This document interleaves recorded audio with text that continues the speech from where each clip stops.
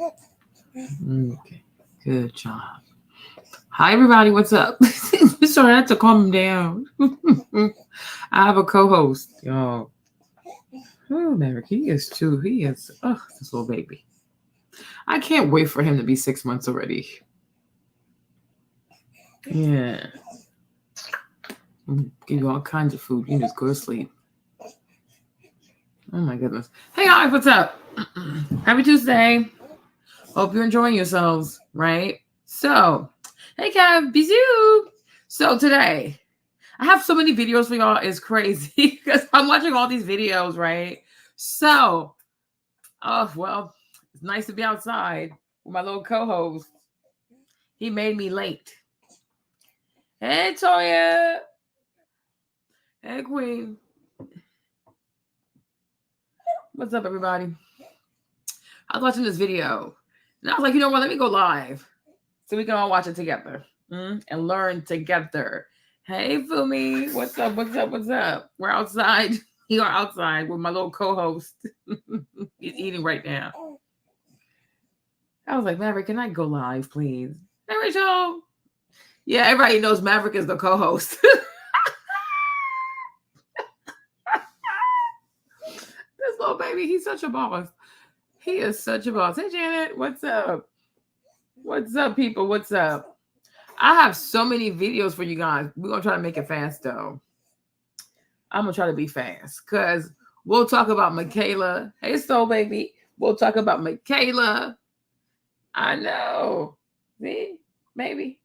Uncle Kevin says hi. Uncle Fumi says, Auntie Fumi says hi. Auntie Janet says hi. Everybody's thinking about you. Hey, Rachel. What's up? M squared.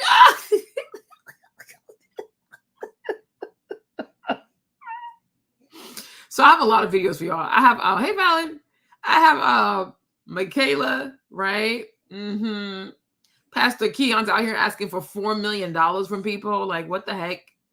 What else do I have? I have a video from, what's his name? Kirk Franklin. Okay. Sitting down with Cam Newton and talking bad about the church. Hey, Abby. I'm like, you people are crazy. You are truly crazy. So let's get into it. So before we start, we're going to start with Michaela. I'm going to get straight to the point. I got to be like a little better with this, right? Michaela, if you all don't know her, she's a Black girl. Of course, she's a Black girl, but she's from Atlanta. She went to Clark University.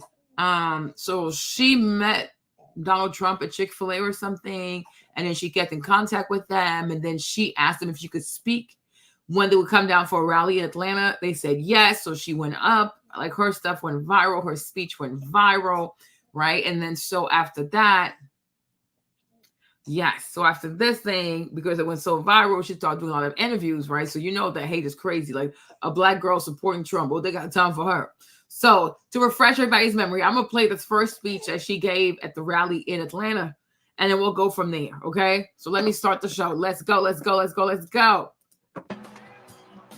I'm so happy you all came out to see me. So, my name is Michaela Montgomery. A lot of you guys know me as the girl from Chick-fil-A, but I am so much more than that. Not only do I serve as the CEO of Conserve the Culture, I am also the state director for Blexit down here in Georgia. I'm a Fulton County coordinator for America First Works, and I'm also launching a podcast on the Patriots Prayer Network, so put some respect on my name.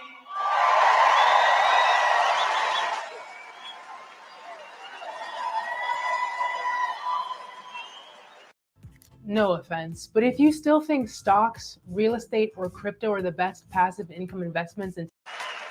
Now, why don't we jump right into it? See, as a young single mother, I can tell y'all that rent is too damn high.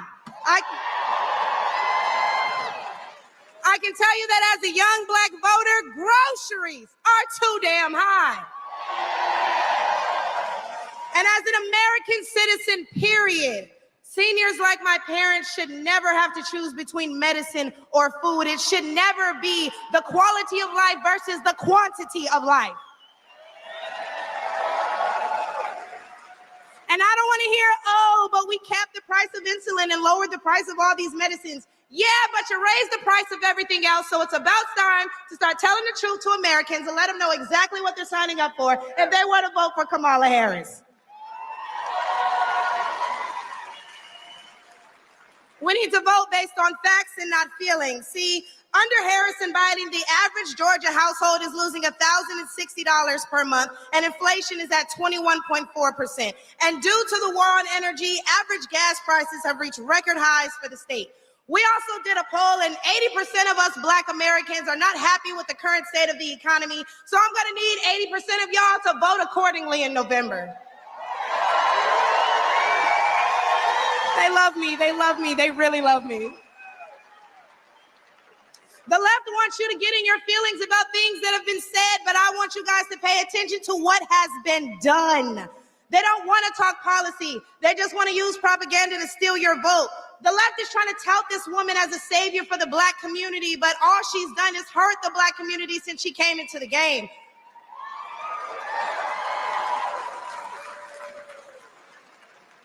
See, the first step in destroying the Black community is to dismantle the Black family. So aside from her record as a prosecutor, why don't we ask Mrs. Willie Brown if Kamala Harris cares about Black families?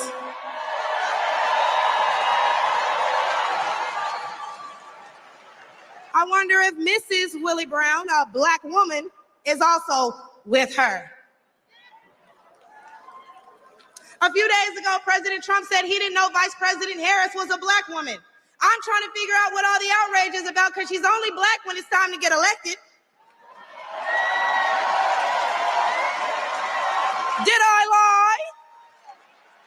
The same Black people who are mad at Trump for being confused about her race, ethnicity, nationality, whatever, are seemingly forgetting that while you're touting her as a savior for Black people, she identifies as an Asian woman.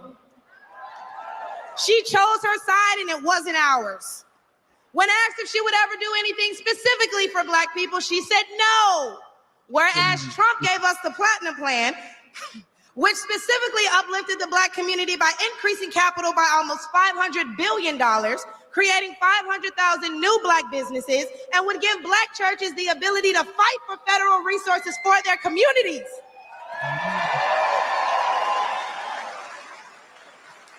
And why are we acting like strong borders aren't a thing literally everywhere else in the world? Since when has being patriotic been a crime? Exactly. See, a few weeks ago at the debate, Trump mentioned Black jobs. And a lot of people got in an uproar as if they didn't know what he meant. Well, we go to the polls and cast our Black vote. We go to the stores and spend our Black dollar. We live in our Black community, but for whatever reason, we draw the line at a Black job. Mm-hmm. Yeah.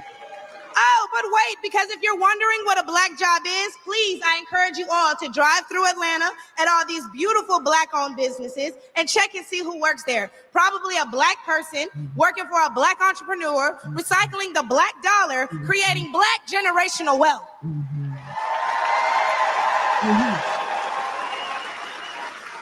If they come here illegally and they're taking your jobs and your resources, then please believe my cousins in the Appalachians, they coming for you too.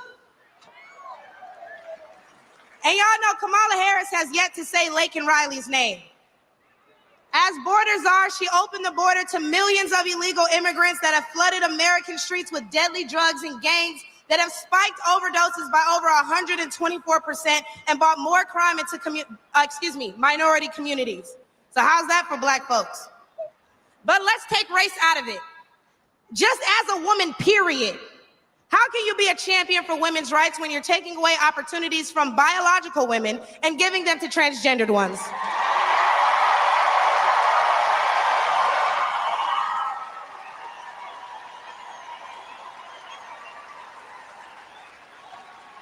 I'll wait, y'all, because I wasn't done. See, how can you promote equity for women and you're allowing men to play in women's sports? And what kind of feminist would still allow men to enter their sacred spaces, i.e. our bathrooms and school locker rooms? Do I even need to mention the opening ceremony at the Olympics? Or the fact that Angela Carini was forced to fight a man and told us that she's never been punched so hard in her life. We cannot allow dangerous liberals who think things like this are okay into the White House, because my daughter will not be fighting a man at her wrestling match.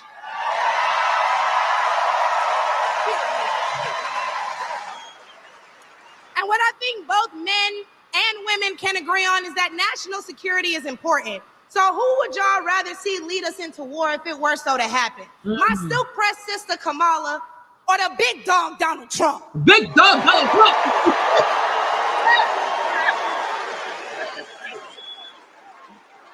And lastly, I could not get up here without mentioning my farmers, the backbone of this country. And aside from the Biden-Harris administration hurting you guys in ways we can't even comprehend by the rising cost of everything, Black farmers suffered even more due to the delays associated with the Inflation Reduction Act signed in 2022.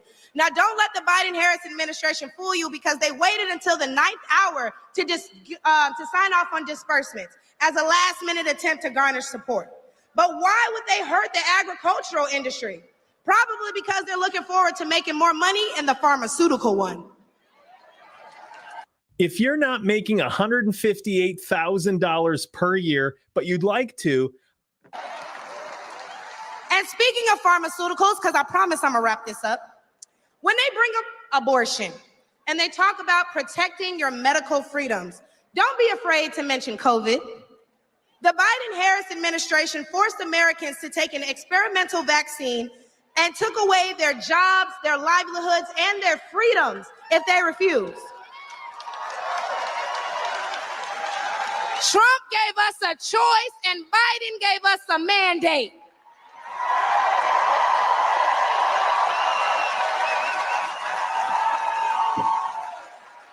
Hey, y'all, because I'm about to kill him with this one. So the next time the left wants to tell you that, hey, abortion is a right and you need to protect your medical freedoms, remember that they took those freedoms away from men and women the second they got in office, and there's nothing stopping them from doing it again.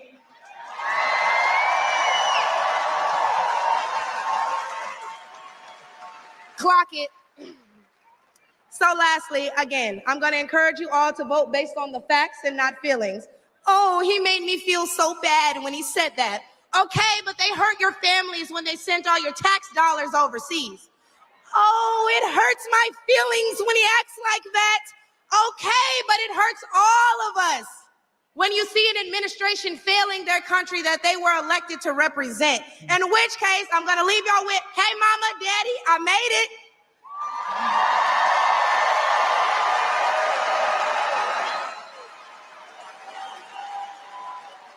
And my baby girl, Amaya, is somewhere in here, so we can all say, hey, Amaya, in unison, because she's the real superstar, y'all.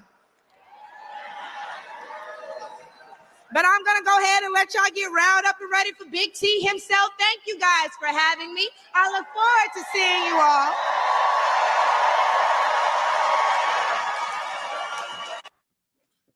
Hold on. Let me give you this. Hey, Michaela, I know you spoke. Just come up for a second. Come on. Hey, Amaya. This young woman, I walked into, I don't know what the hell restaurant it was, but I walked into this restaurant.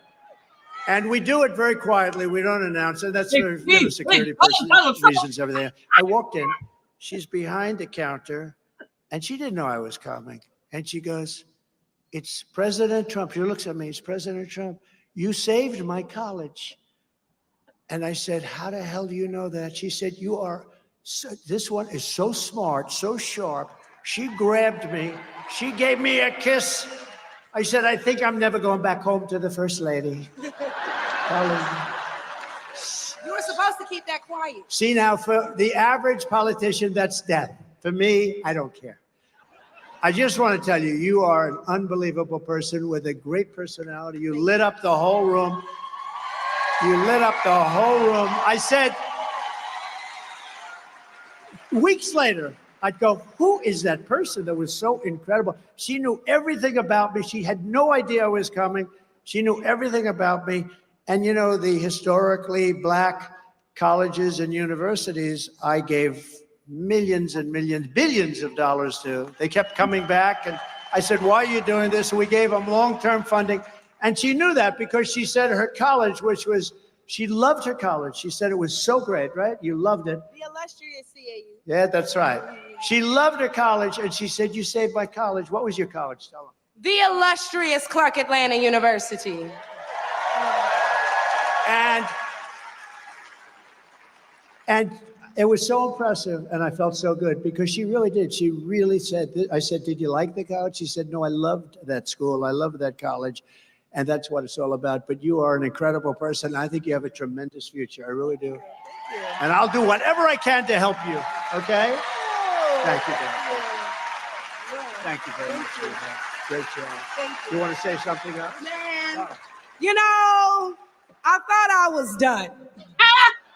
But I do want to add on to some of the remarks that were made by others, and we do need to do our best to get the message out there. The fight is nothing if all we do is talk about it amongst ourselves. So with that being said, since you said you'd help me, shameless plug, if y'all need anybody to knock doors, make phone calls, wave signs, get people out to the polls, call me at Conserve the Culture. Because not only do I mobilize the HBCU students so that they may get this message, but I'm the best person when it comes to Black engagement in the Black community. And nobody needs this message more than my folks. So do y'all care for real? Are y'all with us for real? ConserveTheCulture.com for any and all inquiries. Y'all can follow me at Miss Kayla, baby. I'm going to give it back to Big T.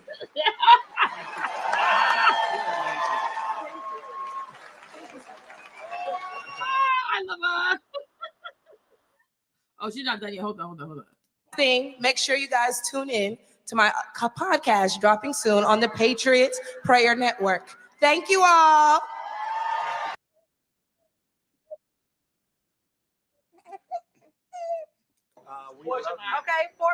While he met with supporters. Watch. I don't care what the media tells you, Mr. Trump. We support you. We love you. Okay, 4 p.m. We've been 4 p.m. Come here, for a let while. me give you a hug. Please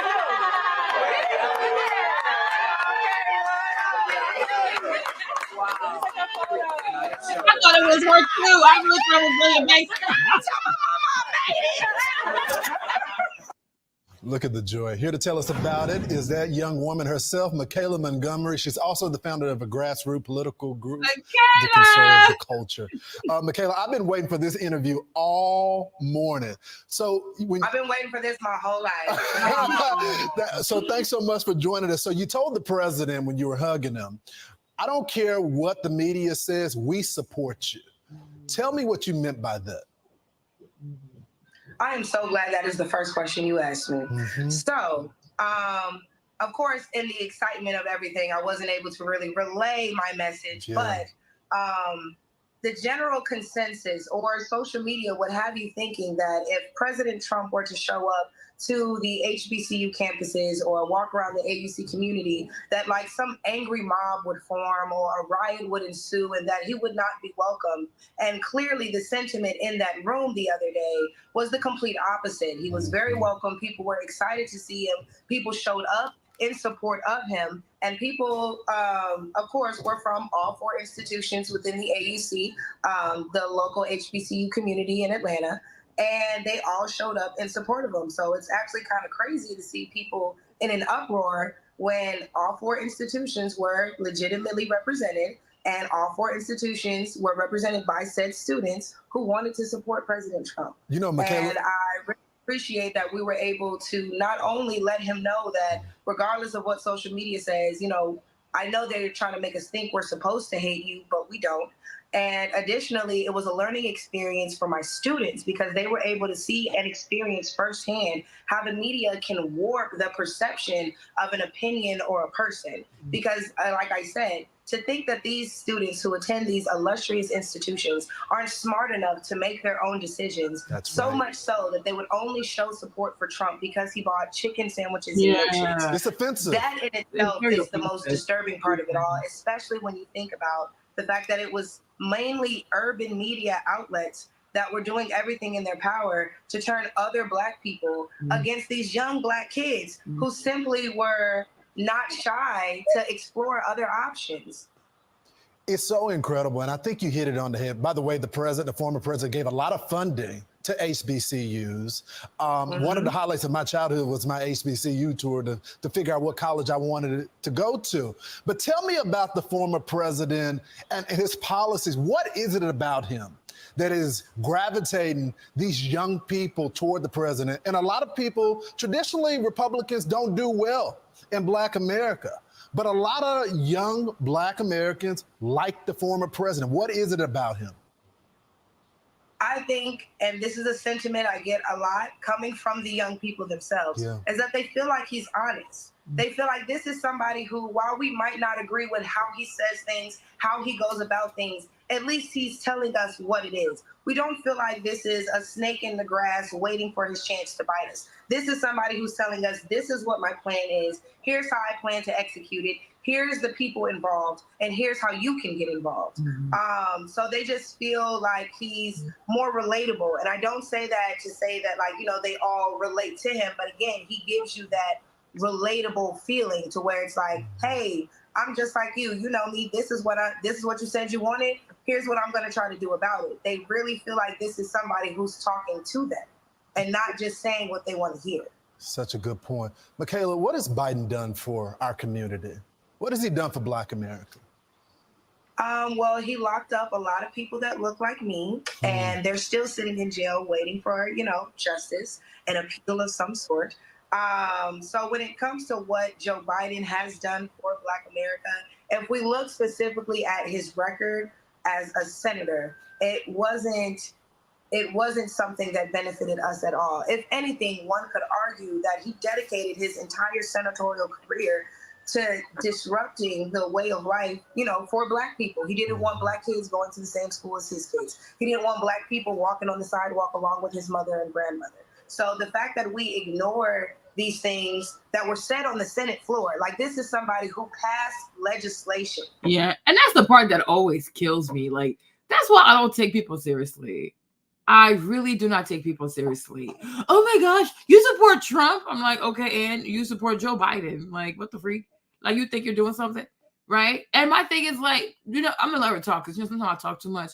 But the problem is, like, that I have a Black America, the majority of Black America, is like, they truly and honestly know nothing about politics. Okay? Because it's like, the only reason why you care about politics, it's not even that you care. The only reason why you're chaotic. Because when you care, you actually are strategic, you are methodical, you are pensive, you are reflective. Like, you know, you actually know things, right? This is just chaotic. Like, they're just being chaotic, right? Because somewhere, somehow, somebody told them, oh my gosh, there's a racist orange man that's running to be president. So, like, where's the racist? Where's the racist? Right? You don't really care about politics. It's not like you. I have some people try to come to my DM. Oh, be quiet. Okay. I've been doing this since I was a teenager. Right. And I'm like, because Trump wants to give full immunity to police officers. I'm like, first and foremost, okay, it's not possible. Like, think about what you're saying. If Trump gives police officers full immunity, the police officer will then be more powerful than him. I'm like, do you actually think? I'm like, do these people actually think? No, because they were not paying attention. Okay, you had free education, you had civics, you had all kinds of history courses, government courses. You were not paying attention, and it shows. That's why I say, like, you know, the older, like this, oh my gosh, especially this situation, okay? It really has me realizing that people should not have the right to vote just because they're citizens. People have to earn the right to vote. I'm like, they have to take a test. It needs to be a license to vote where you're going to be tested on the 3 branches of government. You're going to be tested on your knowledge of the Constitution, I guess Bill of Rights, right? But you're going to have to prove that you know how things actually work. I'm like, what a president can do is give a pardon. But I'm like, when it comes to police officers, not just police officers, a lot of people in armed forces, right? They have qualified immunity, meaning they're allowed to kill if they're doing it for their job. Like, if there's a shooter somewhere, like the guy who tried to the guy who tried to assassinate Trump, right? They killed him, right? Okay. Did the snipers who kill him have to face charges? No. Why is that? They were able to kill the sniper because that is part of their job.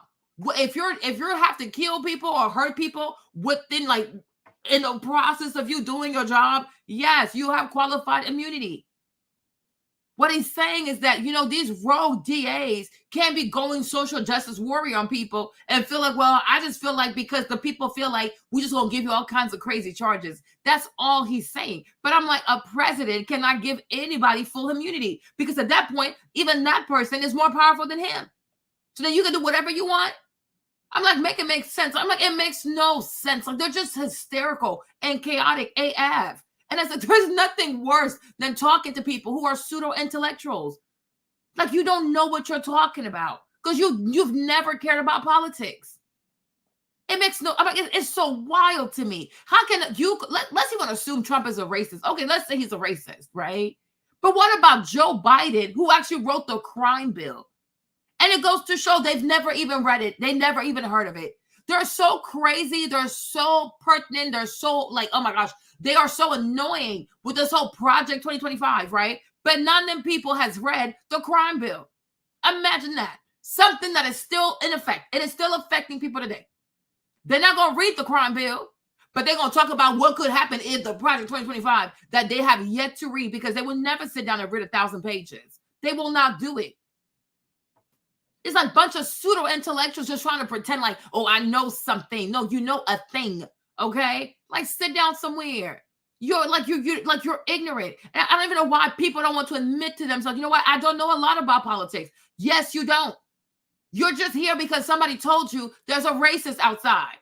That's it. Because if you actually realize, if you actually think about it, right? Joe Biden wrote the crime bill. Kamala Harris, as a DA, and the way she led her DA office in San Francisco, she actually enforced the crime bill. Locking up people for smoking marijuana. Like, girl, it's not that deep. It's not that deep. It's never that deep. Like, okay, you can smoke cigarette. You can drink alcohol. Why you can't smoke weed? I mean, at worst, like, give them a fine or something, right? But you really have to lock people up. And now here it is. It's especially in California. Now it's legal in California. But I'm like, y'all, people act as if when you have a misdemeanor on your record, it doesn't affect how you can get student loans. It doesn't affect how you can rent an apartment, because it's on your credit, right? So I'm like, to sit here and act like, oh, this stuff doesn't carry with people, like it doesn't affect people. It's crazy to me. But it's like, oh no, let it go because somehow she's Black. I'm like, oh, her dad from Jamaica. And I'm like, another thing that's very sad in America too, I am so perplexed at how people don't understand the difference between nationality, ethnicity, cultural heritage, right? Being Jamaican is not an ethnicity. It's a nationality, just like being an American, right? If somebody says, oh, I'm an American, you're going to assume, oh, they must be white. No, there are all types of people here. White people, Black people, Japanese people, Indian people, American, what's it called? Armenian. There's a lot of different type of hyphenated American. You got to get more specific. Oh, what's your ethnicity? What's your cultural heritage, right? But I'm like, Jamaica in itself is not an ethnicity. Just because someone is from Jamaica does not inherently make them Black. You have Chinese Jamaicans. Make it make sense. And then they also don't understand phenotype. It's so, I'm like, what kind of school did you people actually attend? Like, it is so weird to me. You're so remedial, right? That's why I choose not to have conversations about politics with a lot of Black people, because they're seriously ignorant and they don't read. They do not read. The most they'll do is go from blog to blog and just peruse. All you do is peruse. You actually do not read, because there's no way you read and you read the crime bill and you said to yourself, "Yep, I'm gonna vote for Joe Biden. Yep, I'm gonna vote for Kamala Harris." It makes no sense. So when you start talking about, oh, Trump a racist, it's a moot point, because if you support Joe Biden and you support Kamala Harris, this whole racist stuff, it is a moot point at this point, because you don't really care. Because you also support a racist. So what's next? Or they love to bring up the kids, like the 5 people from the Central Park. Oh, Trump wanted them to die. I'm like, oh, shut up. He was a private citizen, right? But you don't talk about the fact that there was actually a written confession. Because one of the boys, his dad told him to confess to the crime. But you're not mad at the Black father who did not believe his own son. Because I'm like, as a father, you should have told your son, tell me the truth, right? And if your son said, Daddy, I didn't do it, you should have moved hell and high water to get your son out of there. But his own father said, write a confession. I'm like, at the time, Trump is saying, oh yeah, kill the boys, right? Because there was a written confession. What do you want Trump to do? But I'm like, they act as if Trump was the DA on the case, or Trump was the judge, or he was part of the jury. No, you had a written confession. You had a DA, you had a judge, and you had a jury of 12 people. But as a private citizen, if it looked like he did it, that's what he said. Okay, I guess if he did it, he needs to die.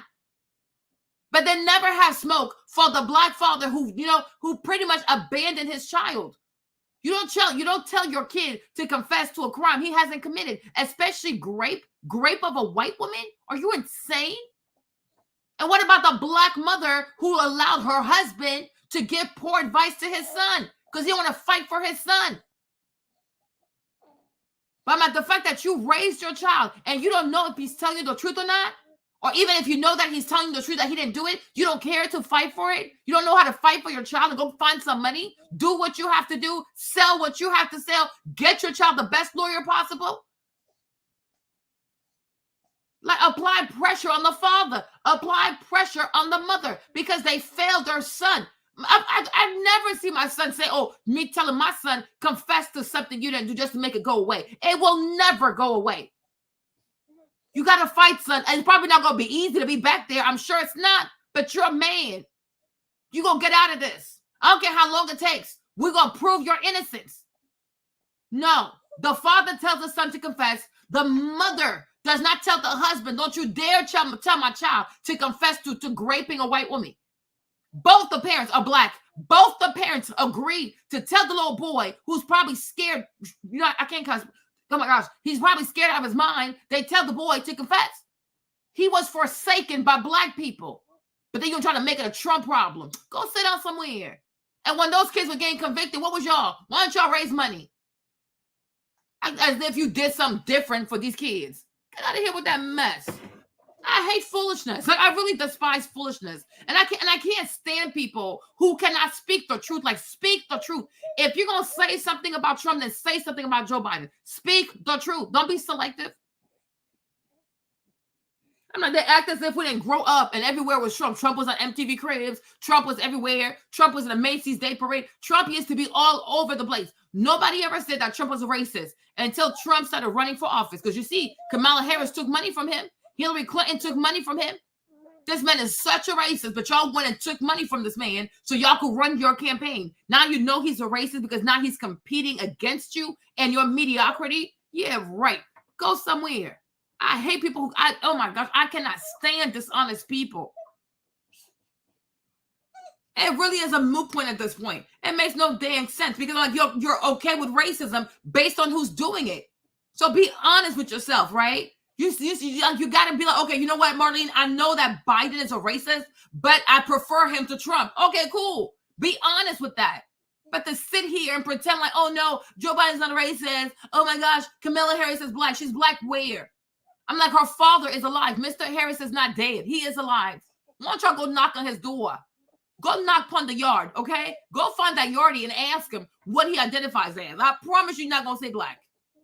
Because I'm like, you're so ignorant. Like, you're so limited. Some people need to travel outside of America, okay? Jamaica is a country. It has all types of ethnicities there. You got black people from people like mixed with black people. You have Indian people. You have Chinese people. You have all kinds of stuff in Jamaica. They're seriously mixed out there.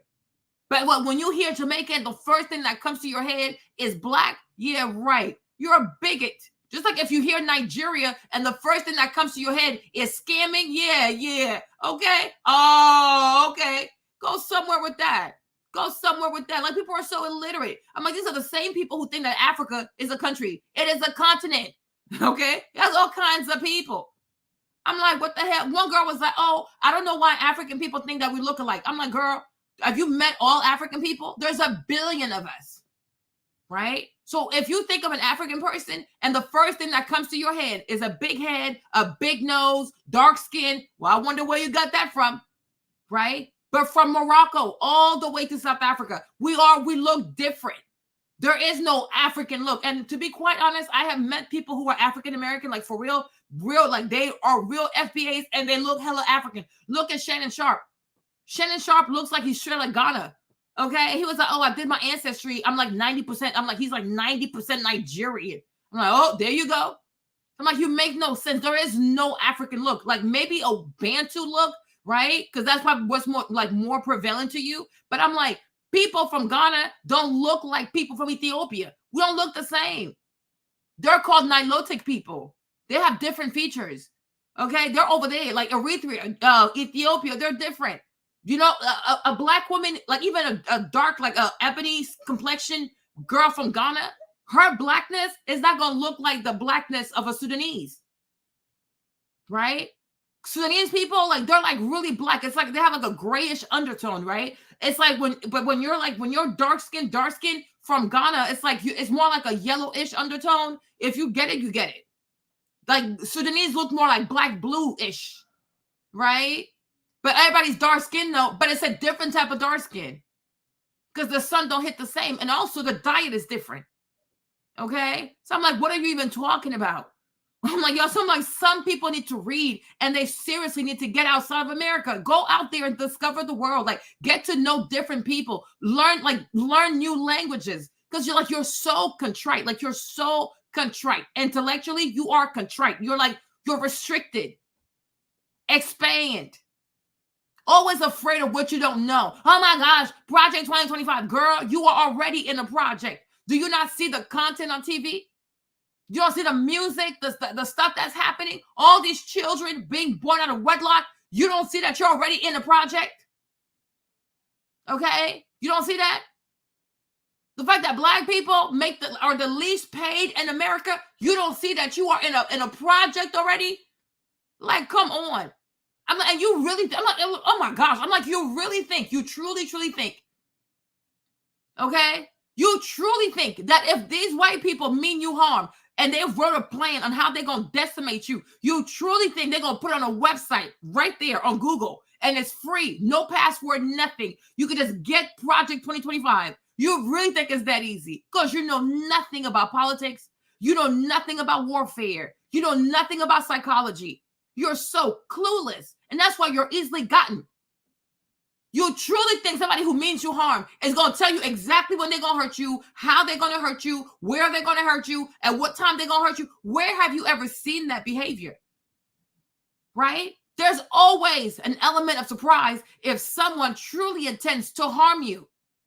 So if it's too easy, you got to ask yourself some questions like, I wonder what the real thing really is. It's too easy to access Project 2025. So that right here lets you know it's not the real project. Right? That's how magic tricks occur. The magic trick is not really what you're looking at. It's what you're not looking at. That's how magicians really do magic. There's no such thing as a magic trick. It's an illusion. It's because you're not looking where you're supposed to look. Therefore, you can't see it. But it's right in front of you. Right?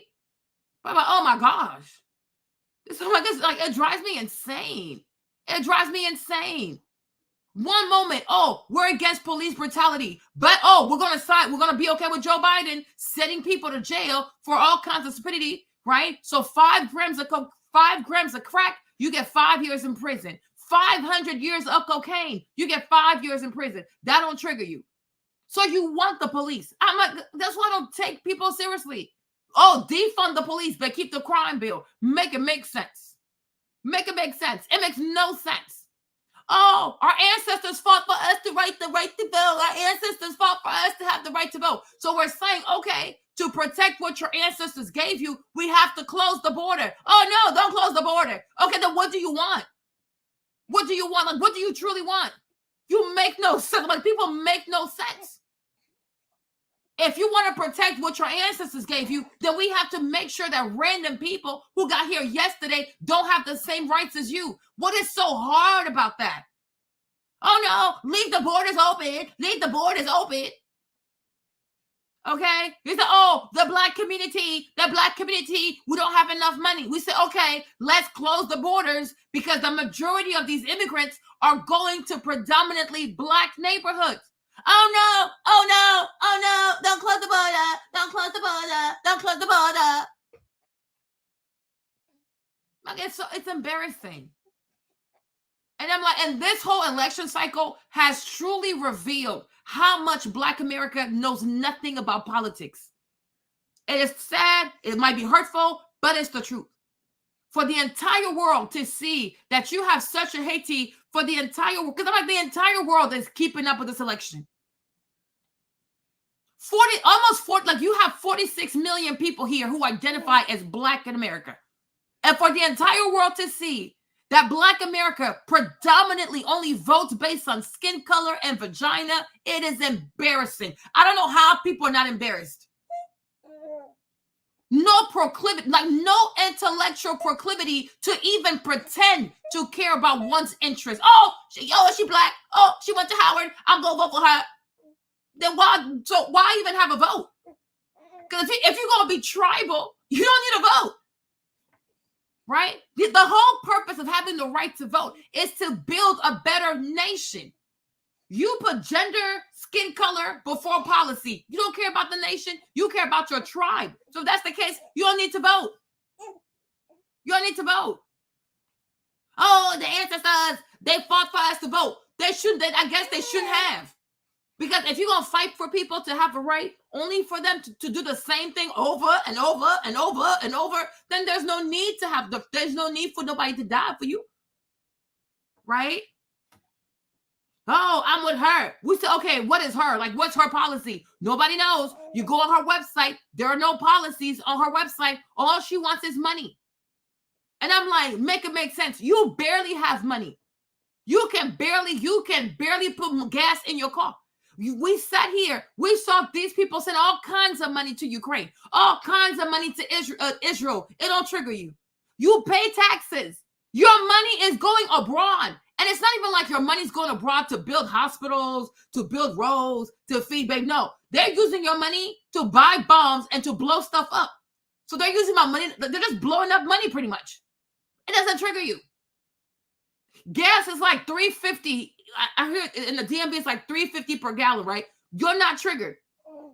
The people come outside and they say, oh, we made a mistake. We sent $6 billion to Ukraine. Oh, oops, my bad. Right? No, okay, you're not triggered. Don't pay the IRS. Be like, oh, my bad. I forgot to pay y'all. See if that's good enough for them people. When have you ever woken up and the government or the IRS said, you know what? Let's send people $6 billion. No. People have to holler and scream to get a few people to have their student loans canceled. That don't trigger you.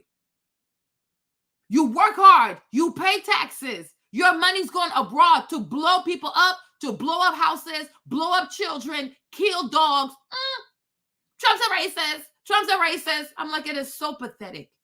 I mean, like, you are complicit in the genocide. You're afraid of Trump being a racist, but you are a co-conspirator to a whole human genocide. And I'm supposed to take you seriously? It's like, I'm not trying to be funny, huh? But if you're Black and you're a Democrat, I'm like, child, Lord have the mercy. You are complicit in the genocide. You should see how they killed these children in Palestine.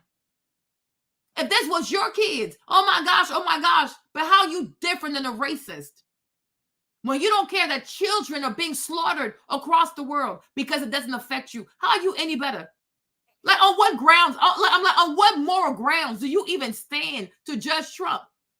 Okay, Trump was president. Did you see him starting a war? Did you see Trump trying to bomb people? No, he a businessman. He's trying to make money. He's trying to blow nothing up. Okay. Every day you go on Instagram, you go to all these websites, you see all these dead babies, like babies getting blown up. Israel is killing these people like they're animals. Even animals don't deserve that. Nobody deserves to die like this. These are human beings. And the more America is involved with this, it affects our national security. It affects our national safety, but you don't care. And it goes to show your thoughts are not even your own. Because an intelligent person, well, okay, yeah, Trump is a racist, but is that enough for me to support all this foolishness? Oh, anything but Trump. Oh, like you have Whoopi Goldberg. Oh, if Joe Biden poops on himself, I'm still going to vote for him. Then people like you don't deserve the right to vote because you don't care about the nation state. Because you used to say, oh, if Joe Biden poops his pants, I hope the Democratic Party finds somebody suitable to replace him, and then I'll vote for that person. Yes, that's you speaking like a real citizen. That's you talking like you care about your country, though. But you would really go vote for a person who poops on himself just because you don't like Trump? But you are seriously deranged. I'm like, you're seriously deranged. Me, if I saw an old man and he pooped on himself, I would cry. I would cry for this man. Where are his kids? Where is his wife? Where is his family? Why is he out here pooping on himself? This is insane. Oh my gosh, somebody is black, somebody has a vagina. We have shown you countless of people who thought the same way. And today their cities are in turmoil because being a black skin and whatever the vagina is, it doesn't matter. What does that person intend to do for you? You don't even know. Kamala Harris goes and picks a VP. They have all these issues with JD Vance because he talked about the cat lady. Okay, Ann, talk about your cat. But you got this Tim Wall person. He's putting tampons in the boys' bathroom. Trump's a racist. Like you're unhinged. Like I'm like, you're actually possessed. There is no way. I'm like, there is no way these people have not been intellectually compromised. Are you listening to yourself? Do you see how serious this thing is? This man is putting tampons in the boys' bathroom. And that's who you want for your vice president. And I'm like, I refuse. I truly refuse to believe that people have this level of derangement. Like they are willing to destroy themselves. They are willing to destroy this nation, right? To make sure Trump is not president. And I'm like, is it really racism or is it jealousy? Because it's not possible. You have to be jealous of this man. And I'm like, a lot of people are jealous of him. And that's why they're mad because Michaela got to know a billionaire. Because even out here in the black community, how many billionaires check for black people? Think of all the alleged, because I think many would be lying, okay? How many black billionaires actually check for black people or spend time with black people or reach out to black people? Almost zero.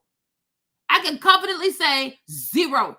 The majority of black billionaires in America want nothing to do with black people. They stay away, as far away as possible from black people. Okay? Until something bad happens to their money, then they come back to the black community. Says, oh my gosh, look, it's racism. It's the racism. They're trying to do the black man wrong. That's it.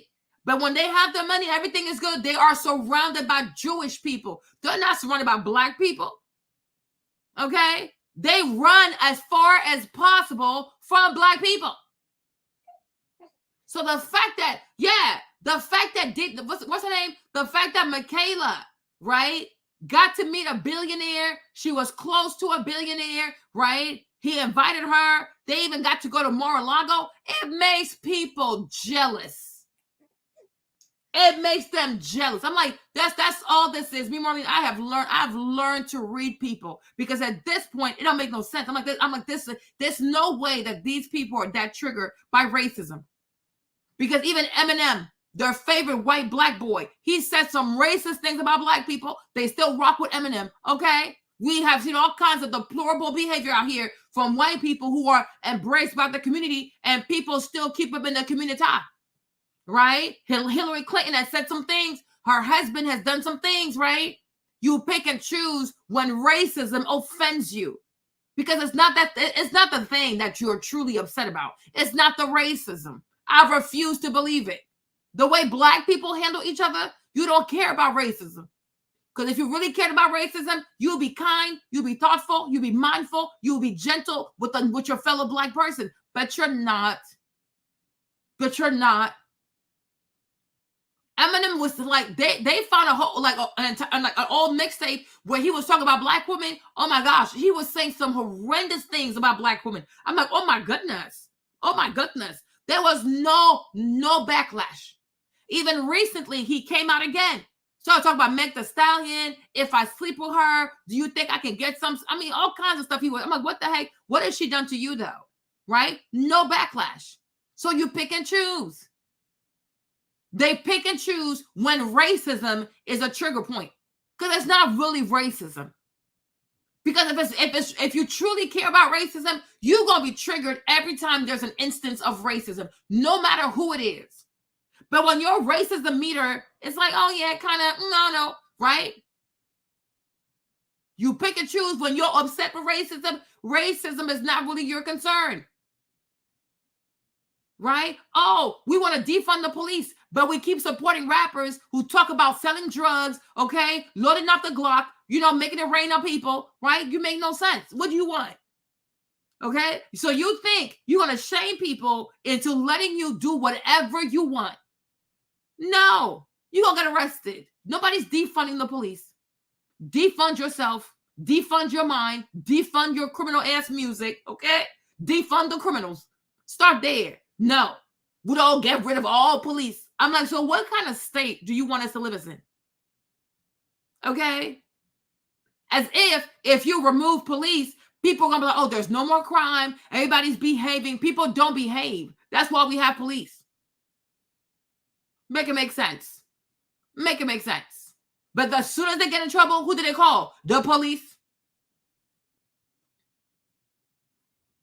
Okay? The police. I saw a video of Tupac. He was going off and off. He was going on and on about police brutality, right? I said, but ultimately, who ended up killing you? It wasn't police, though. It was a black man. Right? Acting like, oh, police is the biggest boogeyman. No, your fellow black man going to shoot you. Okay? That's more likely to happen. You are more likely to die in the hands of your fellow black person than a white police officer. Like, please, he was talking all this big game about, oh, the police, you don't know how I grew up in the hood with the helicopter. Like, yeah, I know how the story ends. It's a black man who killed you. But I'm sure you kind of knew that was going to happen, right? They want you to think that police brutality is such a problem. It's such a cancer. It's such an epidemic. No, it's not. Crime really is. Crime is. It's a real thing. Crime is real. Now, could some police officers be trained better? Yes. Should they be recruited better? Yes. But they should also be paid better. Because we need police officers. What happens when nobody wants to sign up to join the police force? What are we going to do? Especially for all these feminists out here who don't want to have a man, right? Now think about it. If you don't have a man and there's no police, what you gonna do when a man chases you from the train station all the way to your house? You think you can stop it? You think you can fight off a man if he really wants to assault you? Right? Like, make it make sense. It's the same thing with feminists, screaming and screaming, asking for equality because you're not thinking far ahead. Now here we are. Men don't care no more. They don't open doors. They don't care. They don't care. They don't even care to be men. Because when you make things go out of order, bad things will happen. You need law and order. And anybody who advocates for law and order not to exist, that you hate this nation, and you hate democracy, and you hate public safety. You don't like the public. People live safe and sound in gated communities. They live safe and sound around white people. But then they say, oh, yeah, we shouldn't have police in black neighborhoods. Oh, sure. You going to do it?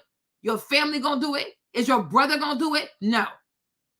You will never join the police force for free or not. Well, getting paid, you're not going to do it. But you have so much to say about it. But every day, between the stuff, the work of police, how much of it is bad and how much of it is good? You have no idea what it takes to keep people safe. Just take safety for granted. With everything, you're going to have bad actors. That does not mean that you jettison the entire process. Like, you need police officers. It's like doctors. You have doctors who make mistakes. Does that mean we should not have doctors anymore? You have doctors who kill people. We have doctors who have killed people. So we should stop going to doctors? We're going to defund hospitals next? Like, you make no sense. You make no sense. There are cars that kill people. What's next? Defund the auto industry? Right? Defund the auto industry. Let's take all cars away. Oh, there are guns. Guns kill people. Yes. So what? You going to take everybody's guns? No.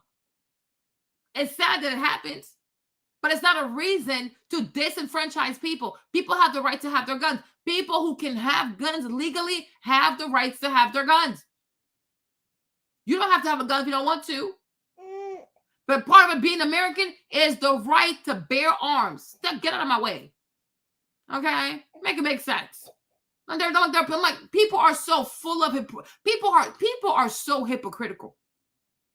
People are so hypocritical. And that's one thing I've come to learn. Black or not, right? In this life, you got to do what's right for you.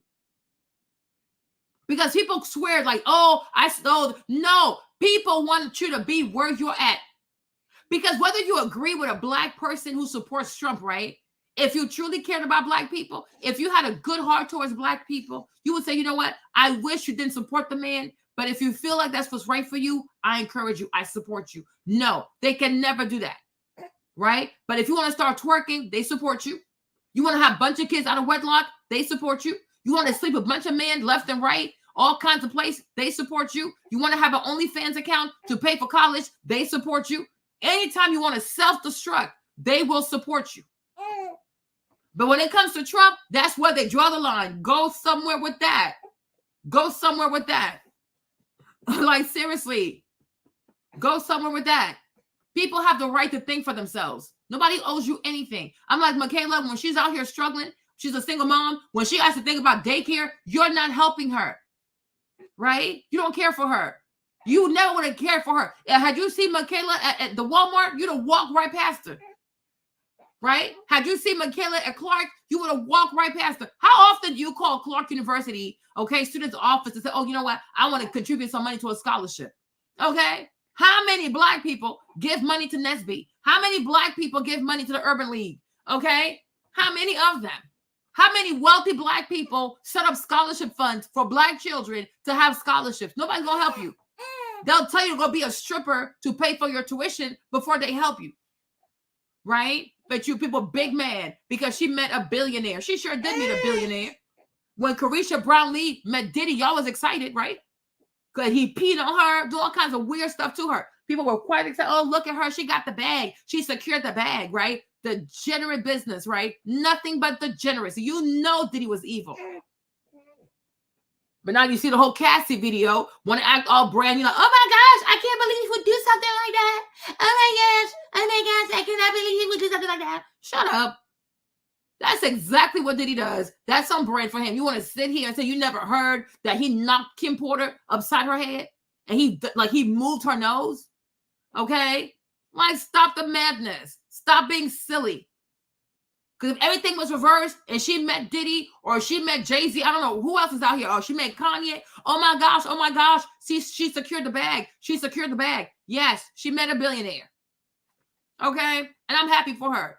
Because what you got to do, what you going to do with poor people? What are you going to do with poor people?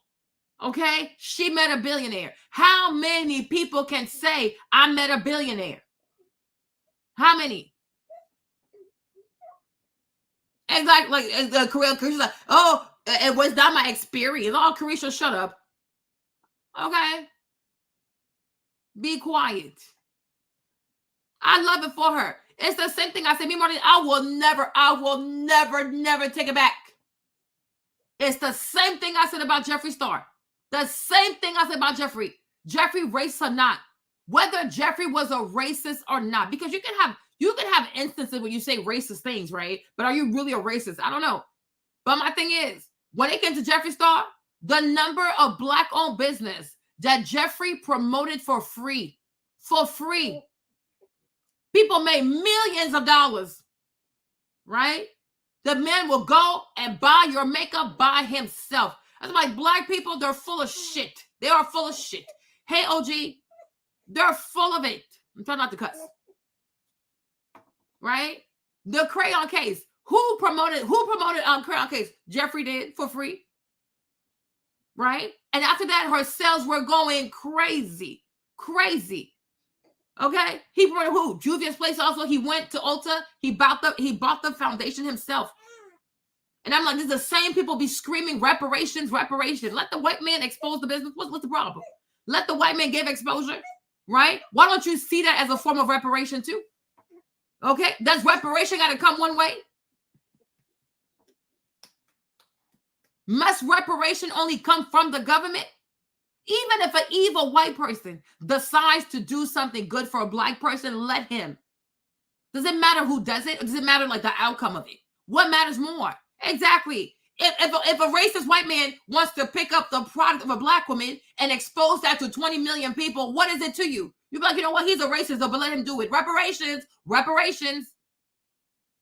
Like, what is wrong with these people? They're not going to support you, right? But God forbid a rich white person supports you, they lose their crap. They were all excited to support that other girl over there, right? Because she was going against Jeffrey. Oh, yeah, go attack Jeffrey. And now they're fighting. Now that there's no more Jeffrey involved, right? They're fighting each other. Now they want to send me the DMs. Don't get me involved with this bullshit. I'm not a hater. Y'all some haters. Because when you saw this white boy, you saw his house, you saw his closet, you saw his car, especially when you saw his wigs. Because y'all love some wigs. Y'all do everything but wear your own hair, right? You wanted his life. There is a God. Me, Marlene, I always say this. There is a God. Even if Jeffrey is a racist person, even if Jeffrey is racist, God knows his heart because nobody is perfect. Who has not made mistakes? A white boy who was raised by a mother who's a 3 or 4. How do you expect him to turn out? And what I cannot stand sometimes, you'll be like, oh, this man's a racist. He's a racist. How is he going to stop being a racist if nobody reaches out to him to show him how to not be a racist?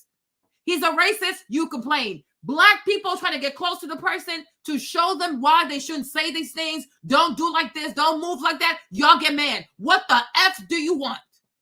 What do you want? Because people can never win with y'all, right? It's like, oh, don't touch my hair. If a white girl says she won't touch your hair, you get offended. But then when a white woman doesn't know how to do black hair, you're offended. How is she going to know how to do black hair if she never touches black hair? Make it make sense. Right? I'm like, black people, it's a people that have no strategy. Do not listen to these people. I keep telling y'all this.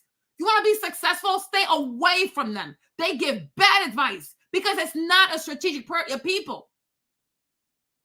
It's not a people who's strategic. What empire that is still lasting here that black people built? Nothing. Just do labor for other people. And I told y'all this, right? These people sit in Africa, they could have taken the initiative to go to China to get the gunpowder. They could have colonized people before they got colonized. Nope, they didn't do it. Because they just want to be comfortable. When you get comfortable, you will become subjugated, okay? You will be somebody's slave. Stay comfortable, see what happens. And they want you to stay comfortable. Oh, don't go and see what's out there. I'm going to go see what's out there. And if I make a mistake, then so be it. That's what life is all about. But I know I don't mean no harm. Right? But if you, I'm like, even the Bible says that the wealth of the wicked is amassed for the righteous. But if I never go towards the wicked, how am I going to have access to his money? Do not listen to these people. They have no sense in their heads. They have no sense. They have no strategy. Okay? The majority of white people have most of the money in America. If you don't get close to them, how are you going to get the money? How can you have more money when you are far away from money? White people have the money, whether you like it or not. Talk about racism, slavery. It's old news, okay? Tell me what's now. And where we are in 2024, white people have the money in America, in Europe, in Latin America. It's always white people. The majority of the world's 1% are white people. Black people, words and words and words. Shut up. Words mean nothing. Money is power. You have no money, just your words. You are powerless. Get out of my face. Can't do nothing for me. You can't even do nothing. You can't even do something for yourself. Okay? And as soon as they see you trying to get close to money, they get triggered because they know there is a chance that they might like you. And if they like you, your life is going to change. So I'm happy she did what she did. And I hope they give her a job. Because if it was Carisha Brownlee and she had secured the bag, like, yeah, Carisha, bye. The Bible is clear. The wealth of the wicked is amassed for the righteous. If you don't get close to the wicked, how you going to have the coins? Daniel had to serve Nebuchadnezzar. He's a Babylonian. He's a wicked person. He colonized the people. Okay? He caused the whole displacement of the Hebrew people. But nonetheless, you don't think that Daniel loved his people too? You don't think Daniel was heartbroken? Okay?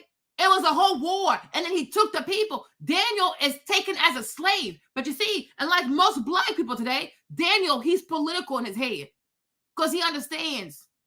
I'm a captive. This is my new reality. Instead of crying about what used to be, what could be, child, I'm currently in Babylon. I got to be the best. So Daniel becomes the best. Next thing you know, he go from being a slave boy to being like serving Nebuchadnezzar. After that, he also starts serving Darius. When he left Babylon, he was rich AF without compromising.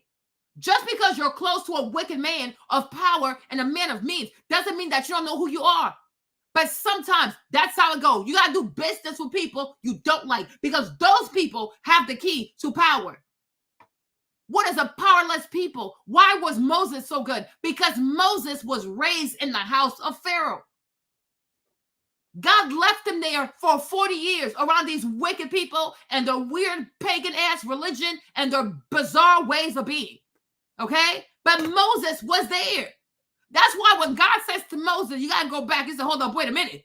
Because I know these people. How are you going to win these people over if you don't get close to them and learn their culture and learn their ways? Do not listen to black people. I'm going to say this every single day. Every single day I do a live, I will remind you, I rebuke the sisterhood. I rebuke the sisterhood. I rebuke this whole blackity black stuff. It serves no purpose. You will be powerless. Listen to me. America, the world, but America itself, it's a nation. If you don't have money, you're nobody.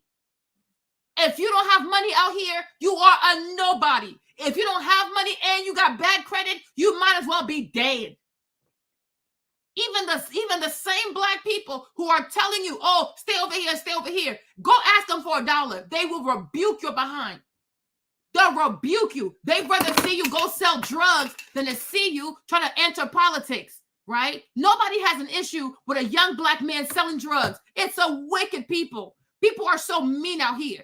If a young black man decides to sell drugs around the corner, nobody will say, oh, you know what, little brother, don't do it. How much you need? Here's $100. What's wrong? Because maybe he's looking for groceries. So many young black men just trying to sell the drugs to live. But you got black people who buy Chanel bags. You got black people who spend all kinds of money in hair, the weave at the Korean store. And nobody says, Lord brother, don't do it. Don't do it. How much you need? What's happening? Is your mom okay? Are you okay? Do you have food to eat? Nobody leans in to say, we got to save his life. They don't care. Go sell drugs. Go be a low robber. Go steal from Ulta. No one is going to stop you. But the moment a young black man says, maybe I want to be a conservative, maybe I want to be a Republican, maybe I want to be with Trump. Oh, now you're a coon. So to sell drugs, to be a drug dealer makes you black. These people are sick. They are so sick. They are sick. They are seriously sick. They are insane. They are insane. You care so much about blackness. How many black people volunteer at public schools, at high schools for SAT programs to help these black people get ahead? You don't care. You only show up every 4 years to call somebody a coon. Call people a coon. Keep calling people a coon. Eventually, it's not going to hurt no more because it's irrelevant now. You people use this insult so much, it's bastardized. It's a bastard insult. It means nothing to no one. The same people who sing my ninja music. You think your words going to hurt somebody? Go somewhere. Go somewhere with that. Go somewhere with that. No, it's ridiculous to me. I'm like, it's ridiculous. You see people trying to use their heads. I'm like, whether you agree or not, the one thing about politics, there's no guns in it. Okay? There's no guns. You got to come. Anybody got to come with their mind. You got to use your mind. Got to make some arguments. You know, it forces you to know how to speak. It forces you to be eloquent. It forces you to learn how to sell yourself. There's no gang violence involved in the politics. What's the problem? What's the problem? Fake as hell. Fake as hell. And one thing I don't do, I don't listen to people who don't have integrity. I don't listen to people who don't have integrity. Because I'm like, your real problem is you are simply jealous. You are jealous because you saw how well she spoke. You was not ready for that because you're so used to black girls twerking because that's your understanding of blackness. Some of y'all, you're more racist to yourself than the actual racist man. There are black people out here, they have the worst, nastiest stereotypes of black people than a racist white man himself. Because a racist white man, he's not even thinking about you, and he does not associate you and twerking, right? But you in your head, to be black means you twerk everywhere. You twerk over here, you twerk on the fan, you twerk on the bed, you twerk on the car, you twerk on the table. You like there's no time and place to your bullshit, right? Right? It's okay for you to have your whole mind in the gutter. But then you want to sit here and check who's racist, who's not racist, who said black jobs. How many times today you use the N-word today? Goofy shit, right? How many times today you use the B word when you talk about another black woman? Okay? How many times today you said the N-word? I want to know. But then you're triggered when you hear black jobs. You get into your car, your whole Spotify playlist. Bunch of killers you listen to. Bunch of people who talk about killing people left and right. You're not triggered. People are so fake. People are just so fake. You are fake. You are fake. You are fake. Because it's jealousy. And I'm like, a lot of people, they need to admit that to themselves. I resent the way that white people are successful. Say it. Right? I resent how much money white people have. I resent how like life is so easy for white people. I resent how white people have it made. Be honest with yourself. That's the real problem. That's the real problem. It's the jealousy. You have jealousy against these people. Well, guess what? It's not their fault. Their ancestors went above and beyond, did what they had to do legally, morally, immorally, to make sure that their great-great-great-great-great-grandchildren would not be beggars. It's okay to say it to yourself, right? It's okay to, I'm like, if a lot of people could admit to themselves, I'm jealous, I am triggered. When I see how rich you are and I see how much I have to struggle, I hate your ass. I hate your guts. Be honest with yourself, but it's not really racism. Oh, my sister came. Maybe she can see the baby. You know what I mean? Like, be honest with yourself. I'm gonna let her talk. Hold on, I'll be right back. I'm gonna let this play.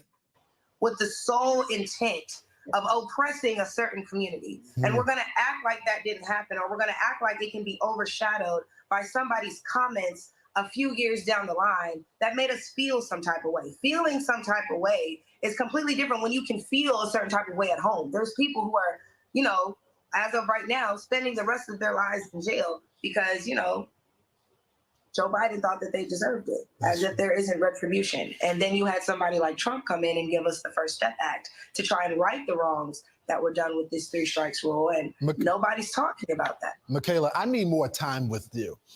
We got to go to... You can call me whenever. We'll make it happen. We'll bring you back on. No, I can't. Marlene, I can't stand fakery. I can't stand fakery, right? Because now that you removed the racist white boy, people are eating themselves alive.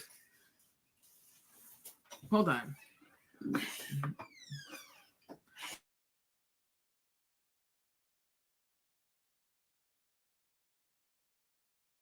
We're joined now by Michaela Montgomery. She's the Georgia coordinator for Fulton County for America First Works. She's also the founder of Conserve the Culture. Michaela, welcome to the program. Hello, hello. Thank you guys for having me. You introduced former President Trump at his recent rally in Atlanta. How did that come about? How did you meet him? So I actually met him back in April at the Chick-fil-A that, you know, was a viral moment now. And I've been in contacts with the team ever since then. President Trump actually invited me and all the HBCU students to have a private dinner with him at Mar-a-Lago. And, you know, I saw him when he went to Detroit for the rallies.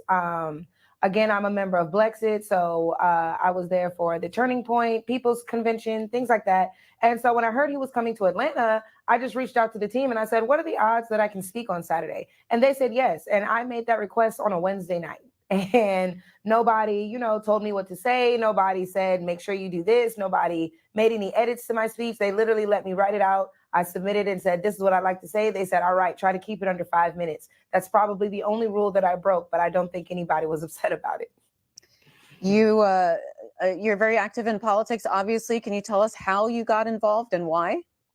Yes, so I actually moved to Atlanta, Georgia from Las Vegas, Nevada. And just knowing, or not knowing, but observing the starking differences in the quality of education that I saw some of the students receiving, looking at development, specifically urban development, infrastructure, and how people are complaining about the roads. And even now, I've been here 10 years and people are still complaining about the same roads. I just thought, wow, there must be a way to do something about this other than complaining about it. And my senior year of high school is actually when I decided to change my major from pre-law to political science, because I knew then that I could really make change being in government. Before, I thought that I could make change defending, the defenseless. But I'm like, wow, if I create laws that could help them before they ever, need to be in a courtroom, I think that would be better. And I was actually picked up by Miss Vivian Childs and Janelle King. Way back in 2017, Janelle King was working with the GAGOP at the time, let me know that internships were available. I decided to go ahead and take one up. I learned a lot. I met some amazing people, and I've just been doing the work ever since then. So you're the organizer in Fulton County, Georgia for America First Works. Yes. Tell us what that is and the affiliation with the Trump campaign. So as you know, the Trump campaign has shouted out America First Works, America First Policy Institute, the entire America First family tree. We're a big, I guess, I wouldn't say think tank, but a lot of the outsourcing in regards to the engagement, the outreach, the mobilization of voters and volunteers would all come through America First. We also do a lot of events and things like that. So my role specifically would be to throw events, to encourage people to not just pay attention to the election, but get involved with the campaign, to encourage their friends to vote, to come up with a voting plan on election day or during early voting, all of those things. So at America First Works specifically, I am in charge of volunteer recruitment, coordination, and mobilization. And how is it funded? It's a PAC, so I imagine that the money comes from donors who support any of our pillars, whether that be for education, whether that be gun rights, whether that be pro-life enthusiasts, it would come from donors. And why do you personally support former President Trump? I personally support President Trump due to my personal beliefs. So as a former foster child, I really love family. And I don't think that just because things didn't work out with my birth parents, that meant that I didn't deserve to be here. So that turned me kind of into a pro-lifer. I'm not the type to demonize people for the decisions that they decide to make. But me personally, if I'm going to vote for my personal views, I'm going to align myself with a pro-life candidate. Additionally, I am a mother now myself. So I do pay a lot of attention to the education that my child is receiving. And again, when I moved out here, I noticed the differences between the standards of education in Nevada and the standards of education out here in Atlanta, Georgia. And I didn't like how I came here and I felt like, not necessarily that I was smarter than everybody else, but I just felt like I was equipped with a better education than a lot of other people. And I don't know whether that be the allocation of resources. I don't know if it had something to do with property taxes. I don't know if maybe I just got lucky and had amazing teachers all throughout my life. But as a mother now, I think it's very important that parents have a say-so in their child's education and that parents can remain hands-on. For instance, I don't believe that there's 53 genders, and I refuse to allow my child to sit in a classroom in which they're going to tell her that that is what is true, and she will be tested on said thing and possibly failed if I tell her that there's only 2 genders, and I don't care what the teacher says. Lastly, as a single mother, as a woman who, I think I'm gorgeous. So just being able to protect myself, having my Second Amendment rights protected regardless. I do not want to live in a world in which your personal firearms are expected to be surrendered, because in a world like that, the only people who have guns are criminals and law enforcement. So if someone were to break into my home, which actually has happened to me recently, I wouldn't be able to protect myself. And whoever was breaking into my home would also know that. And the person breaking into my home would probably be equipped with a weapon, because just like drugs, if people want something that's illegal, they're going to get it. And so those are my three main reasons. Additionally, I have a brother that was formerly incarcerated, so he is now a returning citizen. And I think it's unfair that migrants can commit a crime by illegally migrating over here, and they get rewarded with the same resources that my brother would be turned down for. So my brother cannot get food stamps. My brother cannot apply for a luxury apartment. My brother cannot just go out for a corporate job without knowing somebody who knows somebody. Yet a migrant can come over here illegally and be awarded food stamps, be awarded housing assistance, be granted the opportunity to pursue a higher education, all of these things. Yet my brother, who was born here, bred here, when he worked, paid taxes here, he can't get those things, but a migrant can. So when I look specifically at policy and my personal experience, everything that I would want aligns with what I see on the Trump side. All right. And if you'd like to join our conversation with Michaela Montgomery, you can do so. Our lines are Republicans, 202-748-8001, Democrats, 202-748-8000, and Independents, 202-748-8002. And Kayla, you founded a group called Conserve the Culture. What is that about? So Conserve the Culture is mainly a mobilization group. So almost a staffing company. So I started out as a door-to-door canvasser, actually. And when doing those projects, the field director would usually be like, do you have any friends that can join you? Can you bring some more people with you tomorrow? And me being a poli-sci major at an HBCU, all I would have to do is go to class and tell people, hey, I'm doing this work for this election. They're going to pay us. Do any of you want to come? And of course, everybody would want to come with me. So I would get everybody to my house. We would wait for the van, the bus, the Uber, whatever, to come pick us up. We would go to the neighborhoods. We would canvass those neighborhoods. We would go right back to my house, which was on campus. So everybody would go to their respective dorms afterwards. So that was something. I started getting calls darn near every other week. And so I was like, this is very interesting. And you know what? Let me stop. I'm gonna let us talk a little bit, right? But let me say this, right? And that's funny how she also went to an HBCU, right? And that's the thing they keep telling us. Oh, Kamala Harris went to an HBCU, so she's black, right? Michaela is obviously black. Like, no one will sit here and have a debate, a conversation about, oh, is she really black? Is she not black? Is her daddy black? Is her mama black? Okay, she's obviously black. That's the thing. Number two, she also went to an HBCU. So if going to an HBCU qualifies you to be the voice of black people, if this young lady went to Clark University, right, and these are her grievances, shouldn't we also say, you know what, as a black woman, you have the right to air out your grievances, right? You are legitimate in having grievances. You are legitimate. If you feel like you want to go over there and be a Republican and see what's up, like, you have the right to do that, right? No. She's going to be called into question. She's going to be cussed out. They're coming. Like, wait, that's why I played this video, right? The stuff they will never do to Kamala Harris, they're doing it to her. And that's why you realize this whole blackness, it's a cover. It is a shield for some very nefarious feelings, right? They have wicked, demonic ass feelings. But since they don't want to have to face how bigoted they are, how jealous they are, they pretend that it's about racism. It's about the ancestors. No, it's not. It is not. Because for me, it's like, whether you agree with her or not, we saw her. This is what, the third video of her right now, right? You can say one thing about Michaela. She knows how to speak her mind, right? She's really articulate. She knows what she wants.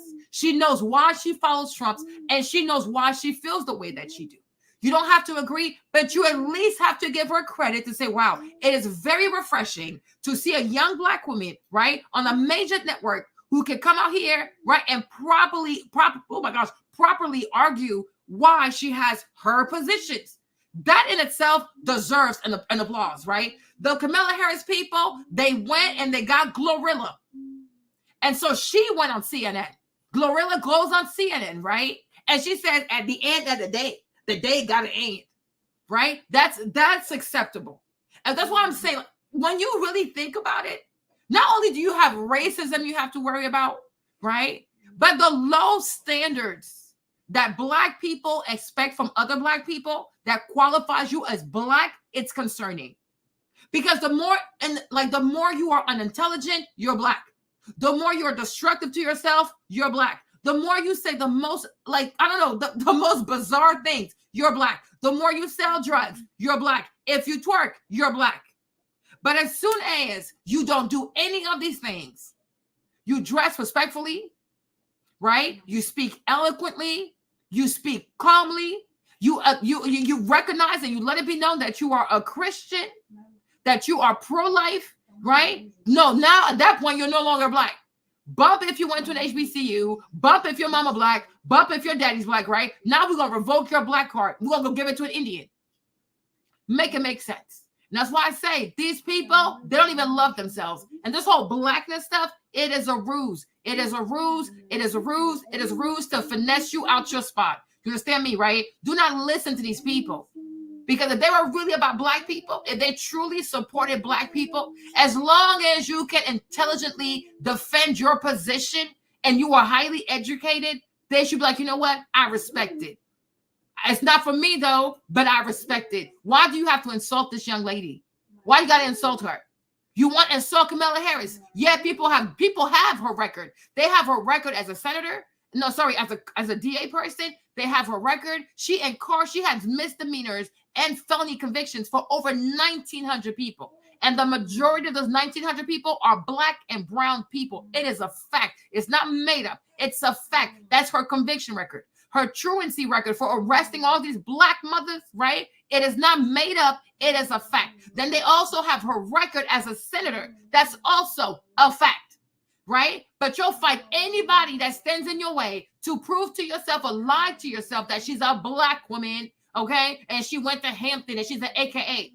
But when it comes to Michaela, right, you gonna treat this girl like she's everything but a child of God over her political understanding. She has the right to support Trump. It is her right as an American because she's an American citizen. If she travels abroad, she's not a black woman. She's an American. Okay, so that is her right. She has the right she has the right to use her mind, and she has the right to cast her vote for whoever she feels will fight for her best interest. Because you obviously don't have her best interest at heart. You can't even respect her academic achievements. Well, you know what, girl? I might not agree with you, but the fact that you went to Clark, I respect that. I admire that. You don't even have respect for her education. Don't even know what she had to do to go through college. Don't even know what she had to do to pay her tuition. Because you are so accustomed to little black girls taking off their clothes and playing with their clitoris on OnlyFans. That's the only way you yourself consume blackness in a bigoted fashion, right? Because you can't be racist towards yourself, but I really do feel like you can be a bigot towards yourself. It's really concerning to me. Why is it that every time people see intelligent black women who don't do what they expect them to do, they get triggered? Why are you triggered? Why are you triggered? How have you contributed to her life to feel like you are entitled to anything in her life? She doesn't owe you anything. She owes everything to her daughter. And if she thought about it and it makes sense to her, and that's what she feels like is the best way to go because she's trying to have a better future for her daughter, she doesn't want to have boys in her daughter's bathroom. What is it to you? And are you not even more sick at the fact that you talk about all this blackness, but if you are so pro-black, you would care about her daughter, Amaya. But you know what? It's true. Do I want Amaya to go in a bathroom with boys? No, I don't. No, I don't. And on this whole ticket stuff, this whole election stuff, nobody's saying we got to vote in a way that also protects black children, black boys and black girls. They got to also be protected in the bathroom, in the sports. They need to be protected. Nobody talks about the safety of black children. Because the majority of black people do not care about the education of black children. And that's why across the board, black children are always the worst performers. They have the worst reading scores, the worst math scores. They're just horrible across the board. Not because they're not intelligent, but because nobody cares. Parents do not care. I'm like, it's insane to me.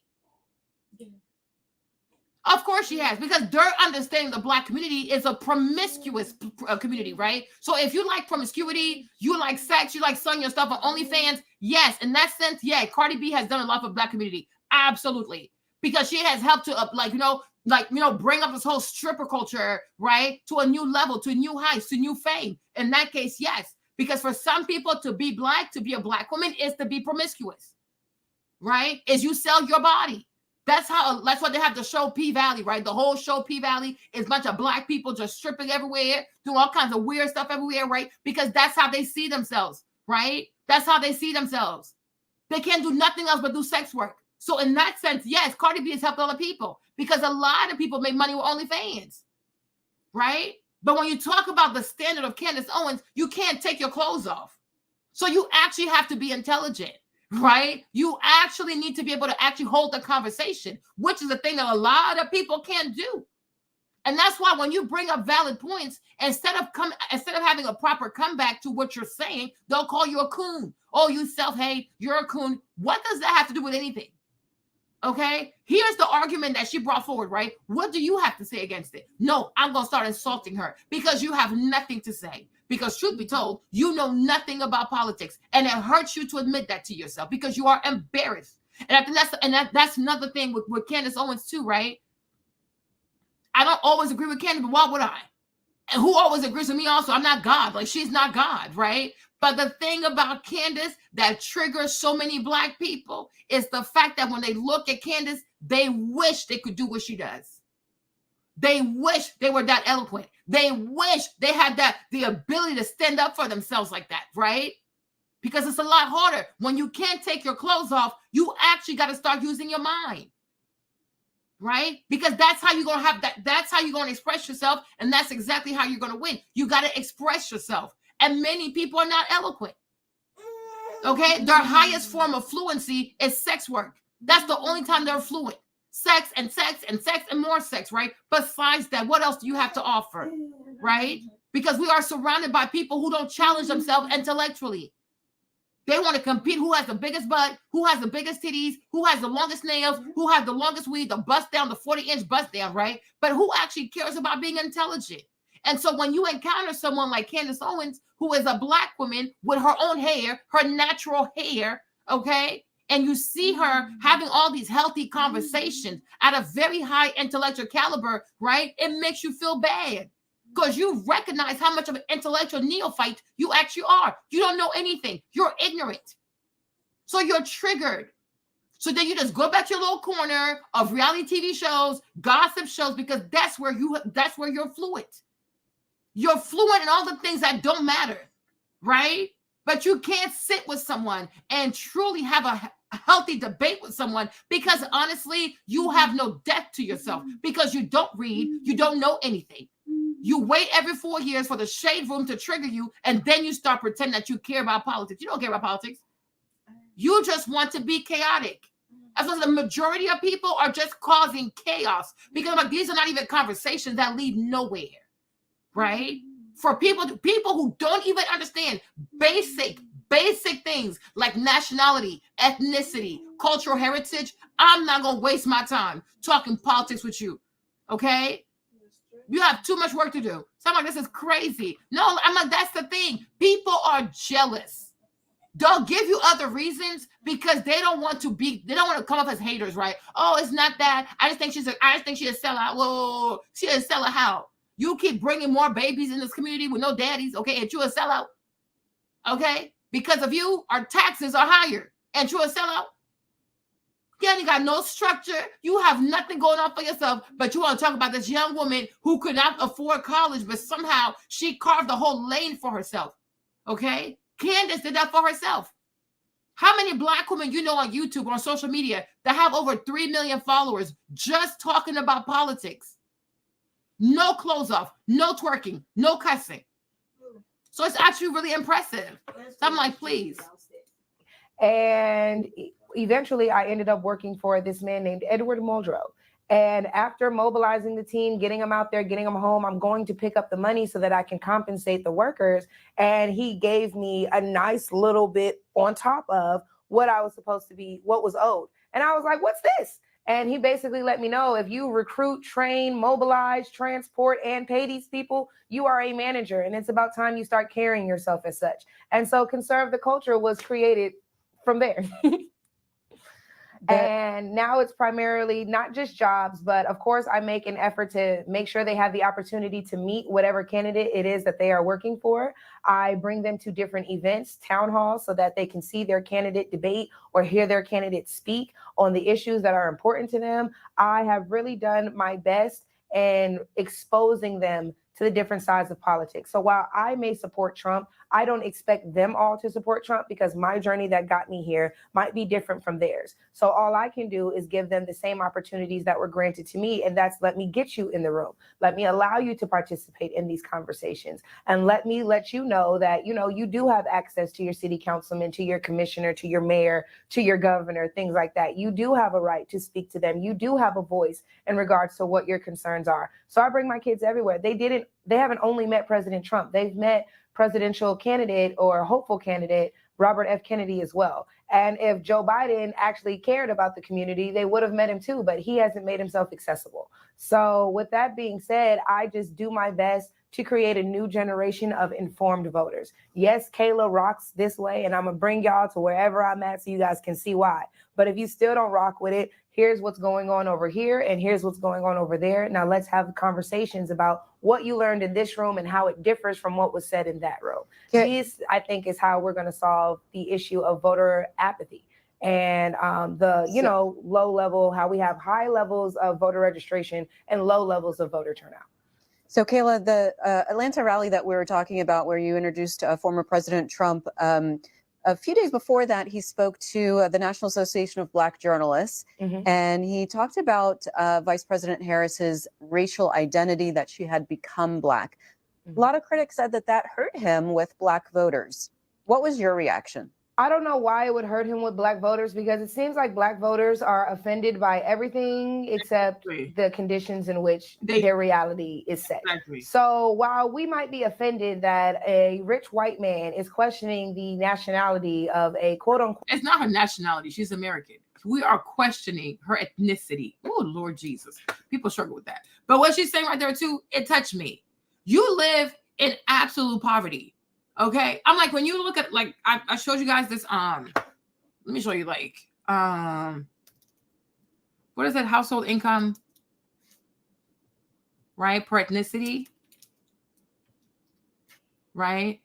Okay, so I remember you guys, I showed you guys this, this chart right here. It had all the household incomes per ethnicity in America, right? So these are the numbers, right? These are the numbers. So number one, the wealthiest people here are Indian Americans. They make the most. They come at like a average of $100,000 and $500. African Americans are $35,000. Okay. This is a whole immigrant group, right? For the most part, these are people who've been here for generations, right? That doesn't trigger you. I'm like, it's so crazy to him. I don't know. Maybe it's just me, right? But that's why I truly started investigating what has happened to people, because this is not normal. This is truly, truly not normal, because there is no way that people who understand, and I would assume somewhat understand, right, that you need money to live, that people who pay taxes, people who pay property taxes or some type of like home insurance, I mean, something for how you live, right? People who have children, I have a hard time understanding why you do not care about the economy. I truly do.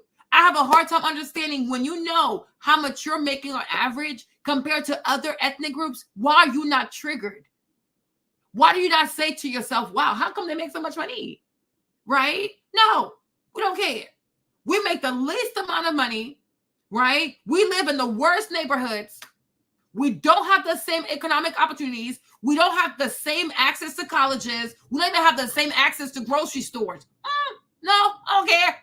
Trump is a racist. Trump's a racist. Trump's a racist. And I'm like, oh my gosh, what has happened to people? And that's why I had to go back and really look at this whole MLK thing. But okay, why do some people call him a communist, a Marxist, aka a socialist, right? And I'm like, he did this to people. Because there's no way. Because I'm pretty sure if you look at Black wealth before the Civil Rights Act, it was probably way higher than this. So what has happened to people? Right?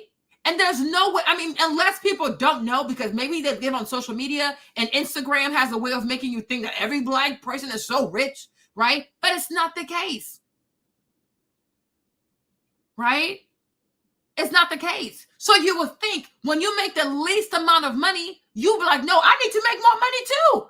I would just assume, I'm like, maybe tell me if I'm crazy, right? But I would assume if you are the brokest group out of everybody, I would assume that your number one priority be like, how do I get to the bag? How do I make as much? At least let me get somewhere over here. Like, let me catch up to the Chinese American. No, don't matter. 35,000. How can anybody live on $35,000 a year, right? You would assume that someone would say, hey, you know what? Our main focus, we got to get like at least here somewhere, like white American, Pakistani American, like Chinese American. Your number one focus should be your finances. My God. No, they don't care. You don't care. How are you going to live? What about your retirement? And a lot of y'all don't eat right. So my thing is, when you get old, who's going to pay your medical bills? Who got that kind of money? But how can a whole people not be concerned about the economy? Wow. All you see Black people talk about is she Black or is she not Black? At this point, I don't even care. If you want her to be Black, so be it. It's your problem, right? But you should at least show some interest in the economy of all people. If Indian Americans don't care about the economy, they got money, okay? They're at the top of the food chain. These people are new immigrants. Like, there's no Indian American. Like, these are from the India, not Native American, right? These are immigrants and their children, right? And I'm like, in how many generations they even managed to surpass white people? Even white people are not the richest people out here. Like, look at this. The average white man is not richer than the average Indian man. But you're not triggered. You are at the bottom of the food chain financially. You're not triggered. Your main concern is Trump's a racist. That's all you care about. I'm not gonna vote for Trump because he's a racist. So let me get this straight. If Trump could actually fix your finances, you're not gonna vote for him because he's a racist. So you rather be broke, you rather be poor, you want to stay where you are than to try to get to know a man because he's racist. Wow. Child, it could be me. Me, I cannot. As a businesswoman, as a mother, as a human being, and matter of fact, as a Christian, I'm not starving. It's never that deep. I'll pray over you real quick. I'm a bless it and I'm a sanctify it. I ain't starving. You are crazy. You're not going to deal with someone who could potentially help to get you out of this, right? No, you're going to stay in here. And my thing is $35,000 and you've been voting Democrat your whole life. It'll tell you something. Do you not see the pattern here? You vote Democrat and you are at the bottom of the food chain. Like, in your head, does it actually work? In the words of Kiki Palmer, do you have a broken brain? Is your brain broken? You vote Democrat for 60 years. Your wealth just keeps going down. At what point do you say to yourself, these people, they look nice, but their policies are making me poor? And I'm like, people keep voting Democrat. This number is not going to go up. It's going to get worse. It's going to get worse because you have a whole body of people they don't care about the economy. They don't care about their own personal wealth. They don't care about appreciating their assets. They don't care about saving money. They don't care about paying less amount of taxes. And then it's funny that the majority of Black people are Christians. And when I tell y'all that there's something about this Bible, there is something especially about the New Testament that has made Black people feel as though money is something they shouldn't be worried about because Jesus said, store up riches in heaven. Do you not see this? Because the Indian man is not a Christian. Look how much money he makes. We have to be, y'all, let me tell you something. Some of y'all might be offended. It is what it is. You don't like it, leave. Some of y'all who do love me, you might get offended, but you got to stay. Okay? Listen to what I'm saying. These people here, I'm asking you, the Indian man, what God does he pray to? He's not a Christian. Okay. The Filipino man, the man from the Taiwan, Sri Lanka, Japanese, Malaysian, China, Pakistan, are these people Christians for the most part? The answer is no. They don't read the Bible. And they also do not read the Second Testament. I'm going to give you a second because it's a lot. It's a lot. But when I tell you that your religion will have your finances messed up, I'm not playing. Right? I said, even myself, even me, I walked to the church. Nobody forced me. Nobody forced me. Okay? I walked myself to church and I gave up $11,000 because I was like, oh, I got to show God that I'm not attached to money. You better be attached to money. Don't worship the money. You better be attached to the money. Because the way this is being taught, there's a poor understanding. Jesus said it's so hard for a rich man to get to heaven. I'll see about that when I get there. Because the Bible also say that the kingdom of God suffered by violence. When I get there, I'll see if they won't let me in. I got time for these people. Right? Oh, Jesus asked the rich man to give up all his money so he could follow him. I'll tell the Lord, sounds pretty good. I'll catch up with you. I'm behind you. Okay? I'll be right behind you, Jesus. I love you, Jesus. I'll be right behind you. Because wherever you go, Jesus, you're going to need somebody to pay for hotel rooms. You walking around with 13 men. You need somebody with some money. How are we going to pay for this? Okay? You walk around, you don't work, you pray all day, you worship all day, you minister all day. You need someone who can subsidize your ministry. I'll walk right behind you. Okay? I'll give up a little bit, but I'm going to walk right behind you. Y'all don't hear me? Y'all don't hear me? You don't hear me. The day you understand that the way you vote, how you pray, your religion, how you pray, what you pray to, whatever book you read, okay? How you vote, it affects your money. It affects your money. The New Testament, there's some teachings in there. If you agree to follow that, you gonna be broke. You gonna be poor. Because the New Testament does not tell you become a master of finances. I'm going to tell you something. You need to understand money. You have to care about money. You have to become a student of money. Financial literacy, it matters. You're not dead yet. You might not die for another 40, 50, 60, 80 years. You need to know how money works. And I even told you, even me, I made this mistake. And that's why most Christians depend on the government. How shameful. And one thing about Dr. King, he was what? He was also a reverend. So here, this is also where he gets this goofiness from, right? Because that's the Bible. It's that same Bible. Especially because the Old Testament, the whole Testament tells you get it how you get it. The Old Testament is a very different type of book.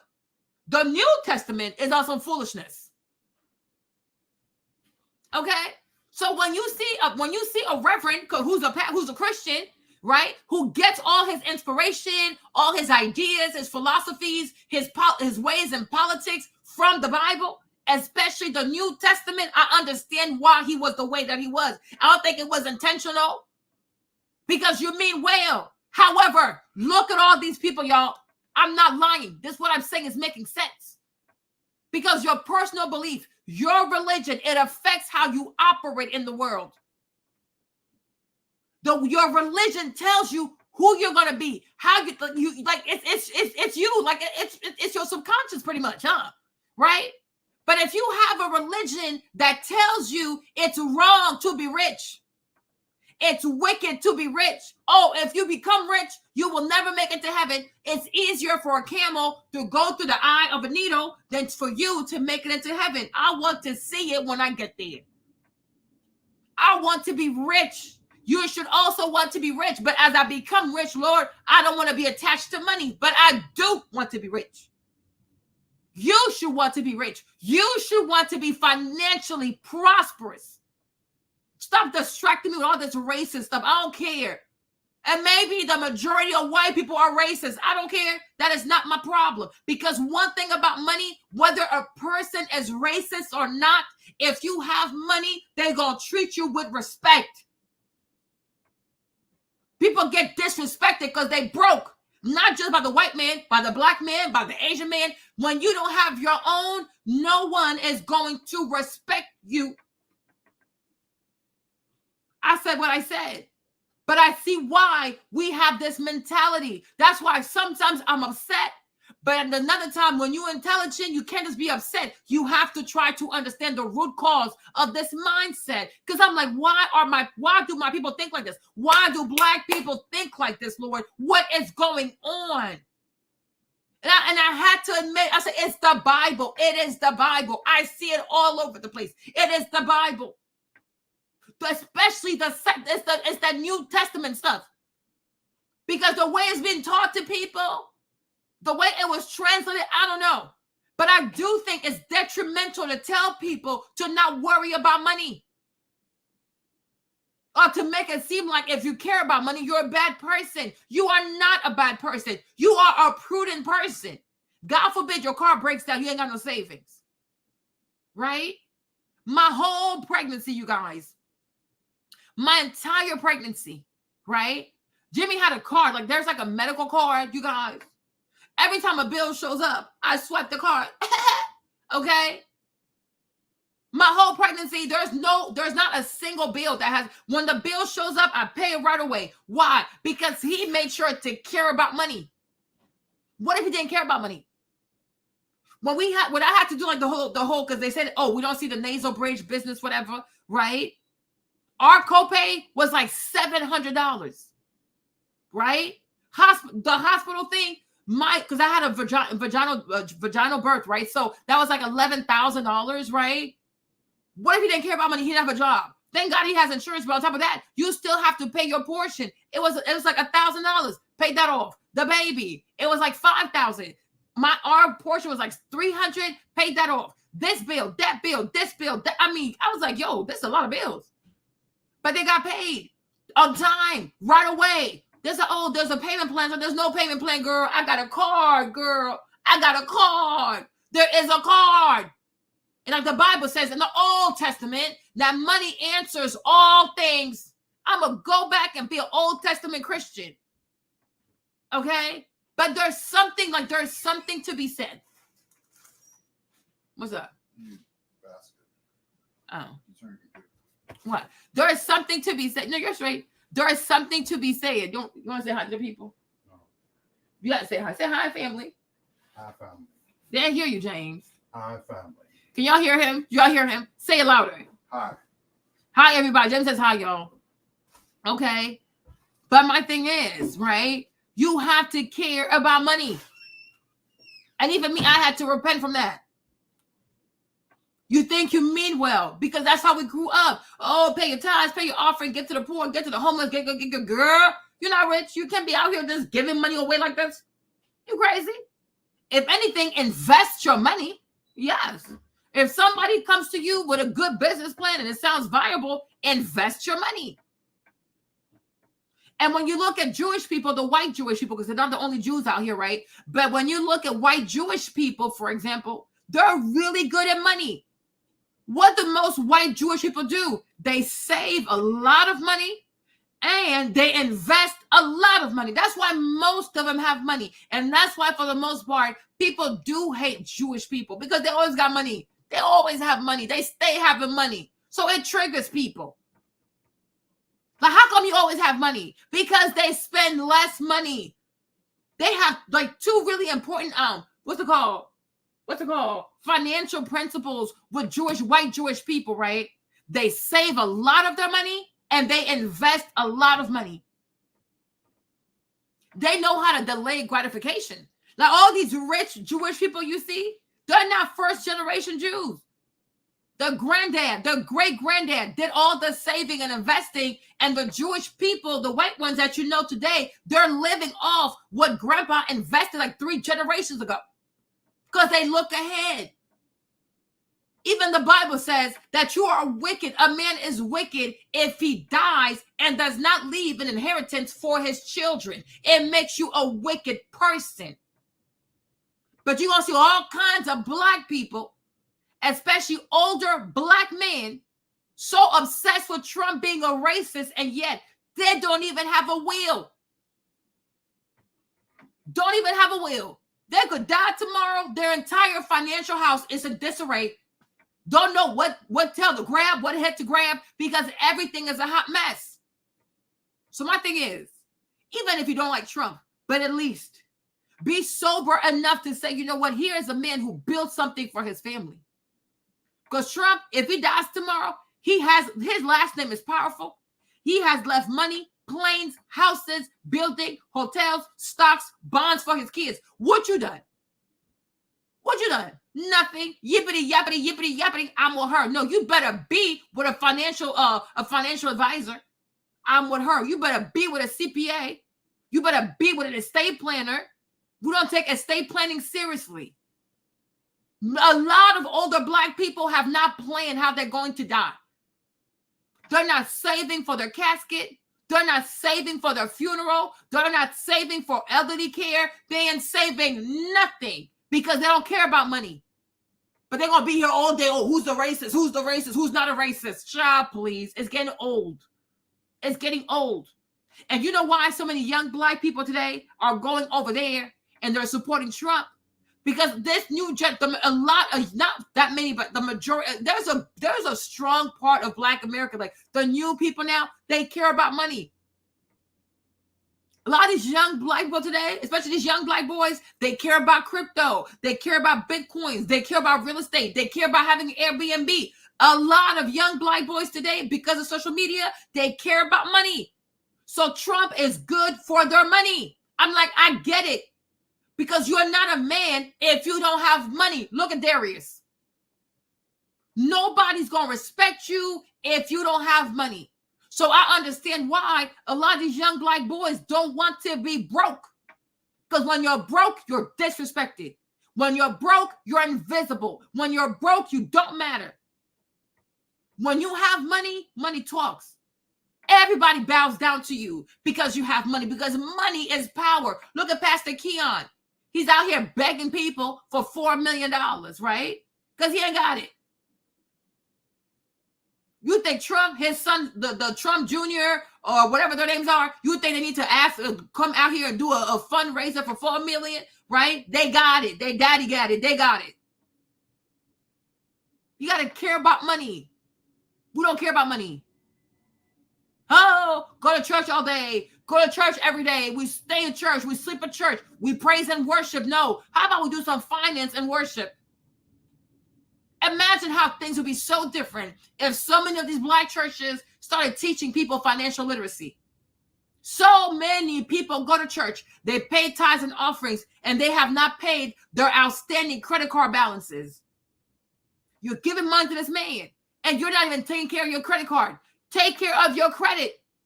God knows you're going through it. Tell God, God, please forgive me. I might not be able to pay my tithes and offering for a minute because I need to get my credit in order because one day I want to buy a house. He's not going to be mad at you.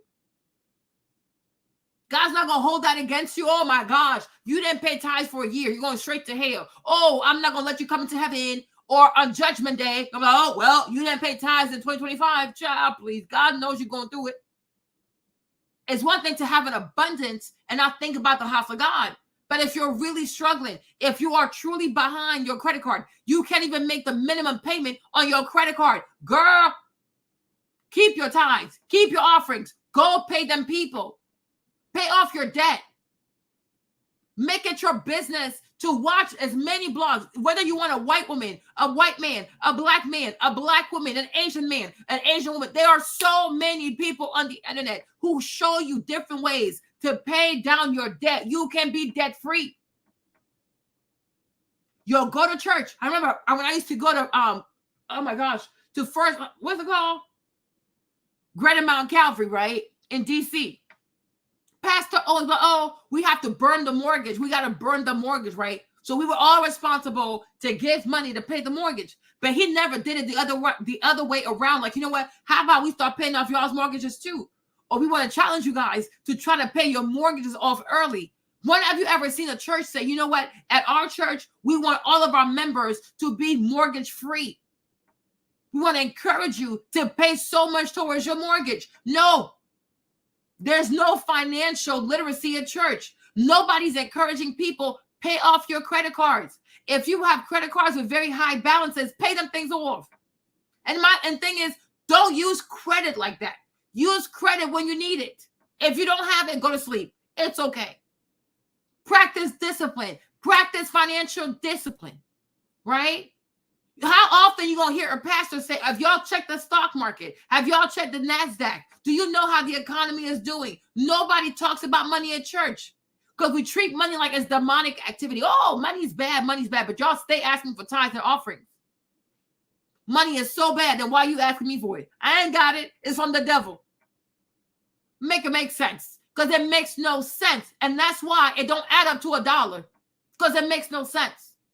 And that's why the finances are so bad. People are being overwhelmed with the buy now, pay later thing, the Klarna and stuff like that. That Klarna stuff is messing people up. It's messing people up. So I'm like, for a lot of people, when they look at Trump, they're like, yeah, he's good at business. He makes money. He's a billionaire. He has his own plane. They want to be like that because Trump is goals. He's really goals. He didn't take the salary as a president. He gave all that money back. Can you imagine turning down $400,000 a year? Damn, you got money. Could you say no to $400,000? Could you go to work and do your job for free? Like, nah, it's cool. You got to pay me. I love this so much. I'm doing this out of the kindness of my heart. You couldn't because you need the money. So many people are slaves to their paychecks. And instead of voting in a way that frees you financially, you out here suffocating us with this whole racist stuff. We don't care anymore. We are tired. People are financially exhausted. But you have to care about money. We all have to care about money. Hey, Kaj, what's up? You have to care about money. You have to care about money. And in America, you got to care about money and you got to care about credit. Do not waste your credit on foolishness. Use credit for what truly matters. A house and maybe a car, but not no crazy car too, though. You ain't got it like that, okay? Use credit on what really matters. Don't waste your credit on clothes, on makeup, on foolishness, on hair. No, it's so stupid. Grow your own hair. Learn to love your natural hair. Save your money, okay? But you have to learn to care about money. And everything you learned in church, everything you learned in the New Testament that told you that money is bad, it's bad to be rich, it's bad to be wealthy, oh, whatever. Okay? You have to conquer this earth before you die. You have to say to yourself, I will not die poor. Hey, Val, what's up, babe? You got to say that to yourself. Every day you wake up, I will not die poor. I'm not going to be poor. I refuse poverty. I rebuke poverty. You need to say it. I want to be rich. I want to be abundant. You might never be a millionaire, but you might have a nice $100,000 in cash in your bank account. Yes. I want to challenge you to have more money than your parents. Have more money than your grandparents. Challenge yourself to have more money. No, do not. You got to rebuke poverty. We got to stop thinking like that, you guys. I truly hope that you understand what I'm trying to tell y'all. I am being so for real.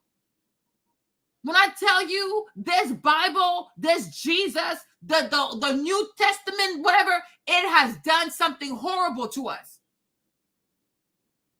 You understand? Because the way we understand it is telling us, oh, don't get close to money. Stay away from rich people. Rich people bad. Rich people bad. No, rich people know something I don't. That's why they have money and I don't. I need to make some money. I want some money. Even yesterday, I was sitting here because I'm trying to plan the summers for Trey because he's going to like high school, like next week, right? But I'm thinking about college. Like, I really do not want to pay for college, right? I think his dad feels the same. I really do believe he can get a full ride scholarship to a great university. Why not? I really believe that, and I'm going to make that happen. That's one of my big goals, okay? That's my big money goals. Because if I ain't got to pay it, that's more money in my what? In my pocket. Right? So, okay, you got to start thinking about like summers, like, because next, like, so between like freshman year and sophomore year, I want him to go to like a good summer camp, right? You okay? To like do math or whatever. Because I'm thinking about, should he go to boarding school? I'm debating. Because I want him to go to an Ivy League. I want all three of my sons to go to an Ivy League. If it's not Ivy League, like right underneath there, I'll be happy. I don't want them to struggle. I want my sons to be rich. I'm talking like rich, highly educated, athletic, great credit, amazing credit, and then they got money. I want all my boys to be successful. They're like, Mom, I want to take you to like, I don't know, a 5-star hotel for your birthday. I'm like, yes, baby. And then you swipe the American Express card. What you talking about? We ain't scared out here. We got big money out here. Okay? I didn't carry 3 boys for no reason. I want my son to have boku money, ridiculous money. My mom always says that when she gives them babies a bath, she's like, you didn't come to America for no purpose. You came to America for a purpose. You came to America to be great. Okay? Make it make sense. Right? So y'all, even this one summer program I found, the summer program is $10,000. The day you go for 5 weeks. 5 weeks. I'm like, okay, I will have that money by the summer because I want them to go there. Go rub elbows with the children of rich people. Go see how they live. Because I'm not rich, you know, but I'm talking like rich people. Go over there. Be around those people. Because the younger, the sooner you're exposed to rich people and how rich people think, you're going to understand why money matters. That's the same thing with the book, Napoleon Hill. He started hanging around rich people, started picking up on their ways. Zig Ziglar, he started hanging around rich people. Oh, how they think. We sit here, we constantly rebuke rich people. We're mean to rich people. We demonize rich people instead of getting closer and asking questions. How'd you do X, Y, and Z? How you do this? You know what I'm saying? You need to be around rich people so you can understand how the rich person thinks. Then you can start thinking like the rich person. Then you're going to be rich yourself.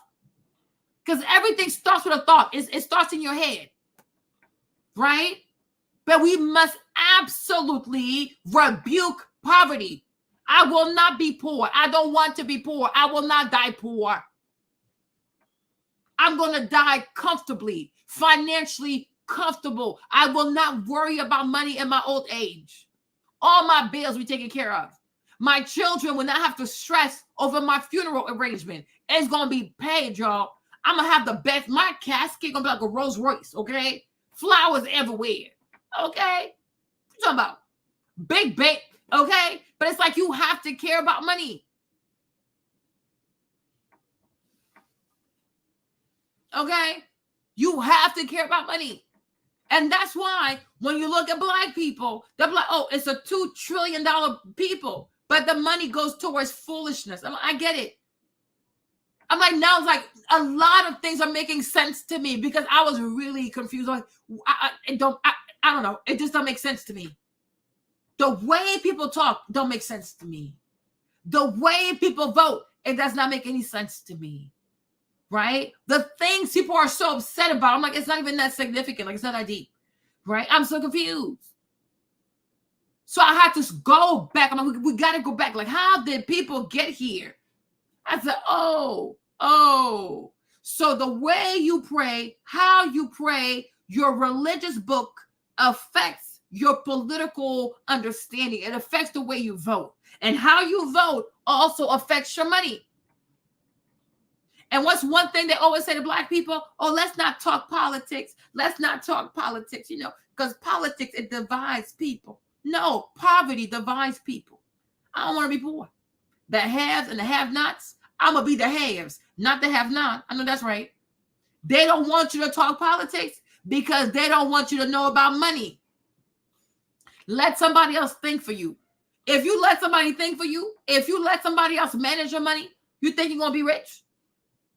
Toni Braxton, she let somebody manage her money. She went bankrupt twice, right? Wendy Williams, she let somebody else manage her money. Wells Fargo took her money, right? Your finances, your responsibility.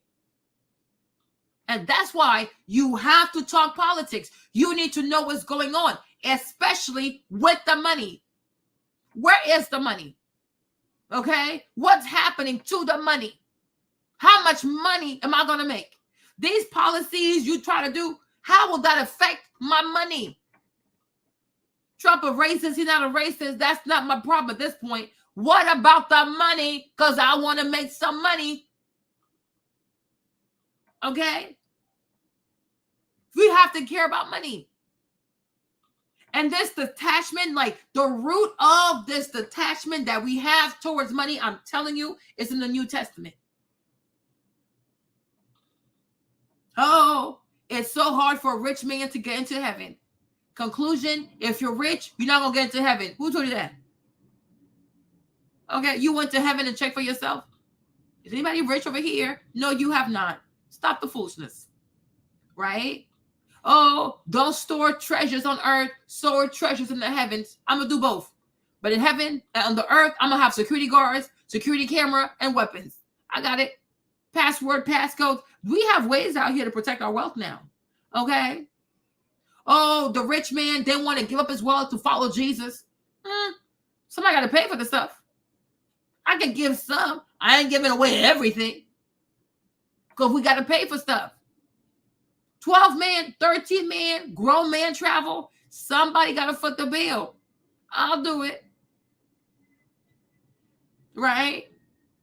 The whole story about Lazarus and the rich man. Because the rich man, he never cared for Lazarus. So somehow he's in hell. Lazarus is in the bosom of Abraham. And then the rich man says, oh my gosh, can I go back and talk to my brothers? Just type that, baby. If you type it, you'll see it. It's median household income. But if you type it, you'll see it, though. Hold on.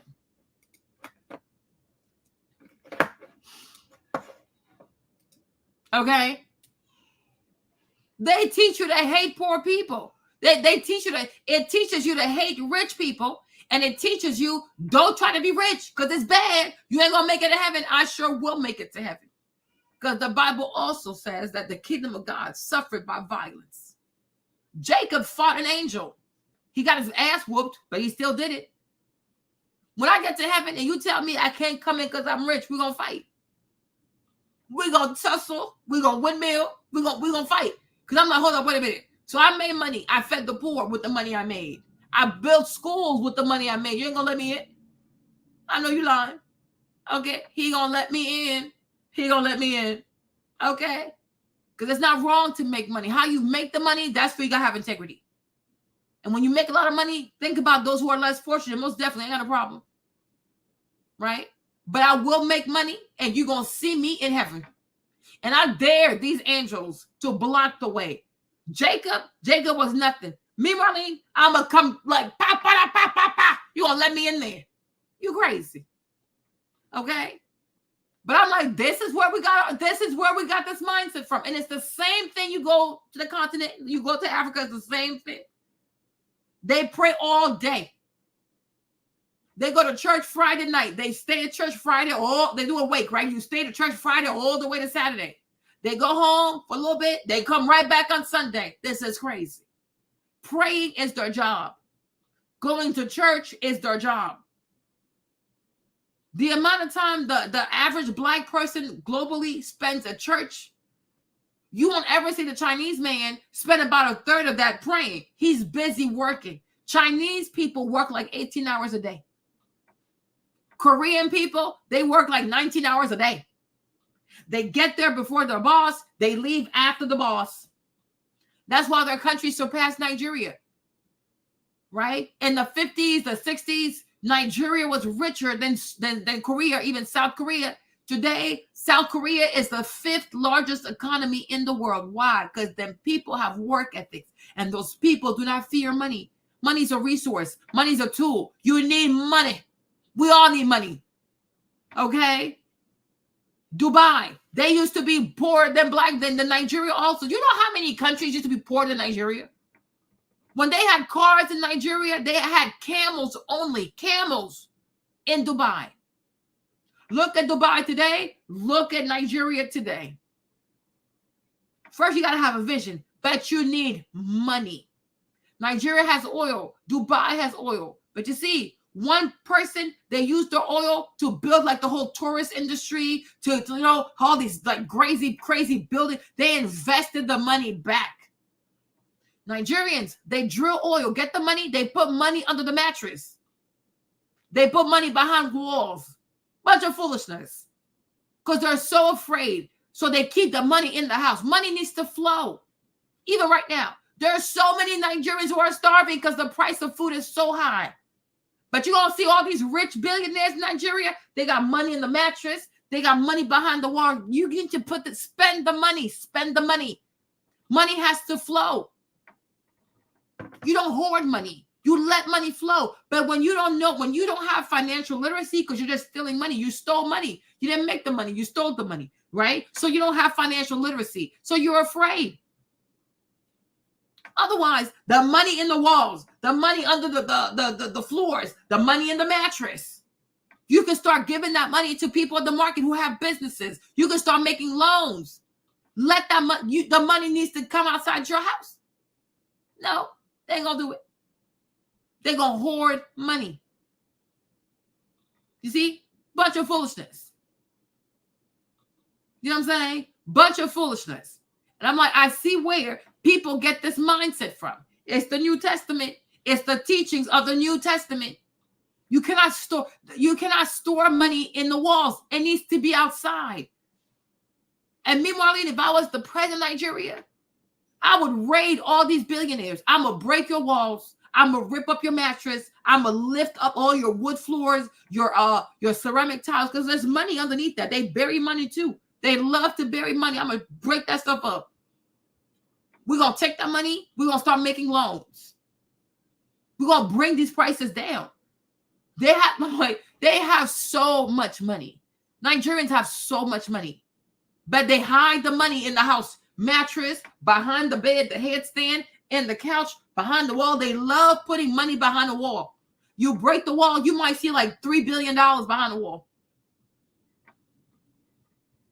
You see this? Whereas like Japanese people, they don't do that kind of stuff. They put the money in the stock market. They invest their money. But the majority of African people are financially illiterate. Even the minister of finance, he's also illiterate. Because just because you have a PhD or whatever, it doesn't mean that you actually understand how money, like money, everyday stuff, right? Most Africans hoard money. The wealthier they are, the more they put it in a mattress, they put it behind the wall, they put it under the toilet, all kinds of weird stuff. They treat money like they treat money like it's juju. It is so bizarre because they're financially illiterate. They don't know what to do with the money. And then they're afraid of getting robbed. So then they're not going to go to the banker or go to a CPA or go to a financial advisor and say, you know what? I have like $3 billion at my house. Yes. So like you build, like you have the toilet, they'll build stuff and bury the money underneath there. You bust the house wide open, you're going to see money everywhere. They rather know that the money's behind the wall than to actually invest the money and receive interest and the money back. Because they're financially illiterate. So it's not like you can't catch up to Dubai or you can't catch up to Korea, but it's like you got to have money to make loans. If people bury money or they hide money behind walls, they hide money in mattresses, they hide money behind the bed, they hide money underneath the cement, you hide money under your floors, you bury money in the grass, you bury money under the toilet, like the whole foundation before you lay the toilet, whatever, they'll bury the money, they wrap it up in like plastic bags, whatever, and then you build the whole thing on top. But if you pop the whole house, you'll see there's money everywhere. There's money all over the house. That's how they think about money. And most likely, when these white people came to enslave people, the stuff was just laid up. Gold is laid up over here. This is okay, fine. Just pick it up. They have a lot of money. They have a lot of money. They are seriously wealthy people. They hide the money, like the money's in their house. I said, me, if I was president, I'm busting everybody. I'm raiding everybody's house. Everybody's getting raided. But nobody's gonna know. Like 3 o'clock, 4 o'clock, I'm just pop, pop, pop, pop, pop, pop, knocking on doors. Everybody getting raided at the same time. Taking all this money back. Okay? It's crazy.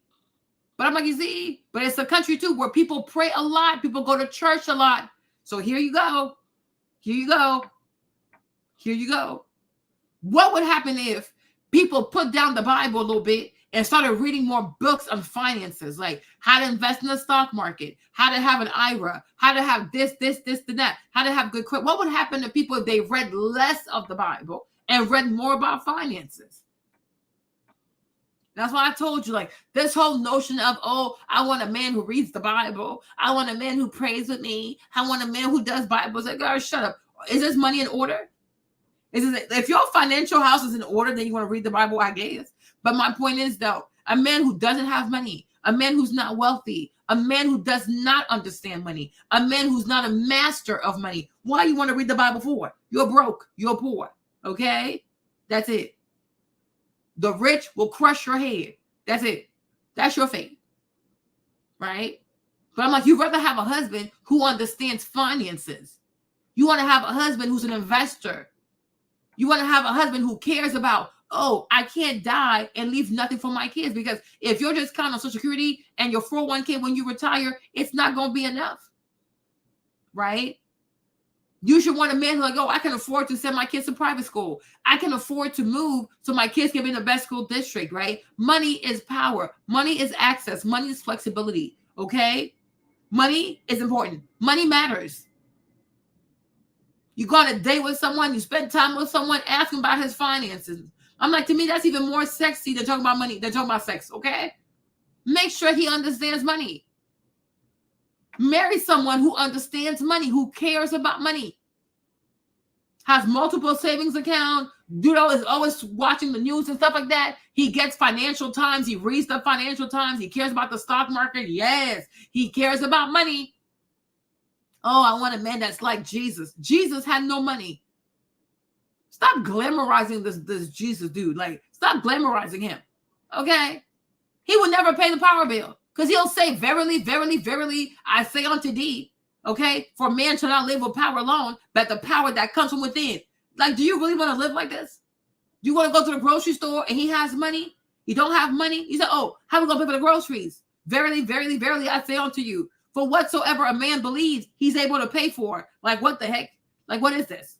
Okay? Like, this, I'm like, it's so weird. Like, it is so weird.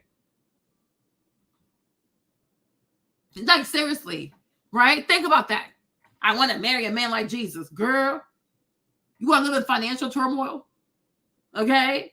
Is that really what you want? Every time you go somewhere, every time you need money, he's like, oh, you woman of little faith. How dare you ask me how the bill shall be paid?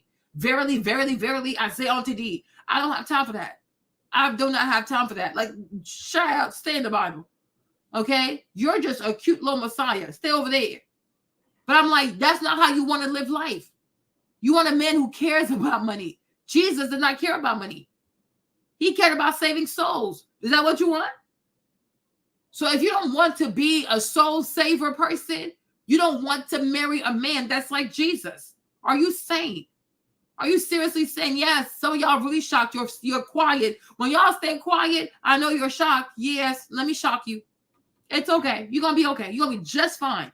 Because I'm saying, like, people have to start telling the truth out here. And not just that, people need to start recalibrating people's brains. See me, I'm a recalibrator. I will calibrate your mind. That's what I do. When I show up, it's time for some calibration. Because a lot of things are off. No, I know y'all. When y'all get quiet, it's like, oh, Martin going low. No, I'm going really low. Okay? Keep him in the Bible. But you don't want to marry, because his purpose was to save souls. If you want to go into ministry, you don't care about money, and you want to beg, you want to see your kids see you as a beggar, sure, marry that man. But me, if I go to the grocery store, I want to know you have money to pay. I'm not about to look at the cash register and be like, okay,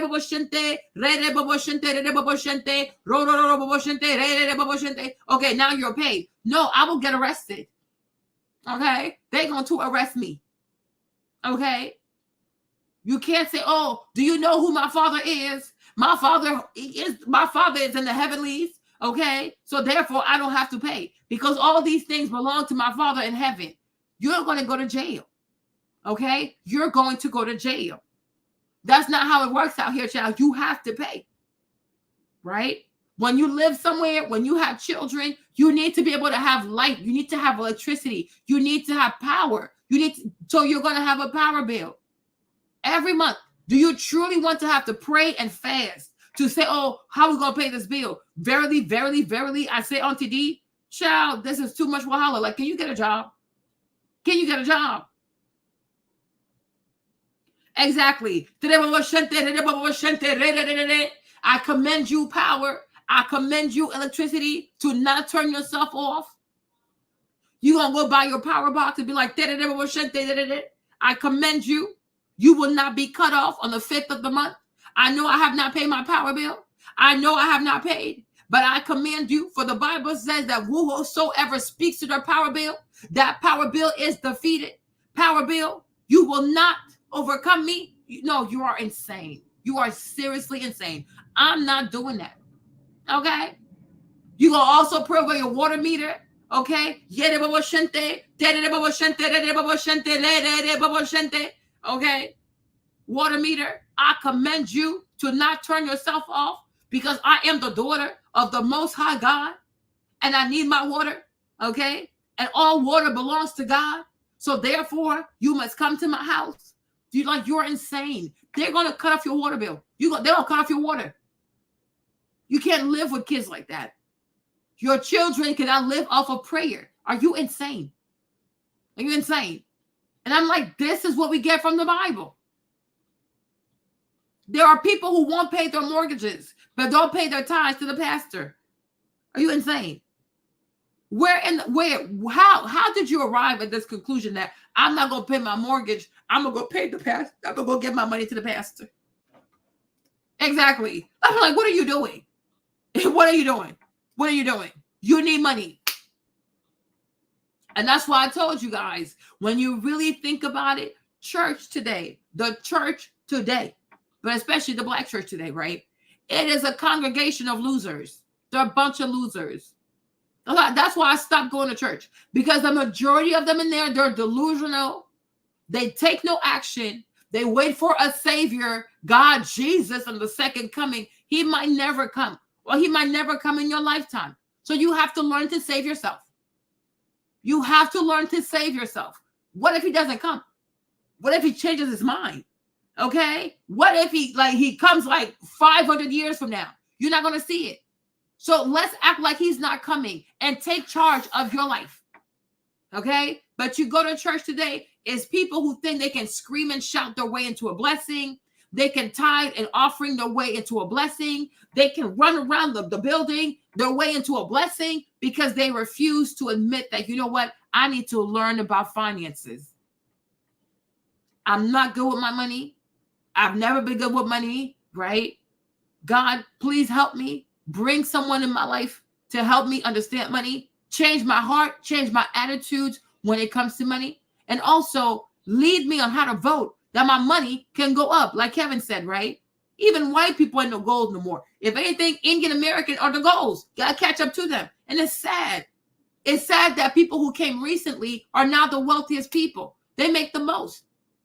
But like I said, they don't read the Bible.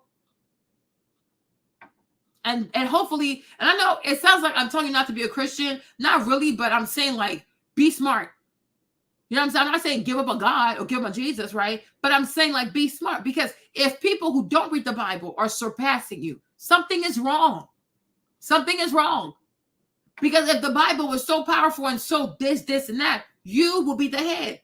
Deuteronomy 28 says, you shall be the head and not the tail. Well, right now, you are the tail.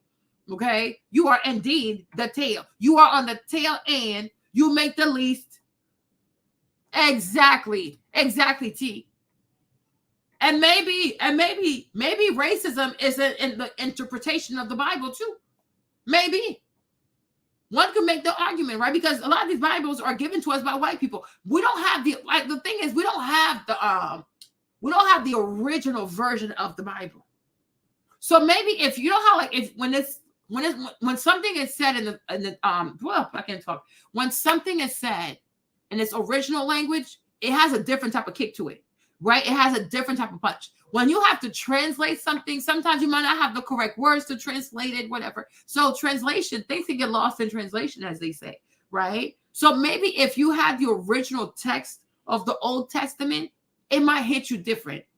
Now, oh, that's what they meant when they said that. But because you have to translate it, maybe something happened to the text. I don't know.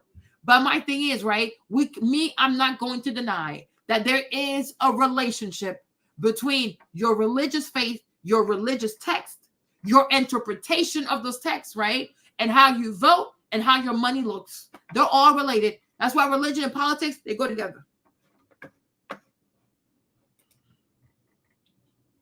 You know? So that could be that too. But I'm like, if somebody is a Christian, if someone is a Christian and they look up to Jesus and they're like, oh, Jesus is my Messiah, Jesus is my Lord and Savior, right? And your same Messiah says to you, it will be harder for a rich man to get into heaven than a camel into the eye of a needle. I can see how someone could say, well, it seems like Jesus does not like rich people. So therefore, I'm not going to try to be rich because I want him to like me, right? You understand?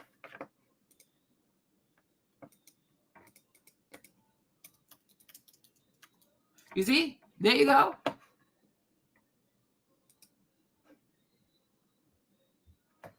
Right? When you have, this is Matthew. This is also in Matthew, right? Matthew 6, verses 19 to 21, right? Do not store up for yourself treasures on earth, but a nice house is a treasure. So according to this, you shouldn't even have a house. Do not store up treasures for yourself treasures on earth where moth and vermin destroy and where thieves break in and steal. But store up for yourself treasures in heaven where moth and vermin do not destroy and where thieves do not break in or steal. For where your treasure is, there your heart will be also, whatever, right? So, and maybe he didn't mean don't be rich. Like maybe he's trying to make a point, like, you know what? Don't be so, like, know that there is more to life than just earth, like worry about going to like heaven, whatever, right? Maybe that's how he meant. But I could see how somebody could say to themselves, like, you know what? All that really matters is what I store up in heaven. So when I pay my tithes, I am storing riches and treasures in heaven. Right? And a lot of people, I can see how they could take it like, this earth, it don't matter. Just focus on storing up treasures in heaven. But maybe that's not what he meant, but he's no longer here, so you can't ask him directly. Right? Then you have the other one about, the rich man who didn't want to walk with Jesus.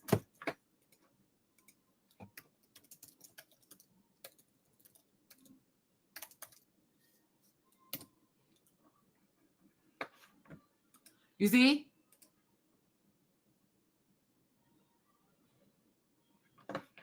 Right? So, and now behold, one came and said to him, good teacher, what good thing should I do that I might have eternal life? So he said to him, why do you call me good? No one is good but one, that is God. But if you want to enter into life, keep the commandments. He said to him, which one? Jesus said, you shall not murder, you shall not commit adultery, you shall not steal, right? Hold on, wait a minute. You shall not bear false witness, honor your father and your mother, and you shall love your neighbor as yourself. The young man said to him, all these things I have kept from my youth. What do I still lack? Jesus said to him, if you want to be perfect, you see this? Look at that. If you want to be perfect, go sell what you have and give to the poor, and you will have treasures in heaven. Come and follow me. But when the young man heard that saying, he went away sorrowful, for he had a great possession. And when you grew up, me growing up, going to church, you always shame the man. Like, oh, how dare you not going to sell your money for Jesus? Like it's Jesus. Do you not know who he is? Okay. If Jesus says to sell everything, sell everything. So do you understand why I took my behind and gave away my $11,000? I don't want to be like him. I want to be better than him. Child, please go somewhere with that. Right? Make sense? Because it says here, if you want to be perfect, sell everything and then go give it to the poor. But for what? Why? This is madness. So now I'm older. I'm like, no, I understand exactly where this young man came from. I know why he was sad. Because he worked hard. He worked so hard. Imagine this man grew up poor and he had to work really hard to make himself a young, rich, successful person.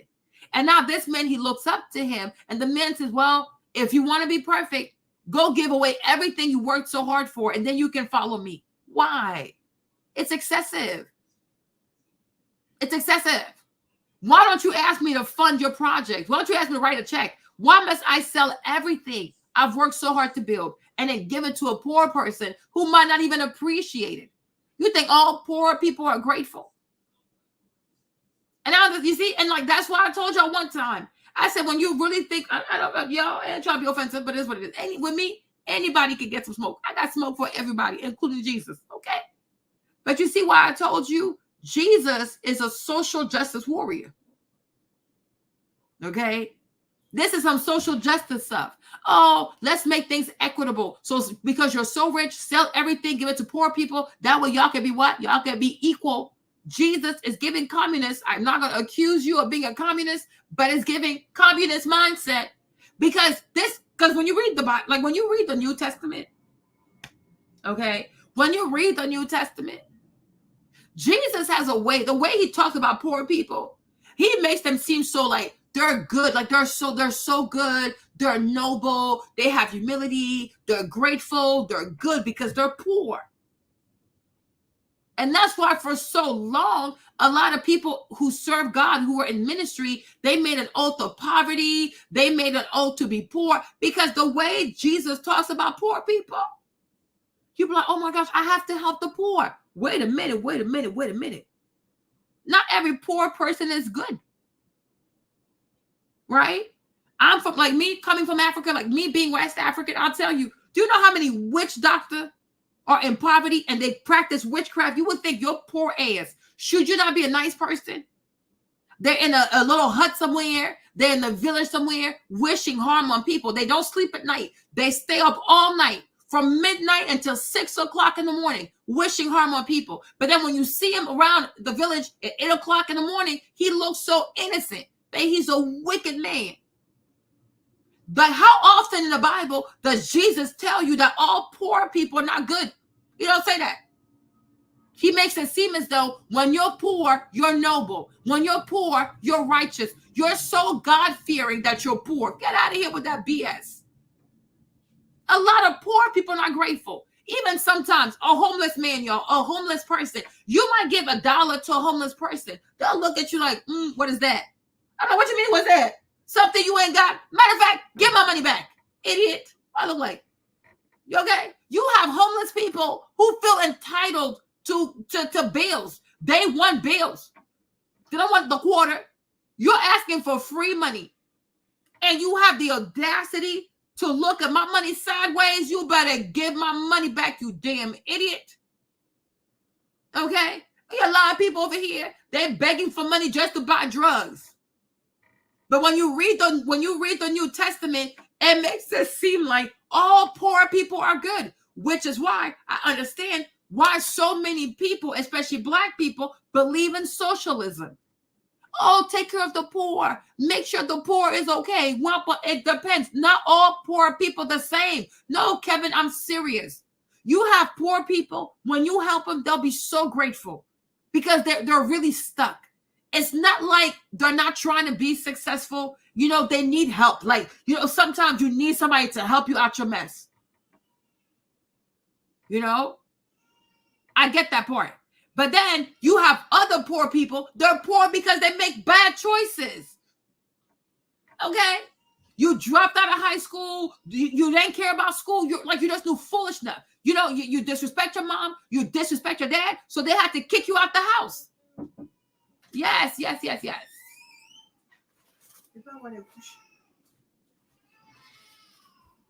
Mais son sac aussi est là. Il y a tout dedans. Mm-hmm.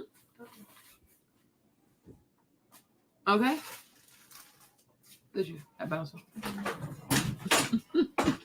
Merci. Okay. My big sister's here. I have a big sis. You have a big sis.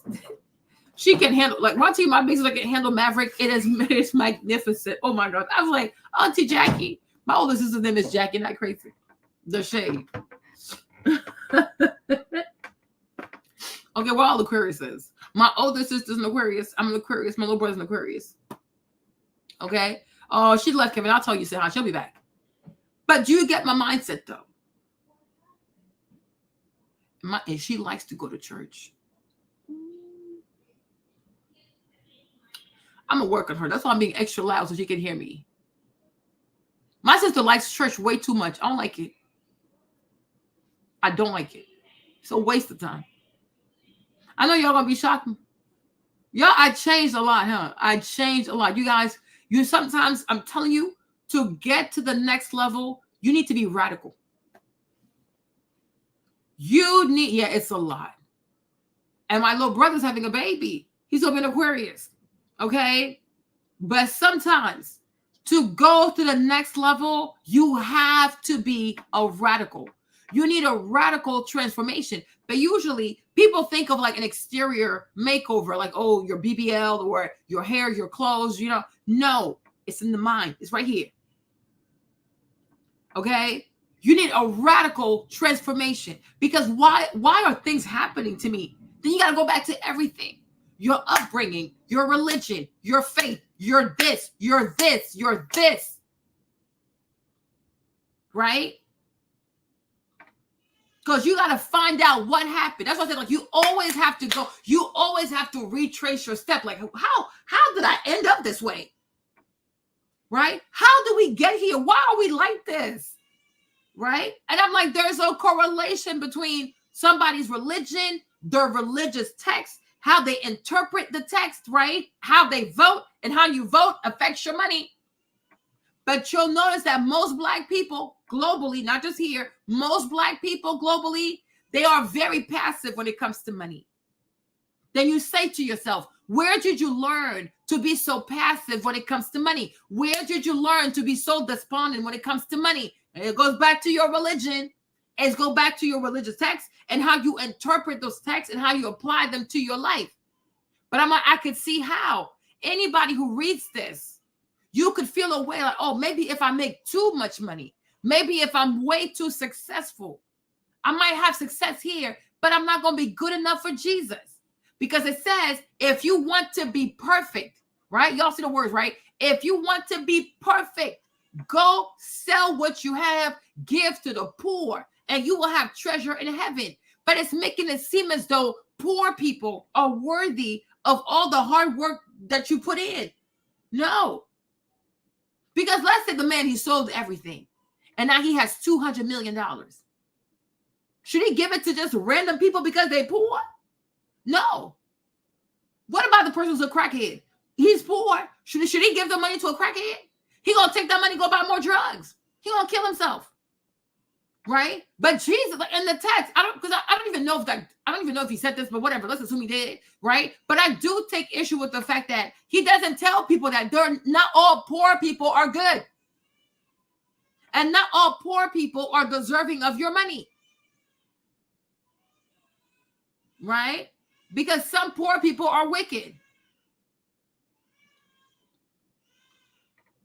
So you got to know, if you give money to a poor, you have to know which poor person you're giving money to.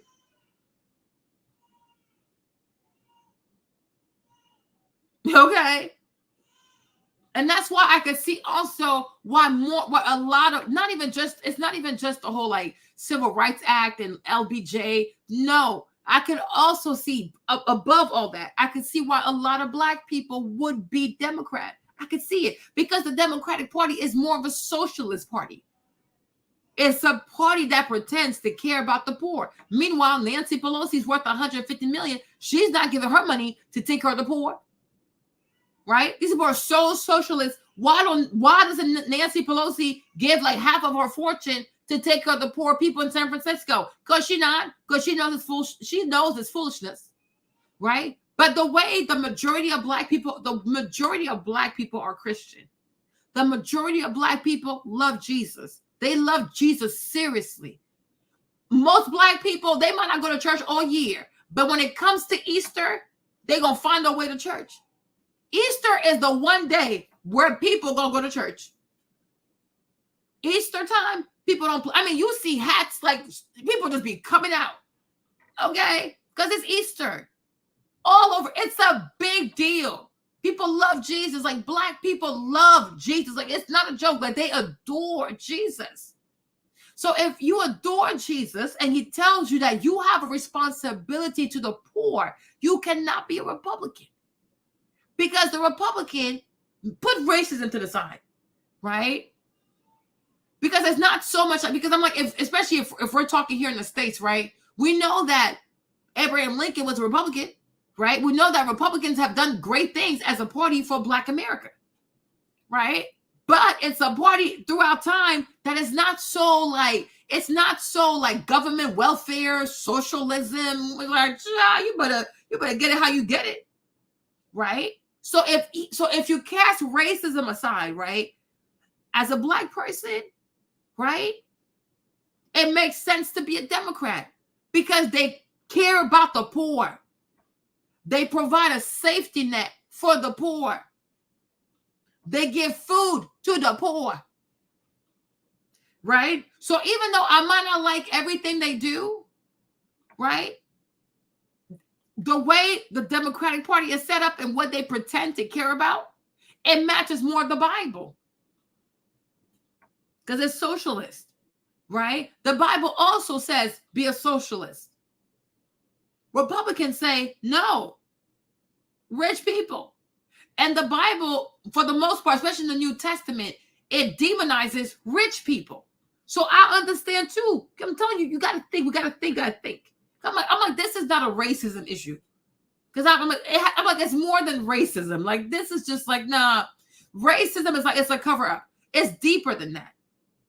You know, because the Republican Party is a party of money. They care about money. They don't want to pay taxes. They want a small government. Womp, womp, womp, womp, womp, womp.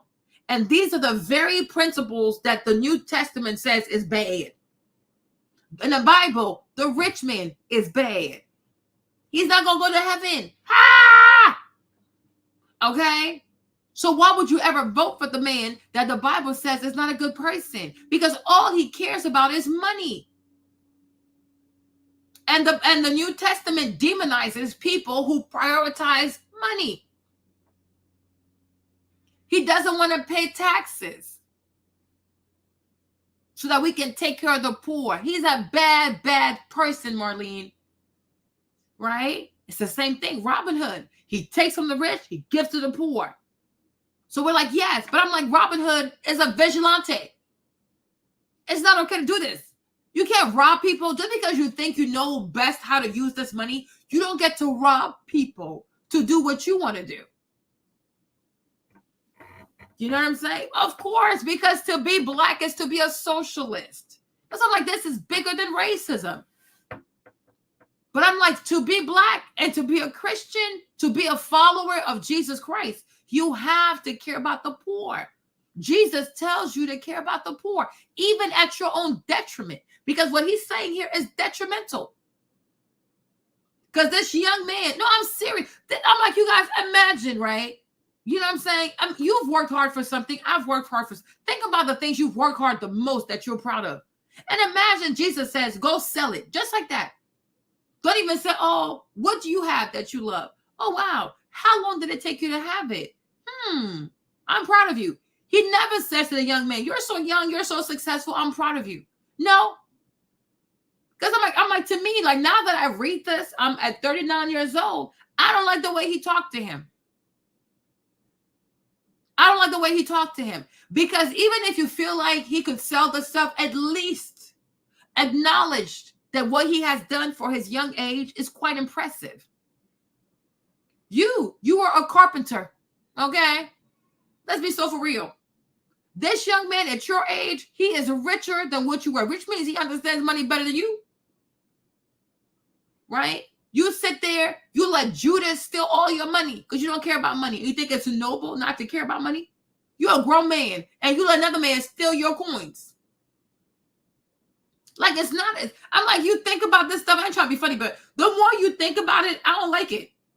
Because I'm like, the first thing you should do before you tell somebody to go sell everything they've worked hard for, at least acknowledge that they did good. I'm proud of you. Because when I was your age, child, I was just making tables. Okay? And it's very easy when you don't have anything. Even a donkey, he didn't have. When he goes into Bethlehem, he has to borrow a donkey. I'm like, well, where's your own donkey, though? You don't have it. You don't care about money. He could have his own donkey, but he doesn't have one because he does not care. Oh, I'll just borrow somebody. But how you know I don't need my stuff? I need my stuff. But I'm like, you should at least acknowledge how well the young man has done for himself. But for a young man to work so hard, to be so successful, and for you to say, oh, he's not perfect? Are you kidding me? Okay, your gift might be to walk on water. His gift is to make money. Respect. I mean, like, we all need to respect each other. He did good. How many young people his age got all this money and all this power? He's obviously really smart. But to not acknowledge his effort, how hard he's worked, how smart he is, and to say, well, the only way you're going to be perfect, if you go poor, then I guess I will never be perfect in your eyes. I'm not doing it. Meanwhile, I will not do it. Because for you not to, like, at least maybe if you acknowledge how hard I work for him, okay, like you understand. How you understand what you're asking me for. You want to throw your life away and end up on a cross? You want to throw your life away and be nailed on the cross? That's on you, fam. It's your life. I mean, you do it. I ain't doing that. But it's a lot to ask from people. And that's why today, a lot of these pastors are really, really comfortable asking people not to pay their mortgage. Oh, give me money. They are comfortable asking for $4 million. They are comfortable, they're comfortable telling people to deplete all their pockets. It's okay for pastors. It's okay for preachers to extort. It's financial extortion of their congregation. Because look at what Jesus is saying right here. And I'm like, Marlene, I'm not selling anything because I've worked really hard for my stuff. And if I want to give away my stuff to a poor person, it's going to be a deserving poor person. If I feel like, okay, I'm going to go to a college, I'm going to go to the STEM department, find a person who has a great GPA, but they're struggling to pay for their semester, I will pay for them because they're doing something with themselves. But to just, I'm going to drive around and just give people my money. For what? For what? I ain't doing it. I know y'all going to be shocked, but I'm like, you need to read this. It don't sound right. Because what you should do, especially if you're prophetic or you're a prophet, you're a Messiah, when people work hard, you should always say, wow, I'm proud of you. You did really good. You did really good. It would be nice if you could sell some things and consider this orphanage, consider that. That's how you talk to people. It would be nice if you could consider, giving some money, because they don't have to. But the fact that you don't even acknowledge that this young man has worked so hard to get to where he is. And you're like, oh, to be perfect, sell everything. It's so easy for you to say that, carpenter. I said what I said. I wish a carpenter would say something to me. I wish it would. That's pure foolishness. And this is why Black people don't care about money, because they look up to Jesus. And I'm like, you really are. I know it's a lot. It's a lot to digest. Even Mark is quiet. Mark is like, Marlene, yes, Mark, you're quiet over there. It's the truth, okay? The people who are obsessed with the Bible tend to have the worst finances. The more they go to church, the worse the finances get. the worse their attitude is towards money. Okay? But you never see the child. No, no, I don't like it. So I'm like, I understand. Outside of this whole racism thing, if you remove that racism argument, I understand why so many Black people are Democrats. I get it because of it's the book. It's the good, quote unquote, the good book. That book right there. It's the book. Right? It's the book. Exactly, Val. Yeah, just have faith. What you mean? And this is how so many Black people, they go and they put themselves in debt. They co-sign for an apartment. They can't pay. They go put their name on a lease. They can't afford. Oh, by faith, right? They go sign up for a warehouse because you think God's going to bring this incredible, wave into your business. It never comes. Now you're on the hook for this lease, right? People go and they buy these houses. They're house poor because the mortgage is stupid. Oh, just have faith. Just have faith. No, have a damn plan and run your numbers. Do your financials. I had a friend. She's like, she came to me. She's like, Marlene, I want to get a commercial space. I said, huh? In this economy? I said, girl, even Target, Walmart, people with money, people who have money, they're closing their storefront. So not trying to be offensive, but you ain't got Target money.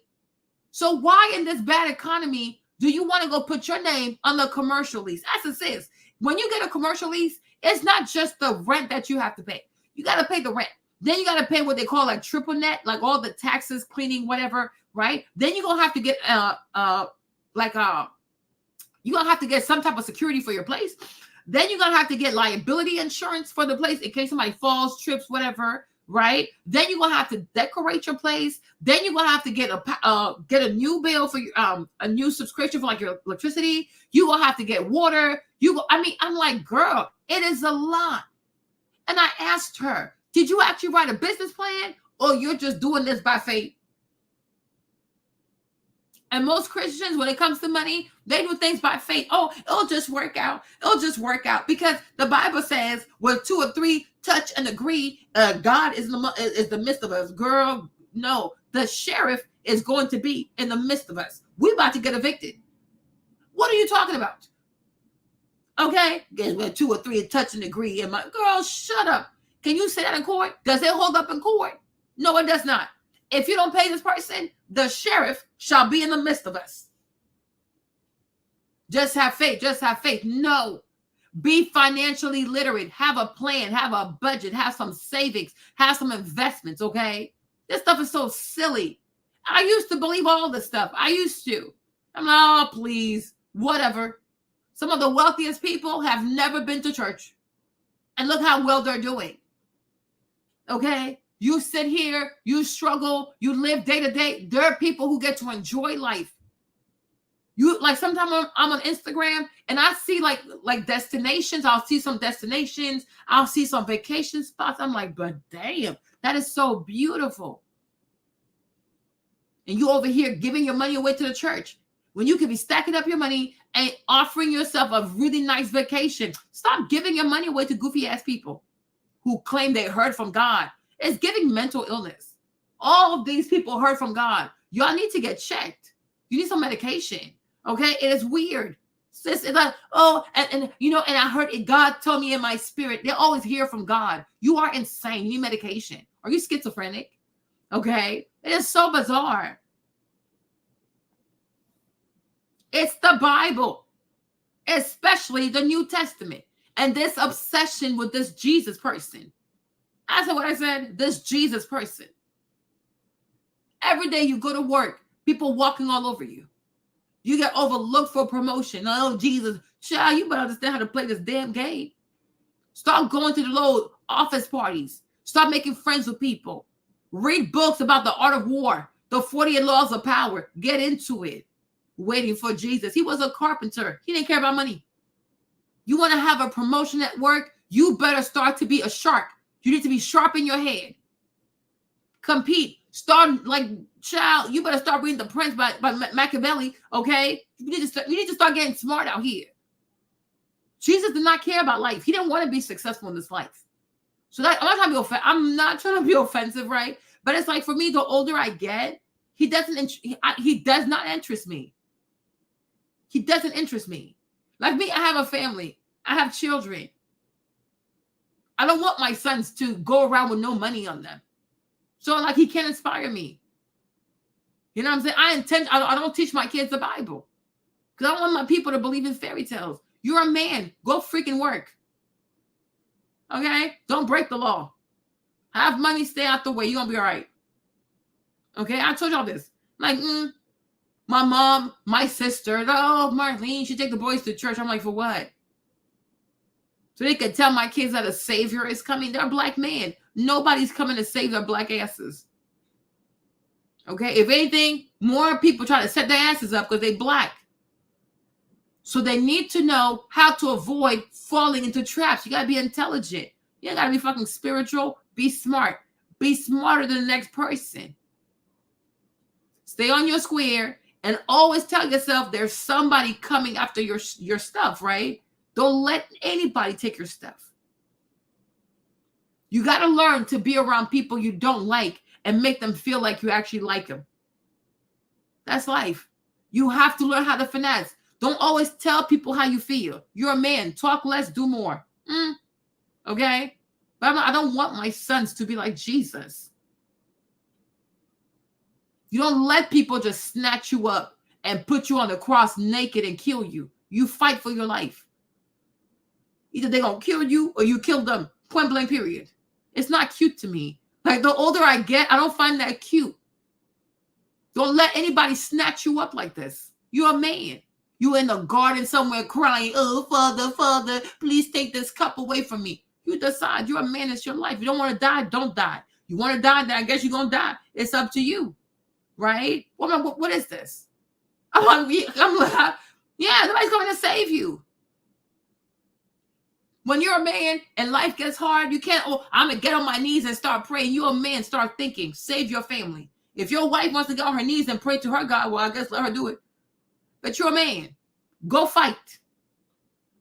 You can call them racist or evil, but at least, no, I'm so done with this stuff, Kevin. It's fugazi to me. Like, I can't explain it to you. I think for girls, it's kind of cute. But imagine if we really had a bad situation and the man says, let's get on our knees and pray. Huh? They're coming to kill us. You think prayer stop bullets? Okay? If that was the case, the Palestinian people, they don't pray.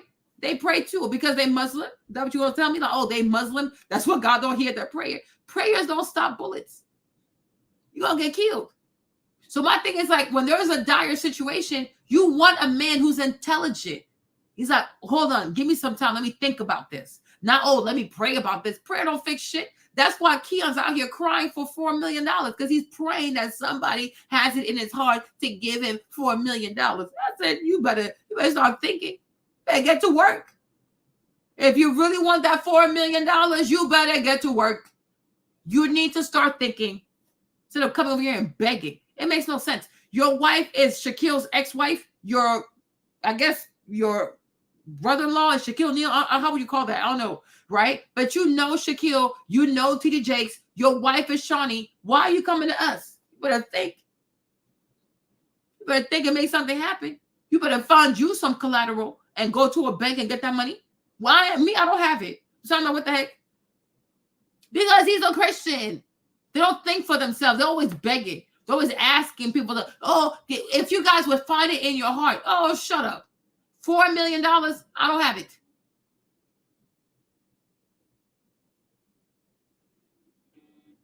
Baby Kiana, if that's what you want to believe, my love, okay?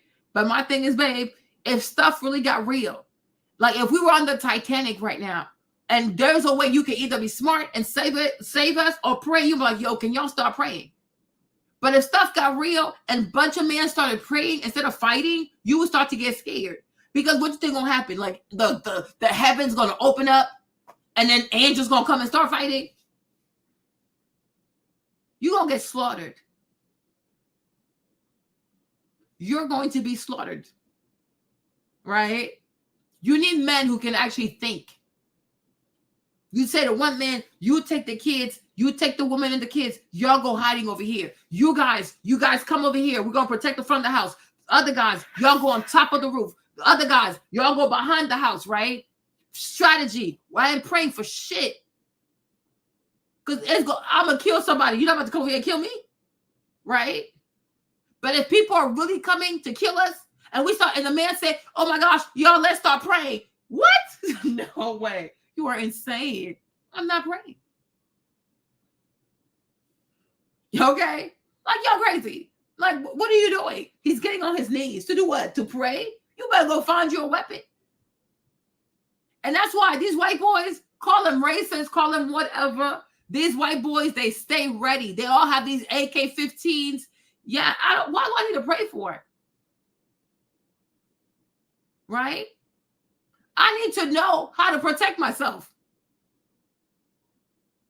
Would you rather pray? If people are coming, would you feel safer that a man knows how to pray? Or would you feel safer that your husband has like an AR-15 and is fully loaded? Which one make you feel safer, Kiana? Be for real. The way all these migrants are all up in here, these illegal people are up in here, right? If we're sleeping at night and then you hear somebody doing this at the door, okay? You hear somebody's coming to your house. Somebody's like playing at your door. You're going to be like, oh, husband, let's touch and agree. Or you're going to be like, husband, where the fuck is your gun? I'm about to shoot somebody tonight. Not my house. I'm shooting first. I'm praying after for forgiveness. Okay. I'm like, it's real. If there are people coming into your house right now, it is, because it's your life. Because you don't know who's at the door. No, I'm being serious. You're sleeping like it's the middle of the night. You're sleeping. There are people doing all kinds of weird stuff outside. Are you going to wake up your husband and say, husband, let's touch and agree. Let's pray first. Then we'll think about what's happening down there. No. No. And that's why I say I'm starting to understand these white men. Because before I used to be very afraid of guns. I was really, really afraid of guns. And I was like, oh my gosh, like, why do they have all these guns? Da, da, da. The older I get, guns are necessary. Because the government ain't going to protect you. When you have a government that is okay with leaving your borders wide open, letting just anybody into the country, from mental asylums, from prisons in the Latin America, baby, I'm like, oh, this is the day that these crazy ass white boys saw coming. I get it. So I'm like, oh, don't give up your guns. Because when you have a government that's okay with wide open borders, open immigration, just people come, nobody even knows who they are. They just come and just go wherever they want, right? When you see that these illegal people are raping people, stabbing people, okay, tossing their bodies in trash cans, I am praying, I'm shooting. Because that's your own government that's exposing you to harm. So I'm like, oh, this is the day that these crazy ass white boys saw coming. So that's why they kept their guns, because they knew you cannot count on the government to protect you. And also what happens the day when police is overwhelmed, right? Because they're setting us up. They are setting us up to live in a lawless society. Only showing people police brutality. There are a lot of police officers who do good things. They don't want you to see that because they want you to advocate for less police. No problem. They want police officers to be extremely prosecuted. Like sometimes it's excessive because they want to dissuade other young people from signing up for the academy. No problem. So what's going to happen? In the long run, you're not going to have enough police officers. Some cities don't even have police. You call and you leave a voicemail. And then somebody will call you back if they feel it's serious enough.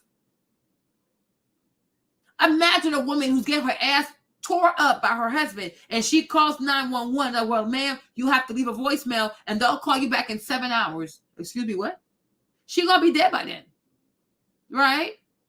So they say defund the police, have less police. The police recruitment numbers are going low and low and low. So eventually you're not going to have enough police. And yet the borders are wide open. So what exactly are they up to? What is this government truly up to? They want us to live in a state of lawlessness.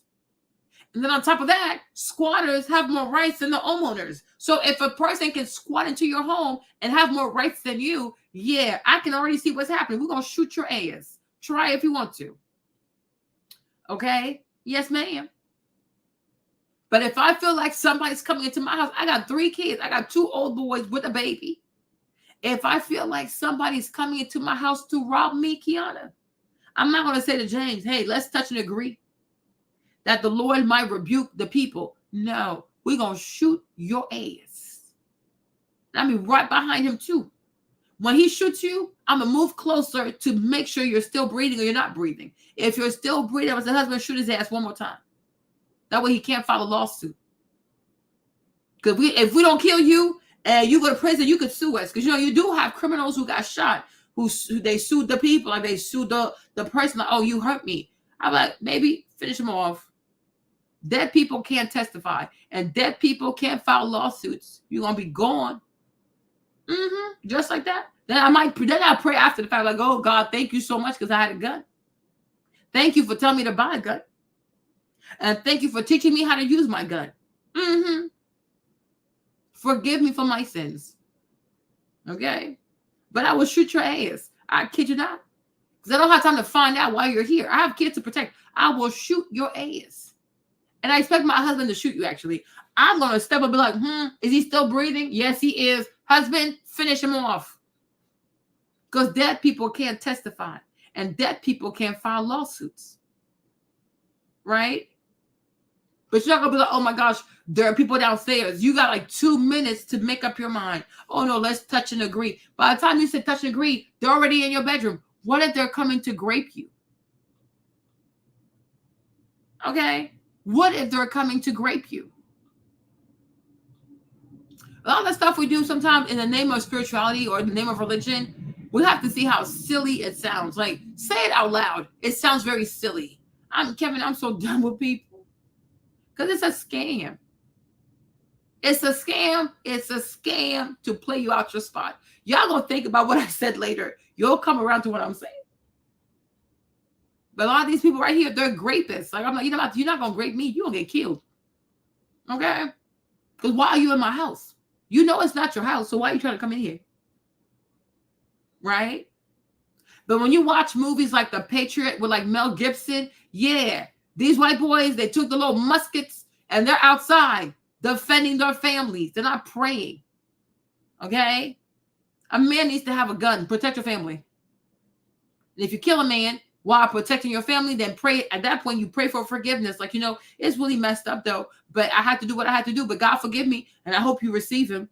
I hope. It's up to you. It's your place. Like, heaven is your place, so I can tell you what to do. But maybe you do, maybe you don't. But he's not coming into my house, right? So I'm like, oh, I can kind of see it. Okay, you definitely have to protect yourself, but you don't need to pray about it. It's your right. What would I pray? Like, it's my house. I have the right to protect myself. The Second Amendment said I have the right to bear arms. Plus, it's my house. Eminent domain. It's my house. Why are you here at 3:00 in the morning? I'm not going to touch and agree. Because the Constitution empowers me to protect myself. And I'm not confused. So I don't need to pray. I know exactly what I need to do. And I'm within my rights to do it. So I will do it. I don't need to pray. There's nothing to pray about. I'm not confused. You are confused because why are you here? It's not your house. Why are you in my house at 3:00 in the morning? You must want to get shot. No problem. I'll give you just that. Okay? Knock and it shall be answered. Boop, boop. You're dead.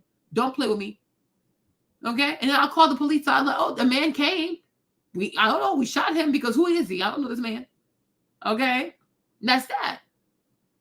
But I'm not going to do touch and agree because by the time you're praying, and then you're going to pray with your eyes closed on top of that. So there are people in the house coming to harm you. You're going to wake up your husband, touch and agree, close your eyes. Yeah, right. There are intruders in the house. And you think I'm going to pray with my eyes closed? Yeah, right. Yeah, right. I don't think so. No. Okay, so this is the video, right? Let's go. I put this video for y'all. Hold on, give me a second. unquote black woman, that black woman does not claim to be black outside of campaign season. So we saw her be black as she was vying to be VP. The hot sauce on the pork chops, the marching with the band, all of a sudden she's paying attention to her AKA sorority sisters. But then once sworn in office, you didn't see the acknowledgement of her sorority or her HBCU. She didn't wear pink, she didn't wear green, she didn't wear anything HU. She also did not acknowledge the Black community while in office. We saw bills signed for Asians. We saw bills passed for migrants, which primarily affect the Hispanic community. We saw bills passed for literally everyone but Black people. So for her, additionally, last thing, after she took that oath of office, she went on record to say that she was the first South Asian vice president. At no point in time did she promote her Blackness. At no point in time does she acknowledge her Blackness. At no point in time does she market herself as a Black woman. And that was when she was Attorney General. That's back when she was DA. That's all the way until she was senator. And of course, as vice president. So the fact that, again, she's using this Black card during the election season just so Black people will turn out to vote for her. And then she will, if she were to win, she would be in office and then fail those same Black people who did everything in their power to get her in. I think that's disgusting. I think that's unfair. And I think that that's why I personally reached out to the Trump campaign and asked if I could speak, because I'm like, you guys might be offended when he says it, but what are you going to do when I say it? Because at the end of the day, I am a Black woman. I've lived a Black life, and therefore I pay attention to politics. So I was actually excited for her when she ran for president the first time. Just the fact that she was in the race, I was like, okay, HBCUs, do your thing. But she never acknowledged said HBCUs. In the first 100 days of the administration, they cut funding to HBCUs. She did nothing to support the very people that she's now leaning on to win this election. And I wish that those same people would understand that if they were to support her in this election and she does win, we will see nothing but a repeat of the last administration in which Black people, the same people that everybody touts when it's time to get elected, will also be the ones that are the first to be forgotten about once they're sworn in. Michaela Montgomery, also at that Atlanta rally and at a news conference the week before, former President Trump attacked Georgia's popular governor, Brian Kemp. I want to show you a segment of that and then have you respond to it. He's the most disloyal guy I think I've ever seen. But think of the wife. We can never repay you for what you've done, sir. We could have never won. And now she said 2 weeks ago that I will not endorse him because he hasn't earned my I haven't earned her endorsement. I have nothing to do with her. Somewhere he went bad. And you know what? Your numbers in Georgia are very average. Your crime numbers, your economic numbers, all of your numbers, you're very average. You can do a lot better, and you'll do a lot better with a better governor. You can do a lot better, just so you understand. But I don't want her endorsement. I don't want his endorsement. I just want them to do their job for Georgia. And you know what? He's the governor. He ought to support his Republican Party, because if he doesn't have his Republican Party, I could tell you where he came from, and it wasn't good. Do you like having a P.O. box but are tired of wasting time and money driving to the post office? Michaela, your response to that. Well, I feel like that Trump and Kemp had a personal relationship, a personal friendship. And the media, the current, I guess, narrative is that Trump called Kemp and asked Kemp to find 11,000 votes. It wasn't until this rally that I understood that that's not how the call went. The call was actually, can you make the call to start an investigation to see if maybe some votes had been lost? So I could understand why Trump, who used his political prowess to help Kemp get into office, would be offended at the fact that Kemp would not help him at least investigate something that he felt had gone wrong in terms of being reelected. So I don't see anything wrong with Trump personally feeling attacked or feeling like Kemp was disloyal for not making the call to start an investigation. Additionally, he spoke in Atlanta, and as a resident of Atlanta, I can speak that our crime rates are rampant. I can speak to the fact that people don't want to go out anymore because they fear getting shot or they fear their cars getting broken into. I can tell you that kids no longer walk to the park or go hang out at the bowling alley or the skating rink or anything like that, because crime legitimately is an issue here. Now, what more can our governor do about it? I honestly would not know, because that seems more like a mayoral issue. However, of course, Kemp can get up and shine a light onto the things that are happening in Atlanta and the surrounding cities in Georgia, of course, where they might be facing similar problems. So while I myself haven't, received I haven't had a bad experience with Governor Kemp myself, I'm not going to act like I don't understand why Trump would get up and talk about his bad experience with Kemp. And additionally, the Republican Party is all about loyalty. So it kind of does make you want to say, yeah, it is pretty interesting that a Republican governor would not support the Republican Party's nomination for president. I can understand why Trump was upset that he did not get an endorsement from the two people he endorsed and helped get elected. And this is a comment we got on X from Eric. And don't forget, DeSantis did the same thing, because DeSantis also, he wouldn't have won Florida without Trump. So DeSantis, they bamboozled Trump, act like they had his back. He weaponized MAGA. He galvanized MAGA to get them in. And once they got in, they turned their backs on him. So he has the right to call them out. They're men. They're going to be just fine. And the wife, why is she involved? Goodbye. Eric, who says, if you want to understand the problem Trump created for himself in Georgia, today on the radio, 9 out of 10 callers are women, and they're all mad at him for attacking Brian Kemp's wife. We do not care. Let's go to calls now. Kayla, Charlie. The women are mad because he attacked Kemp's wife. He didn't attack her.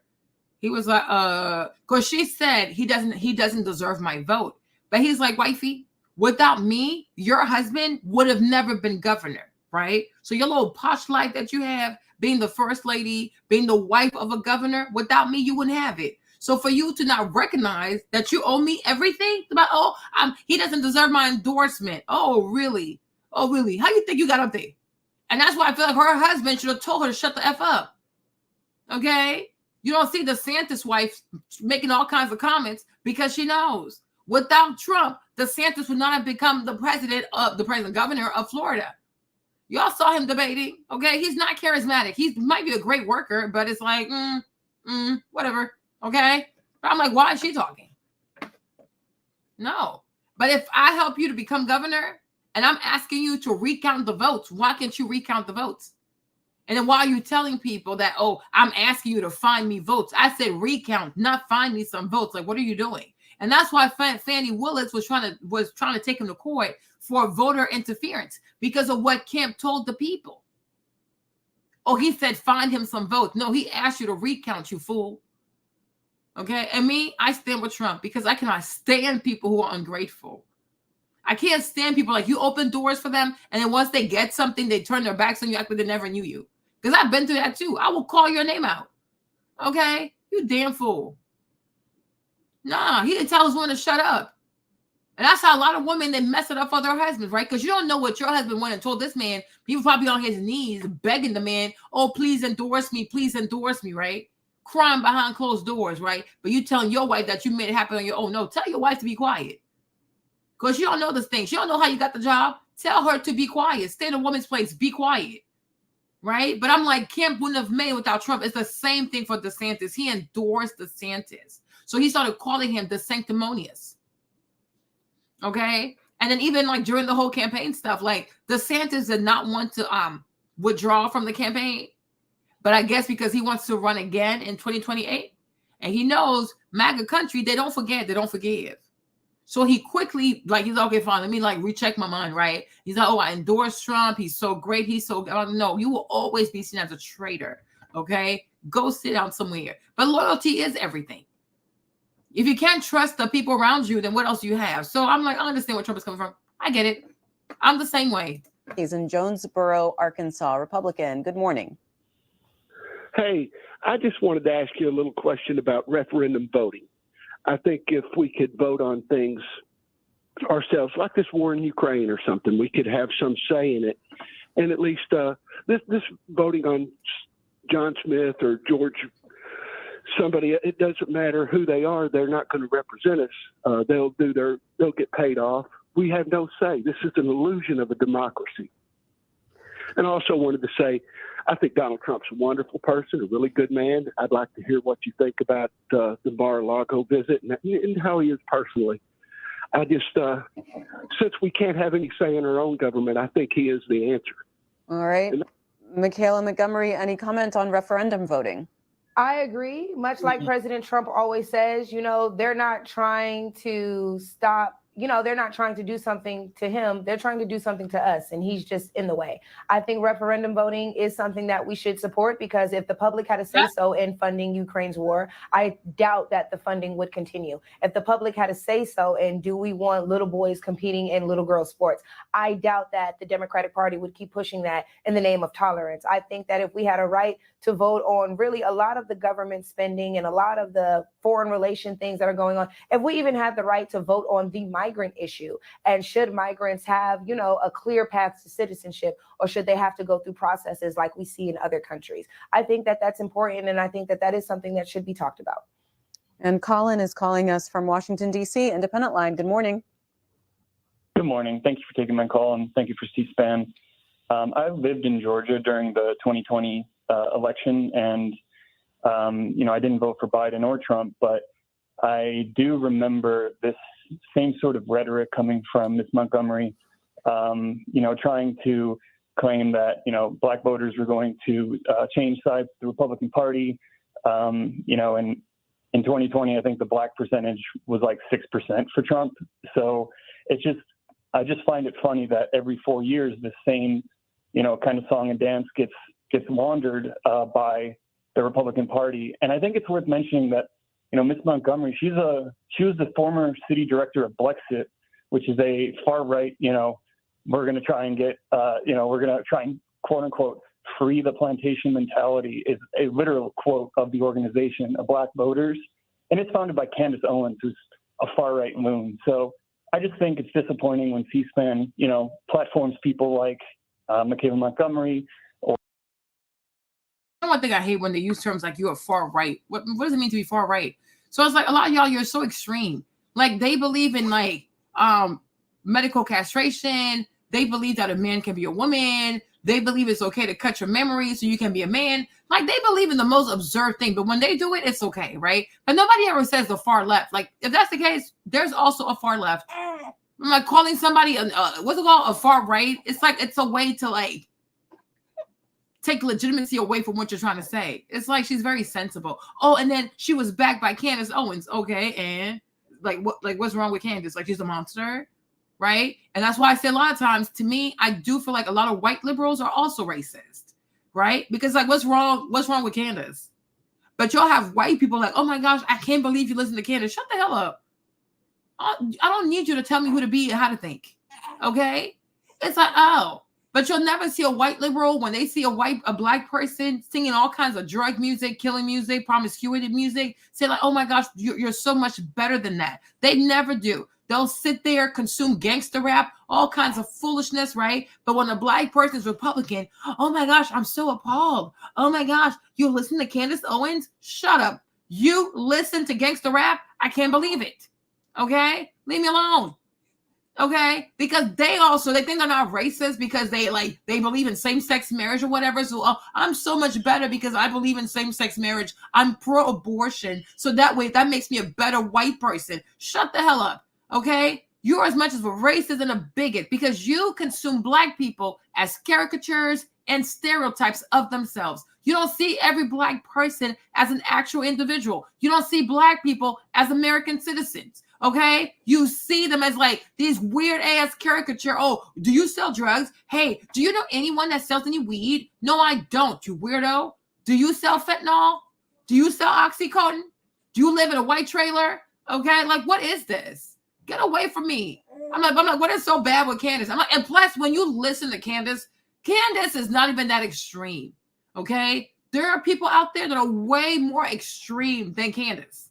She's like a moderate type of right. Like she's okay. Okay. I'm like, no.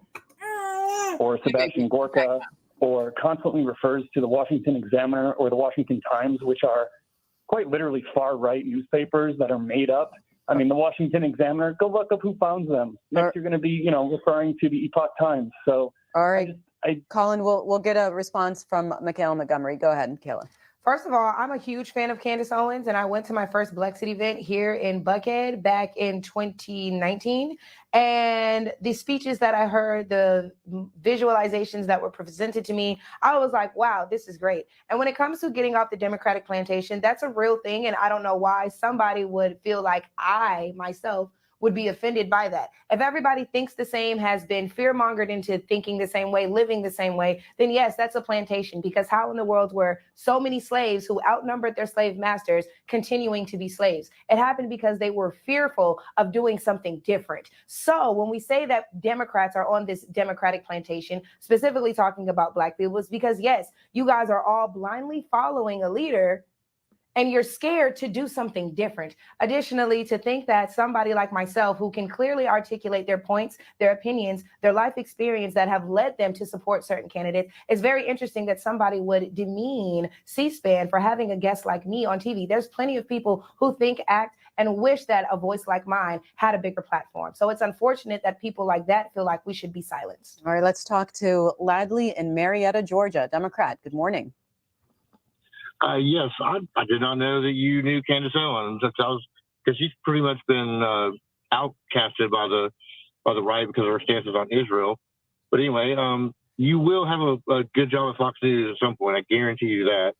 And the things you point out on the Democrats, their failures, you're absolutely right on some of the things. The Democrats fall short, but at least we try. The Republican policies are just the complete opposite. Okay, last thing I want to say, they're never going to let you in the club. Okay, and you like the movie Django, you are the character of Samuel L. Jackson. I don't know the exact terminology, but not Uncle Tom, but see when I tell you that white liberals are some racist people, and the only reason why, I'm gonna tell you this, the majority of the time, when it comes to white liberal women, the only reason why they care to walk side by side with Black women, the only reason why they want Black women to vote Democrat, because white liberal women are pro-abortion, because they want Black women to kill their babies, right? When these liberal white women have access to fund, investment capital, when they have access to bank loans, do they call you? Right? When they move into a fancy ass neighborhood, do they send you their real estate agent, okay, as a reference? They never do. The only time a white liberal woman wants to be side by side with a Black woman is when it involves promiscuity and killing babies. That's it. But when it comes to how to make wealth, how to pitch to a bank, how to pitch to investors, she will never call you for that. You understand me? When it comes to a lot of these liberal white boys, most of them are gay, right? The reason why they want the support of Black women, because they fear losing the Same-Sex Marriage Act. That's what it is. They don't care about Black people. Like Malcolm X told you about white liberals. He said they're evil. They are seriously evil. They don't care about you. They care about what they want. So they need numbers, because it takes numbers to make things sway this way or that way. But the guy, I'm not trying to be funny, but the white guy, that's a white man calling right there, right? And the way he talks, he sounds hella gay. Okay, he does. So he's upset because it's they fear that the Supreme Court might repeal the whole same-sex marriage thing, and they might send that back to the states. That's what they're afraid of. Now he thinks that as a white person, oh well, it's kind of interesting to know that you support Candace Owens. Imagine a white man thinking that he gonna tell you what you should and not listen to, the same way Biden say, well, if you don't vote for me, you ain't Black. Who you talking to, fam? Okay. Then he said to her, oh, they're never gonna let you inside the club. You dumb piece of whatever, right? She was invited to the club. She went to Mar-a-Lago. She was invited to speak, and she's still in the club. What are you doing? What are you doing? We don't even know who you are. You are a random non-factor caller. We don't even know who you are. Try to tell somebody who's invited to be on TV that she's not in the club. She's on a damn TV network, and you are calling to talk to her. So she made it. Who you be? Okay? But I'm like, these white liberals, so many Black people think, oh, they love it. They don't love you. They like the numbers that you bring. Okay? You bring numbers so that their legislation can go forward, right? But every time they put up the whole transgender flag, the rainbow flag, the LGBTQ flag at the White House, do you ever see these white gay people, these white liberals say, oh, how about our Black people? We also got to put up their flag. They never do. They never do. They are perverse. They're insidious. They're perverse people. And they think they're so smart. And then it's so slick. They don't care about black people. Okay? But you see how he talks to her? A white man telling this black woman that she's Django because they are so accustomed to black people calling each other coons and things like that. So now he is so comfortable. He feels like as a white man, he gonna call this black woman a coon. Because that's what we do in front of white people. When we don't agree with a one black person, we shame them, we chastise them, we flog them, we call them all kinds of coon and bed wench and all that kind of stuff. And so many white people, especially the liberal ones, they sit there and they listen and then they repeat those terms because they're so comfortable. Because he feels like, well, since black people don't like her, it's okay if I talk to her this way because he forgot his place. He forgot his place. Called comparing her to the Samuel Jackson character in Django. Is he insane? Imagine a child. Let me not even say it. Because I'm trying to monetize this video. Otherwise, I would say it. I wish somebody would. Me in real life, I will be very disrespectful. He is insane. Yeah, it's this. He's white. That's a white man calling. And he's like, well, he identifies as a Democrat, right? And look how he talks to her. Okay? And that's why Malcolm X said, you got to be very careful with these white liberals. I never like them anyways. Because I'm like, when it's good stuff, when there's money to be made, they never call you. When it's big houses to be bought, they never call you, right? But as soon as it comes time to abort your baby, now she wants to be like, girl, yeah, we got to fight for your rights. Yeah, shut the hell up, right? They be quick to try to marry the most successful black man. They don't say, oh, you know what? Go ahead and marry a black woman. Like, we have enough wealthy men over here right now. She sure will marry a black man. She sure will marry a rich black man, okay? Won't even tell this man to make donations to any black charities, right? Yeah, right. What I look like? Please go somewhere. Hold on. Tells Negroes what he's going to do for them when that there will come a time when black people wake up and become intellectually independent enough to think for themselves as other humans are intellectually independent enough to think for themselves. Amen. Then the black man will think like a black man. Amen. And he will feel for other black people. Exactly. And this new thinking and feeling will cause black people to stick together. And then at that point, you'll have a situation where when you attack one black man, you are attacking all black men. And this type of black thinking will cause all black people to stick together. And this type of thinking also will bring an end to the brutality inflicted upon black people by white people. And it is the only thing that will bring an end to it. That there will come a time when black people wake up. If you are a That there will. running for president tells Negroes what he's going to do for them when he gets in office. And after he gets in office, he has time to do something for everybody else except the people that put him in office. Sounds like he Mel checks Harris. the people who put him in office. He has the time to take a stand against U.S. Steel, against Castro, against Khrushchev, against Laos and South Vietnam and all these other places all over the world. But when it comes to time to correcting the injustices that are being inflicted against Negroes in this country, Kennedy sits up there like Nero. He's fiddling while Birmingham is burning. He's running for president. And what was Kennedy? A Democrat. Who was his vice president? LBJ. So even though that whole Democratic Party that gave you Civil Rights Act, even Malcolm X didn't like them people. Okay? But that stuff right here, if you didn't know who he was talking about, though they sound like Joe Biden, Kamala Harris. We did it, Joe. And then they get in the White House. All they care about is Ukraine, Russia, Ukraine and Russia, sending money to Israel, and then passing the anti-Asian hate bill. Okay? Let him play it one more time. Hold on. Tells Negroes what he's going to do for them when he gets in office. And after he gets in office, he has time to do something for everybody else except the people that put him in office. He tricked the people who put him in office. He has the time to take a stand against U.S. Steel, against Castro, against Khrushchev, against Laos and South Vietnam and all these other places all over the world. But when it comes to time to correcting the injustices that are being inflicted against Negroes in this country, Kennedy sits up there like Nero. He's fiddling while Birmingham is burning. He's running for president, tells Negroes what he's going to do for. Talk about, oh, when I become president. I'm like, Kamala, you are in the White House right now. Why do we have to wait for you? Okay, Why do we have to wait for you to be president? You're the vice president. Okay? Make it happen. Okay? Let me see what he's saying. Hold on. There are many whites who are trying to solve the problem, but you never see them going under the label of liberals. That white person that you see calling himself a liberal is the most dangerous thing in the entire Western Hemisphere. He's the most deceitful. He's like a fox. And a fox is always more dangerous in the forest than the wolf. You can see the wolf coming. You know what he's up to. But the fox will fool you. He comes at you with his mouth shaped in such a way that even though you see his teeth, you think he's smiling. You take him for. There are many whites who are. You see, let's go back to this thing, right? Let's go back to this. Look at this thing, right? When these crazy ass white women, these crazy liberal feminist white women scream for quote unquote reproductive rights, abortion right. Do you ever see Indian women outside with them people? Do you ever see Indian women outside lock arms with white women, these feminist white women talking about, oh, abortion, my body, my choice? Have you ever seen an Indian girl do my body, my choice? No. Okay? All this, it's always black women who attach themselves to these liberal ass white women who they're truly sick. Many of them are terrorists, right?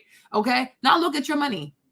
Even that white woman, she only making 69,000. She's what, 66? No, what? Oh, 59, like 60,000. She crazy her damn self.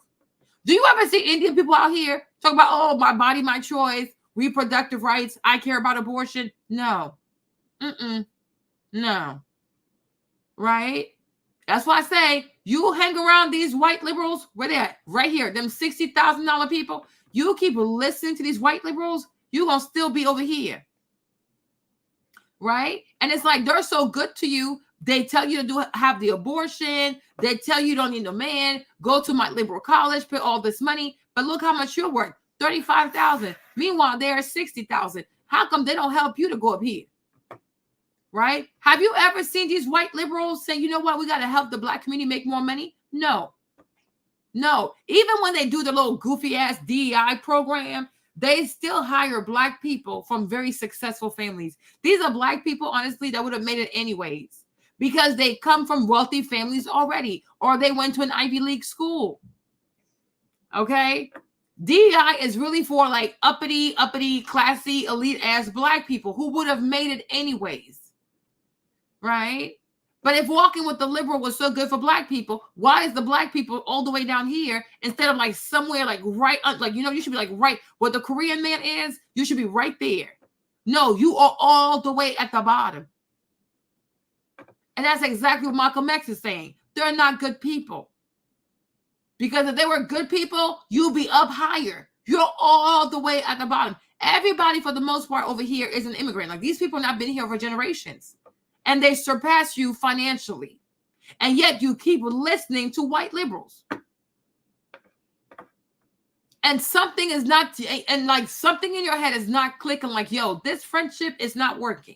Is it really a friendship?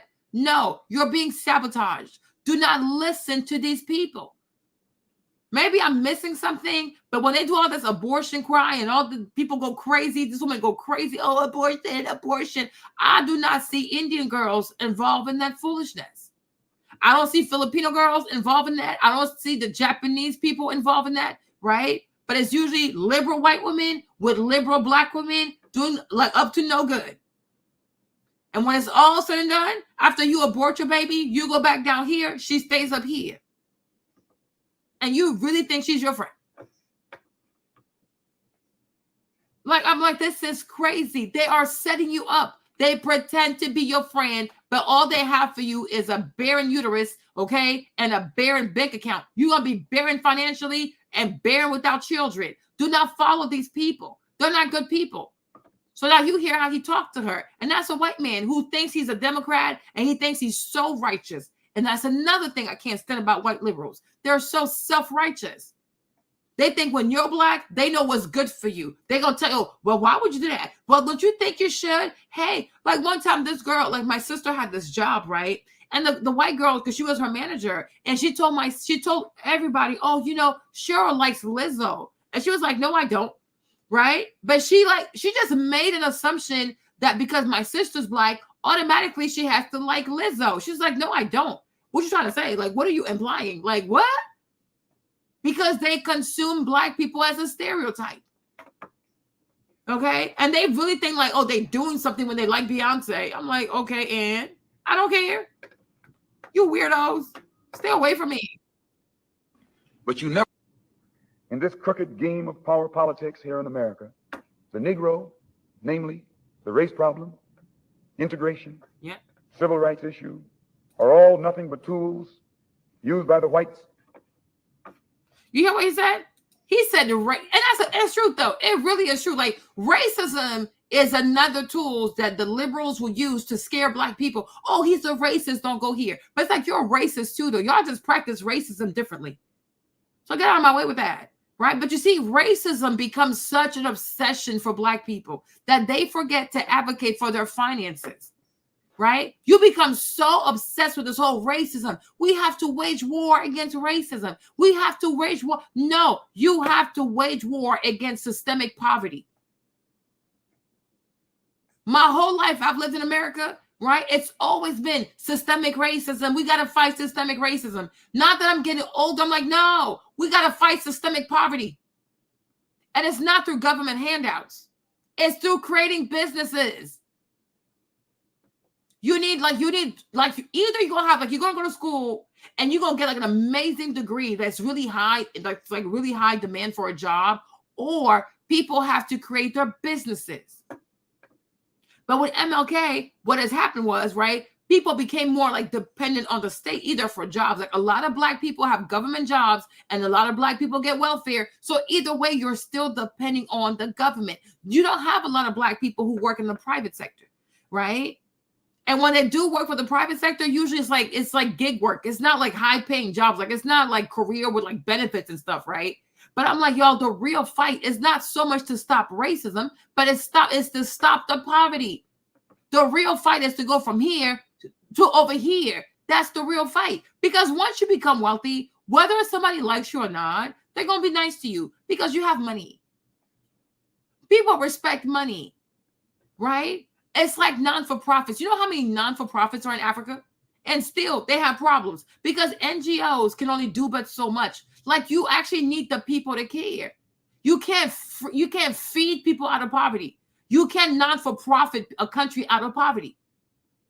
Right? They have all these non-for-profits all around Africa and people are still poor. Okay? They had these NGOs before I was born. Okay, I'm going to die. They're still going to be there. And the same problems are going to be lingering. Why? Because the people themselves have to take initiative. You can't NGO your way out of stuff. And I feel like one thing they've done to distract Black people. But Kiana, let's say a man really hates your guts. I can't discount that, right? Let's say a white man or a white woman like really hates your guts. Kiana, if you got money, they're going to take it. I mean, you know what I'm saying? They can feel how they want to feel about you. But because you have money, they cannot deny you. A lot of white people don't like Indians too.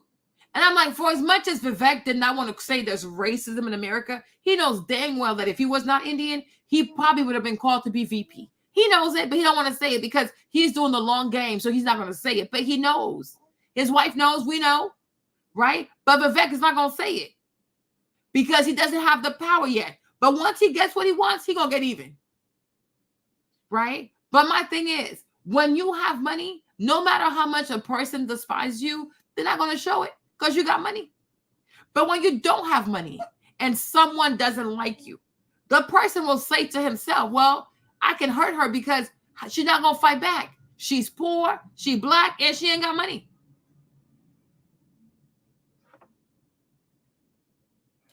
And that could be, you know what that could be also while they're lagging behind in median household income, right? Because they send a lot of money home.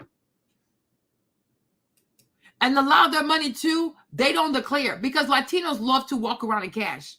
They like to carry cash. They like to carry cash and they send a lot of money back home because for them, a lot of them do not plan to retire here. They're going to go home, right? And also, I feel like they also struggle with the educational part because when it comes to these people, when it comes to these Asians and South Asians, right? This is how I see it. First of all, they don't read the Bible. Okay. But on a serious note, right? The parents are usually entrepreneurs. The parents are usually entrepreneurs, and the children go to these like incredible ass programs, right? Because I'm like, it's not just money, it's not just education, it's not just business, it's not just business that makes them rich, and it's also not just education that makes them rich, right? Because a lot of times when you look at Indian people, like the parents will own like a 7-Eleven, or they'll own a gas station, they'll have some type of convenience store, or they'll have some type of restaurant. So the parents really have a strong work ethic, but they do business, right? And then they allow their children to focus like 100% on education. And then their kids will go to like Stanford, Harvard, Yale, Dartmouth, and like major in like, I don't know, mechanical engineering, something crazy, right? The child comes out of college, is already working for Google. So it's a combination of one generation is entrepreneurial, and then another generation is like super smart in a relevant degree. And eventually that child too, when they get to a certain point in their career, they will quit their job and start their own company and raise money. Indians know how to raise capital. I'm talking like 20 million, 100 million, like crazy money. Vivek is like almost a billionaire. Whereas Hispanic, they have the entrepreneurial side, right? They start lots of businesses, but their children, they don't tend to push education. You know, a lot of Latinos are not going to be like, you know, academically intense like these Asians or these South Asians. They're very chill when it comes to education. Whereas like to have a powerhouse, a financial powerhouse, you need both. You need one generation to be entrepreneurial. You need one generation to go crazy like in school and make sure to go to like an amazing college, whatever, and have a crazy degree. So when you come out, you work for a great company, you build your resume, you build your network, then you resign from your job, and then you start your own business and you raise capital. At that point, you retire your parents. Right? And Latinos also tend to be Christian. So that could be another reason why they ain't got no money. I keep telling you, you read this Bible, you go broke. You read this Bible, you make money, you don't keep money. Y'all think I'm playing. But you need both. Like it's a combination. Right? It's a combination. Because I'm like, these people right here, this money, it's like, it's entrepreneurial money and it's also educational money. But you see a lot of Indians have like 7-Elevens. A lot of like Pakistani Asian people, like them Indian people, like South Asian people that have like gas stations, they'll have 7-Elevens, they'll have like, you know, Korean beauty supply stores, they have restaurants, right? The parents usually own a restaurant or some type of business, some type of gas station, some type of food store, you know.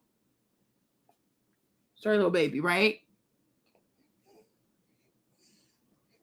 The parents usually own something. And then they tell their kids, focus only on your education. Whereas like when it comes to Black children, but I'm going to say specifically Black Americans, because Africans have a little different attitude towards that. Because most African parents, when you're in school, they don't want you to work. Okay? They're like, well, no, we'll pay for everything. You just focus on school. Whereas like when it comes to y'all cousins, right? When it comes to Black Americans, and when it comes to African Americans, for example, right? The child will work and go to school. So it becomes a distraction because too early in the game, the child is exposed to money, right? So when you're exposed to money at 16, 17, 18, working at the mall, you're like, don't do my homework. I want to drop out. Because as a kid, the little $600 you make from Foot Locker, you think it's so much money because you're a kid, right? But it's like kids should not be exposed to money early. Okay? They should just focus on school. So I'm like, certain attitudes also have to change. You know what I'm saying? It has to change. Kids should not be working. Go to school. And then when it comes to college too, you have a lot compared to most African kids. A lot of African American kids, they're paying their own way through college. So they might do like 2 classes one semester, 1 class the next semester. So it takes them forever to finish. Right? Whereas like other people, their parents prepare for the day. So their parents know that, okay, I'm going to pay for the whole college. So just go to school. So that's not fair. You know, because it makes it harder. If you have to work, then you got to go to school. Then you have to study. Then you got to eat your food. Then you got to sleep. It's a lot. It's a lot. But these Indian kids, they can like study really hard disciplines because their parents pay for everything, or they have a full ride scholarship. So you're free. Your time is free to just study all day. You see what I'm saying? Civil rights. Hold on. In this crooked game of power politics here in America, the Negro, namely the race problem, integration, civil rights issue, are all nothing but tools. You see? So he said the race problem, integration, and civil rights. So this is what they teach Black people to focus on. Racism, civil rights issues, right? They have told Black people, oh, yeah, we're going to include you in the game of politics, but you know how you get real power? Focus on racism, focus on civil rights, focus on integration. They never tell Black people to focus on money. You see what I'm saying? Especially Democratic Party. The Democratic Party will tell you, oh, no, don't focus about money. We'll just tax the rich. Don't worry about it. Right? And that's why I say I see why racism is such an obsession for Black people. You're like, why are they so obsessed with racism like this? Right? Because it's always been something that's been weaponized to distract Black people from what truly matters. Because I'm like, okay, it's not okay to be racist, but it's like, am I going to change the world? No, I want to be rich. Because if I'm rich, I'm probably not going to have to deal with your ass. Okay? But it's like they give you these problems. Oh, no, you need focus on racism, focus on race, focus on race. Nobody mentions race more than the Democratic Party. These people are obsessed with race. Your race, your gender, your race, your gender. Nobody's obsessed with identity politics more than the Democratic Party. And the fact that this is like in the 60s, right? We're like 60 years removed from now? And Malcolm X saw it coming. Is that all of this right here? There's race stuff, integration stuff, civil rights stuff. It's nothing more than a distraction. Because what you need to fight for is access to money and access to guns. I'm being serious. Okay? Whereas like Republicans, they're like, no, we just worry about money over there. But Democrats, everything revolves around your identity because they want to distract you with those policies. They want to distract you with those topics, knowing that in the grand scheme of things, it's better to have money. Because what if you end, okay, let's say you end racism. Now what? You're still poor. Let's say you can just get rid of all types of racism. You can make all white people non-racist. Okay. How does that change your finances? Because you still don't know about money. Right? And they never say, oh, prioritize money, learn about money, right? Build your wealth. Because they're still going to tax you. Even Democrats be like, oh my gosh, like the racist white man, Trump is a racist. Okay, sure. If you get rid of Trump and you elect them, they're still going to raise your taxes. It's not like, oh yeah, good job. You got rid of Trump. You got rid of the racists, so we're going to keep your taxes the same, or we're going to lower your taxes because you did a good job and you got rid of Trump. They will never stop raising your taxes. So what matters here? Should I vote based off racism, or should I vote for who's going to keep the taxes as low as possible? Then they'll tell you, you know what? We got to make the government better. We got to make the government bigger because we need to help more people, right? You believe in us helping more people. You want us to help the poor. You're like, oh, yeah. Next thing you know, they create like another 60,000 jobs. And all these people do nothing all day. Just wasting money. They want us not to really know what truly matters over here. And I'm like, it's fighting for your access to money. You know what I'm saying? Yeah. You need access to money. Nobody's, people gonna have access to mortgages, interest rates. No, nobody's talking about that. Racism. Trump is a racist. Trump is a racist. I'm like, oh my gosh. Oh, are you not worried about the price of gas? Nope. Because they've been trained to obsess with racism. And they really think they're doing the right thing.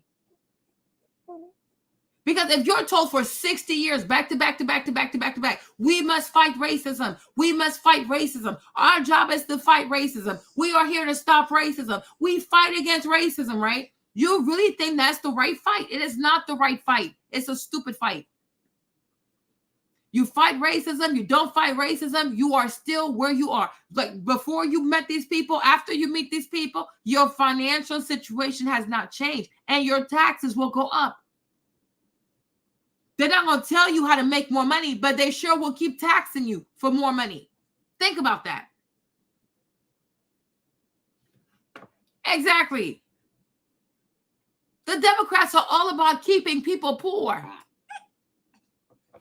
Right? And then they tell the poor man, oh, you don't really have to get off welfare. We'll just keep taxing people. So the poor person also who's on welfare, they're not being incentivized to get off welfare. Right? Because, just stay there. We'll just tax more people. And then the more poor y'all we have, y'all make us look good, right? Because if you no longer have poor people, how are the Democrats going to run? Because you need problems in order to justify having politicians. If you don't have problems, you don't need politicians, right? The less problem you have, the less government you need. So when people are obsessed with power, they need to keep poor people poor. Because if you have a lot of poor people, every time there's an election cycle, oh, look at these poor people we're helping. Look at these poor people we're helping. And that's why there's never a real way, a real path to get people out of welfare. But you want more people on welfare so you can justify like, oh, you're so good. No, you're not good. Because if you were truly good for people, you would create more wealthy people and less poor people. Right? But we thought the way, especially with the Bible and the New Testament, the way we think about the Bible and things like that, right? I could see how you would think, oh, they're good because they keep helping more poor people. So yesterday they were helping 100 people, 100 poor people, right? And then a week later, they're helping 200 poor people. And then 3 months from now, they're helping 1,000 poor people. So you're thinking like, oh, wow, they're so efficient. They're so good. They're helping more poor people. No, because other people are seeing that, well, she's getting help. She's getting help. So a lot of people now become and oh my gosh, they lose their incentives to want to work. That's where all these poor people are coming from. They're not helping more poor people. They are creating more poor people. And I hope I'm making sense, right? Because these poor, like, okay, we sometimes say, like, so let's say this week they help 100 poor people. You're like, wow, it's so nice. And we love to see we love to see the poor being helped, right? It goes viral on TikTok. It goes viral on Instagram. It goes viral on Facebook and on YouTube, right? Mr. Beast built his platform by giving money away to people. We love to see people get money for free, right? We'd love to see poor people be given money, right? Okay, so when you see 100 people being helped, 100 poor people being helped, you say to yourself, wow, look at the Democratic Party. They're so benevolent. They're so good. They're so kind. They care about the community. They care about the less fortunate, right? And then you see the Republicans out here. They're like, we're not doing that. You see, they're so damn evil. The Bible tells me about people like that. All they do is worry about money, right? Okay, you come back a week later. Now it's no longer 100 people. It's 200 poor people. You're like, wow, this is so inspirational. Wow, look at them. They're so good. They're so generous. They're so magnificent. Okay, they're magnanimous. Okay, they're helping the poor. Oh my gosh, oh my gosh, oh my gosh. This is so inspirational. And now you want to share all across social media. Then you look over at the Republican Party. You're like, oh, they're still not helping the poor. They're like, nope, we're not doing that, right? You come back a month from now. Now they're helping 500 poor people. You say to yourself, wow, they're just amazing. Are they really? Or are they incentivizing other people to no longer work? Because what happens when the man who works hard recognizes that the man who's not working hard gets an EBT card and he can get free food? He starts to say to himself, why am I working? Let me also ask for welfare, right? What happens to the other man who's living paycheck to paycheck and he can barely pay his rent? But then he hears that there's other people, there's a program, if you sign up, the government will pay your raise. Oh, well, let me go sign up then. He said, well, you make too much money. He said, well, then I'll just quit my job. So are they really helping more poor people? Or are they incentivizing people to quit their jobs and just let the government give them something? So when you start to look at it that way, it's like, okay, so who's good and who's bad? Are the Democrats really good? Because the more people start quitting their job because they heard that, well, if you make less money, the government will give you food, they'll give you housing, blah, blah, blah, blah, blah, blah. More people start quitting their jobs. If there are less people that they can tax to get the money to do all these services, they're going to tax you more because they got to make up the difference. Right? The more people leave the labor market, right? If you have more and more people who are abandoning the labor market, they're leaving the labor market, the rest who choose to stay working, you have to increase their taxes because you got to make up the difference. So optically, when you look at it with your eyes, it's cute, it's touching, it's inspirational. When you look at your paycheck, it should not hit the same. Because now your taxes are going up. And every time they add a new 100 people who are poor, they help a new 1,000 people who are poor. What's happening? More and more people are leaving the labor market. They don't want to work. So now, Kiana, you got to pay more taxes because you stay working. So before, where they could split the bill amongst like 1,000 people, now you only have 300 people in the labor market and you got 700 people on unemployment. So what happens to Kiana's paycheck? They got to tax you more money because they have to make up the difference for all the people they lost in the labor market. So when you look at it in the bigger scheme, it's not good to be doing that kind of stuff. And that's what happened with the stimulus checks, right? It taught people not to go to work. Let the government write you a check. Don't work. And ever since then, people don't want to go to work.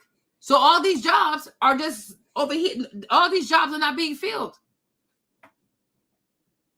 So when you start to care about money, you say to yourself, is the Republican man really that bad? Is he really that mean? No, because when people know that, quote unquote, there's no safety net, people are going to get off their butts and go do something, right? But when you are extremely, I guess, like, I don't know, reckless with benefits, what if you, I don't know if you meant to do good or not, but you're not doing good because you're motivating people to quit their jobs. Because they know if I make less money, I'll get free housing, I'll get this, I'll get that, I'll get this, I'll get that. That might not have been your intent. But if that's how people perceive it, they're going to quit their job. Right? Because if I have a job and I can't make my rent, versus if I quit my job and I get housing from the government, which one you going to pick? I'm going to pick the housing for the government. So if that means I can't work in order to afford a place to stay, then I'm not going to work. Because when I do work, I cannot afford a place to stay. And that's what the Democratic Party does to people, right? They do this weird calculus and they say to themselves, nope, it's better to be taken care of by the state than to actually go out there and get a job. But what does that do? Because it's like an equation. What you do to one side, you got to do to the other side, right? So if more people are leaving the labor market, those who stay employed have to pay more taxes. So this goofy ass socialism, it's not free. In the words of Margaret Thatcher, there's no free milk. This money they're doing to give all this free housing and EBT card, Kiana, is coming out your check. Now you got to think about this whole Jesus stuff and the way you got to take care of the poor. And Jesus said, take care of the poor. Like there has to be limits to it. And not just that, you should have a say so on which poor person you want your money to go to. And that's what they're talking about having a referendum. Like if I'm being taxed for these things, I should have a say so as to where the government is sending my money. That's the least y'all could do right now. They're going to tax you. If you don't pay, they will come after you, collections on you, garnish your wages. If you owe a lot, they even lock your ass up. So you're completely penalized for working. But a man who doesn't work and who takes free housing, he will never be locked up because he's been there for 5 years and he still has not tried to get a job. Socialism. Like I'm telling you, it rewards people who do bad. And it punishes people who still want to work. So why should you work? And when you don't work, you don't pay taxes. Even if you have a small job, you're more likely to get money back from your taxes. But the person who works really, really hard, they're less likely to get money back from their taxes. Not every American gets a tax return. A lot of Americans do not get tax return because they are too ambitious. So how is that okay? I'm like, how is that fair? But the person who works the least amount of money, oh, they're poor, they're struggling, so send them all their money back. No, the person who works really hard, they also need their money back. Make it make sense. I'm like, you get older, you start thinking about this stuff. It's like, it's not fair. It seems fair because you're taking care of the poor. Yeah, but these poor people are liability. And when does it stop? Like, when do I stop taking care of the poor? No, they want you to take care of the poor until you retire.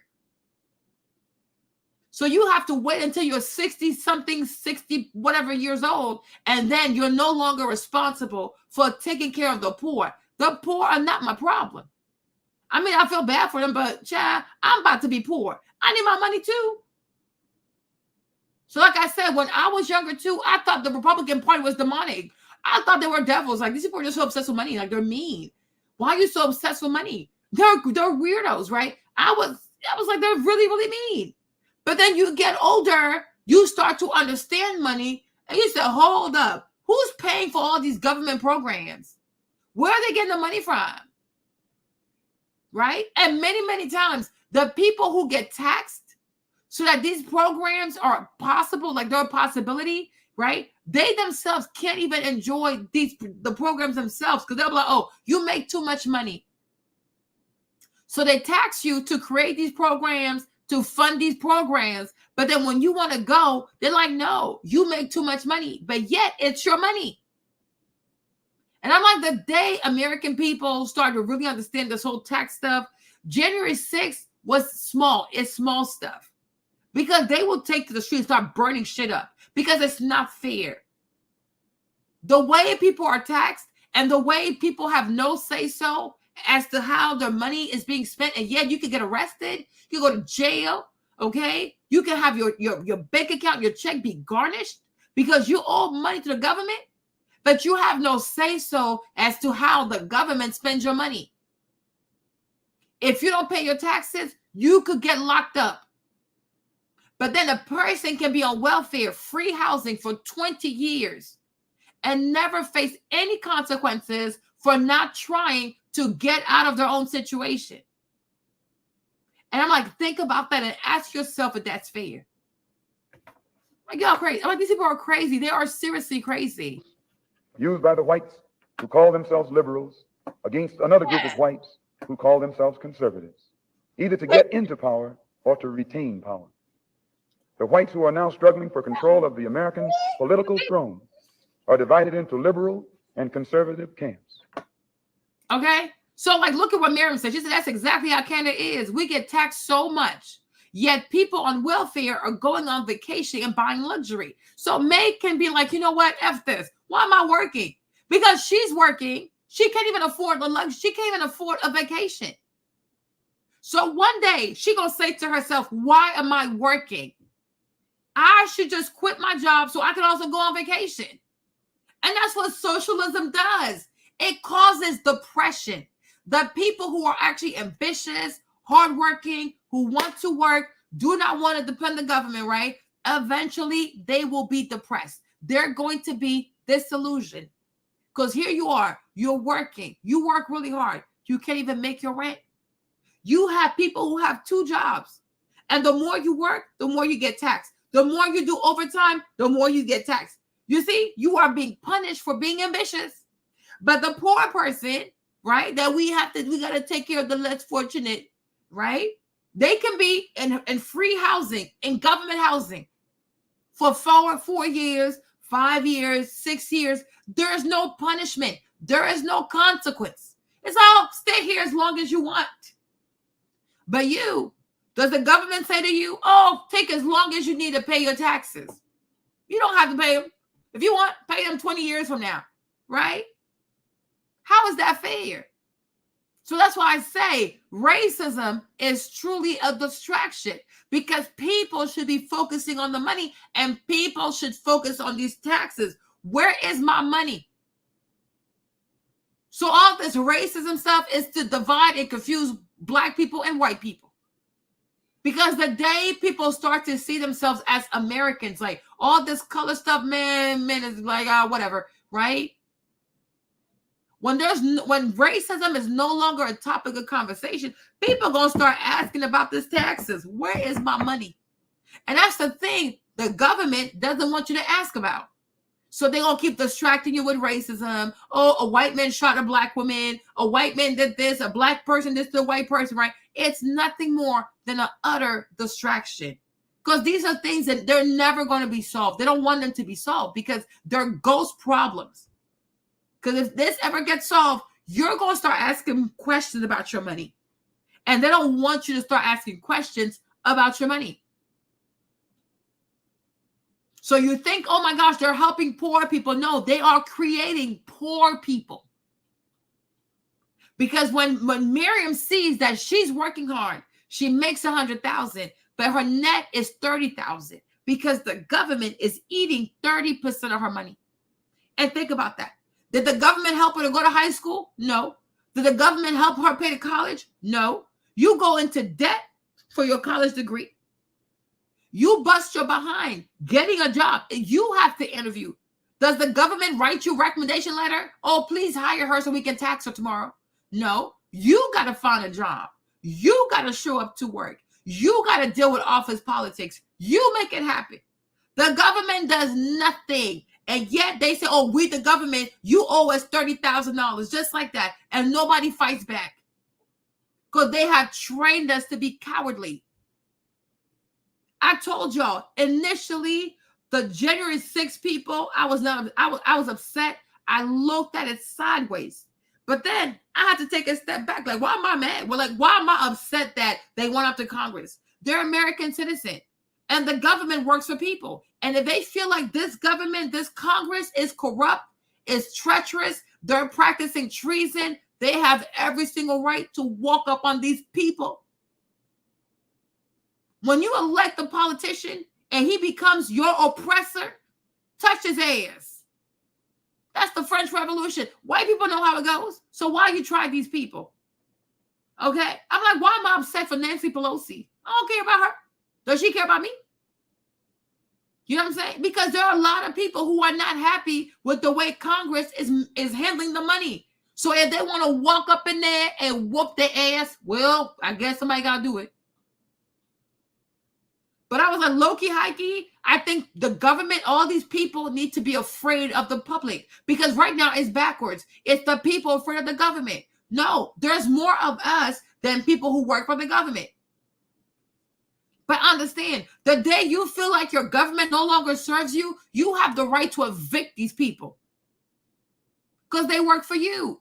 But think about this. You get yourself into college. You write your college application. You take the SAT. You bust your ass to get into college. You bust your ass to get all the courses. You pay for your own college, whether you have the money or you get into debt. You are paying for this. Then you got to find a job. You get the job. The government was nowhere in sight to help you. They never held a study group. They never sent you an email. Hey, May, how your class is going, girl? Make sure you get some A's. We're about to tax you later. When you apply for a job, the government does not say, let's send a recommendation letter. Hey, you guys, please hire May because we're going to tax her later. No, they do absolutely nothing to help you get a career. But God forbid you get a career, they're like, oh, where's her money? Where's her money? And people are like, oh, it's okay. No, it's not okay. Why are they in my pocket? It's one thing if you help me to get a job, then I guess I owe you like a finder's fee. Okay, sure, whatever. But it's like, why? Your first paycheck, they right there. Like some hyenas. Like, what is this? And nobody says anything. Like, people think it's so normal. And think about it, it's not normal. And then they decide how much they're going to get from your check. Your salary. You negotiate your salary. Make it make sense, right? They don't help you to get a job. They don't send you a bunch of letters to tell you this is how you negotiate a salary. This is how much you should be asking. They do absolutely nothing to help you get a job. They don't help you to know how much money you should be asking for. They do not care. And they show up as soon as you get paid. They get paid before you get paid. Because when your money hits your account, when your direct deposit hits your account, the government took money off the top. You know, like these people act like they're your pimp. Okay? It's like they're pimping people out. Like, what is this? They get paid first, you get paid last. But then you get a whole summary on your pay stub of how much they took before you got your money. And people are like, oh yeah, that's okay, that's just fine. Trump is a racist. Like, if you don't go sit down somewhere. We have moved past this whole racism stuff. There's a real problem here. We have a real money problem. It's like they could at least say, like, you know, for young people who get their first job, we'll start taxing you like a year later. Like, get up on your feet, make sure you buy your furniture, save some money. But like a year after you have a job, then we'll start taxing you, right? Go ahead and breathe. Child, what? Even a 16-year-old who works at McDonald's, he got to pay taxes. Right? But then the person who's on welfare and has a little, like, works a little bit, they get tax refunds. They get refund checks.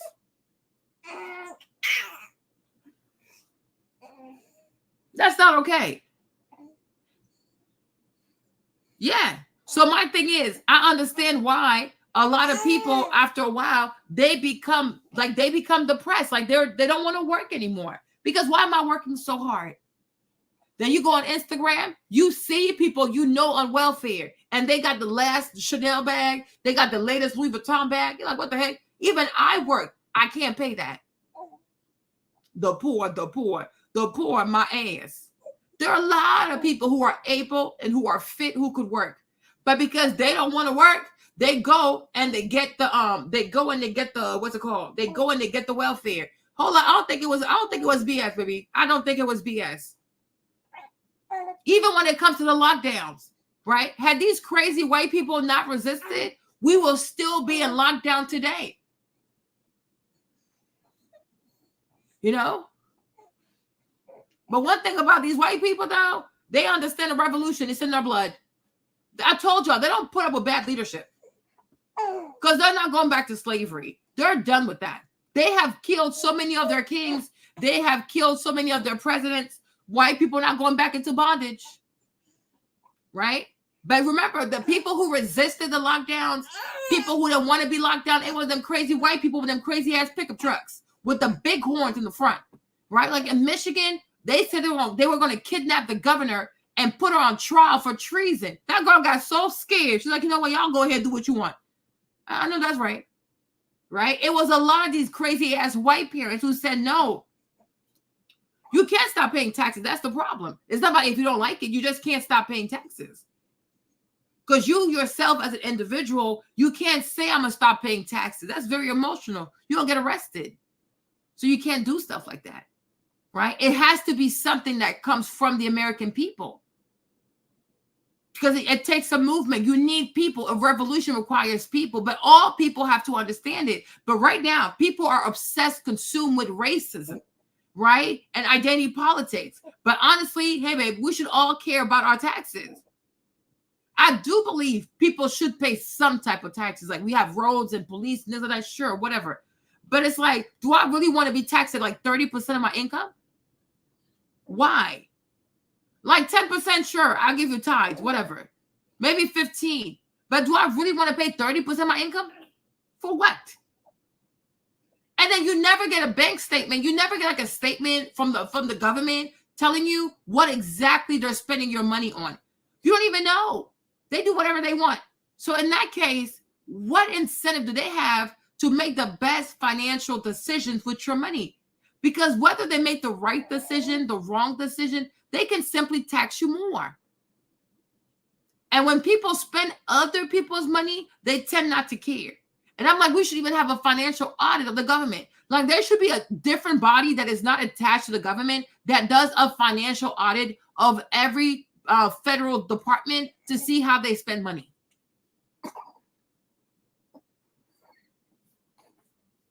And if they don't spend the money wisely, then they like we should get rid of that department or we should cut some jobs. Right? But it's like in this economy, you have so many businesses who've had to cut jobs to save the company, right? How often do you hear that the government's firing people?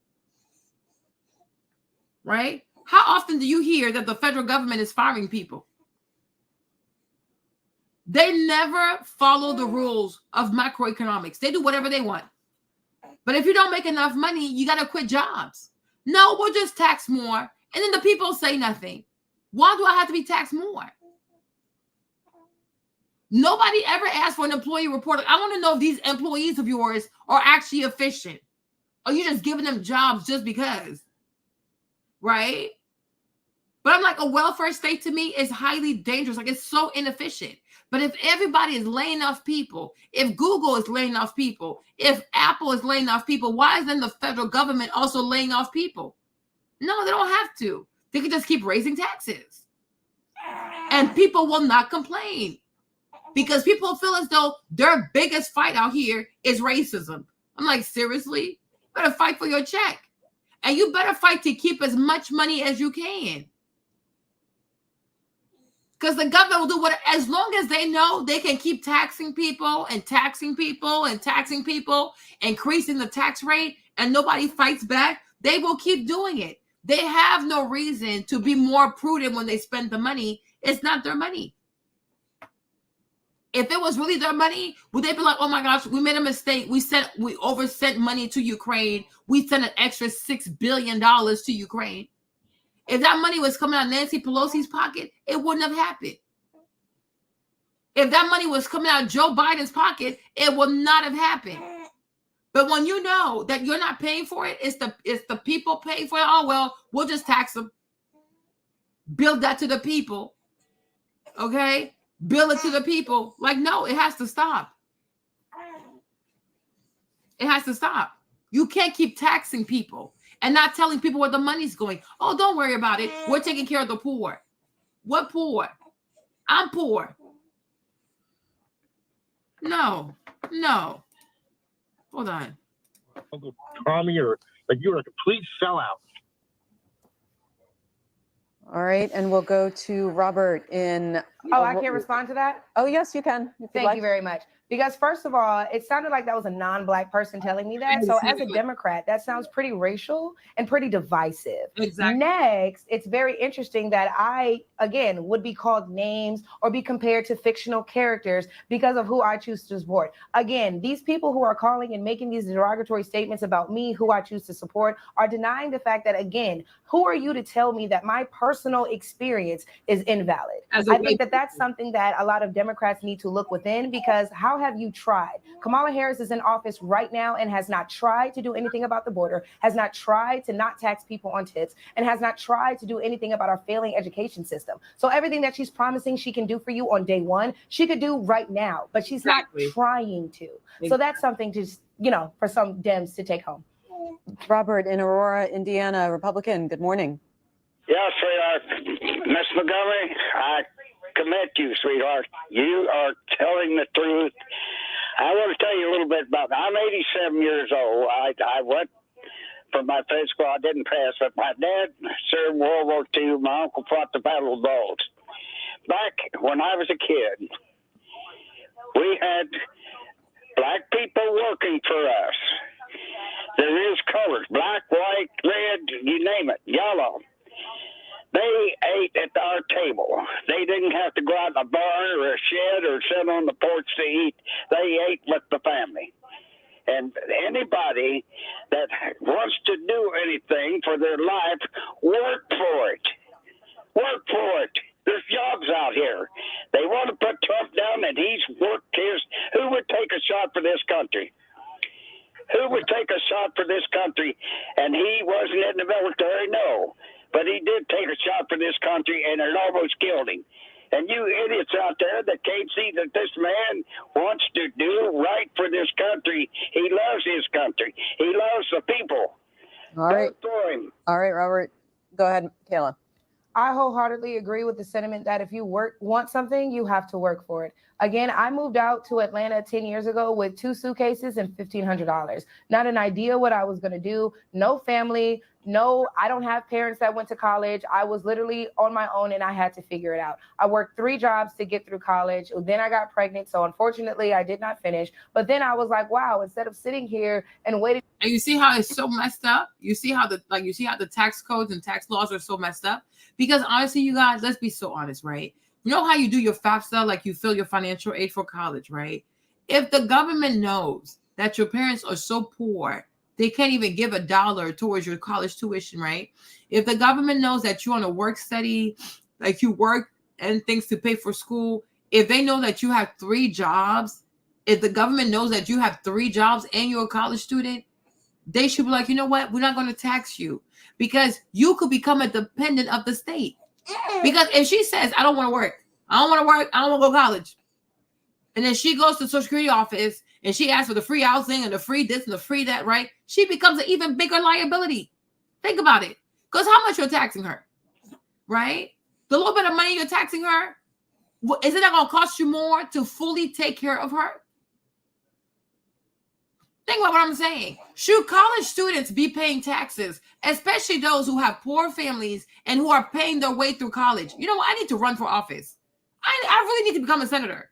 Okay? Should they really be paying for college, you guys? What are you going to do with these young people's money? Because if she, like, let's say you tax her and like maybe every month she pays like $500 in taxes, right? Okay. If Michaela says, you know what? I'm going to quit all my 3 jobs. I'm not going to school. I'm going to go ask for benefits. You're going to have to give her free housing, free medical, free food. Y'all, now you went from getting 500 and now she costing you almost 5,000 a month. A good nation would be, Michaela. A child like you would have been like, F this, I'm going to go on benefit. The mere fact that you have 3 jobs and you go to school, you are everything this country is about. You're not paying taxes. It's okay. We have enough people we can charge. Matter of fact, it's cool. Right? No, they're going to make this little girl pay taxes 3 times. And yet you got some grown-ass people who don't want to work, who stay home, get free food, and keep getting pregnant. You see how these Democrats, they want Black people to not be successful, not to excel. Do you see what I'm trying to say, you guys? But some people are so Trump deranged. Even everything I'm saying, although it makes sense, they're still going to be obsessed with Trump. Because that's how people are so brainwashed. Otherwise, think about what I'm saying. Is it not better to like, because that $500, in the bigger scheme of things, it doesn't do anything for the national debt. It's not that big. But for her, that $500 is a big deal. And she could pay her books with that. She could pay her rent with that. She could put her gas in her tank to go to school. That $500 could be the difference between is she going to stay in school and have a degree from Clark University, or is she going to just be another statistic of a single Black woman with no education? The Democratic Party, they ain't shit. Because me, Marlene, I cannot tax her. If I was responsible for the tax code, I am not taxing college students. Keep your money and focus on your schoolwork. Get the best degree you can get. And when you come out of school, do something great for this nation. Like help America get back on the map. Help us to compete with the Chinese people. Okay? Do most Chinese students in China, do they work and go to school? No, they study full time.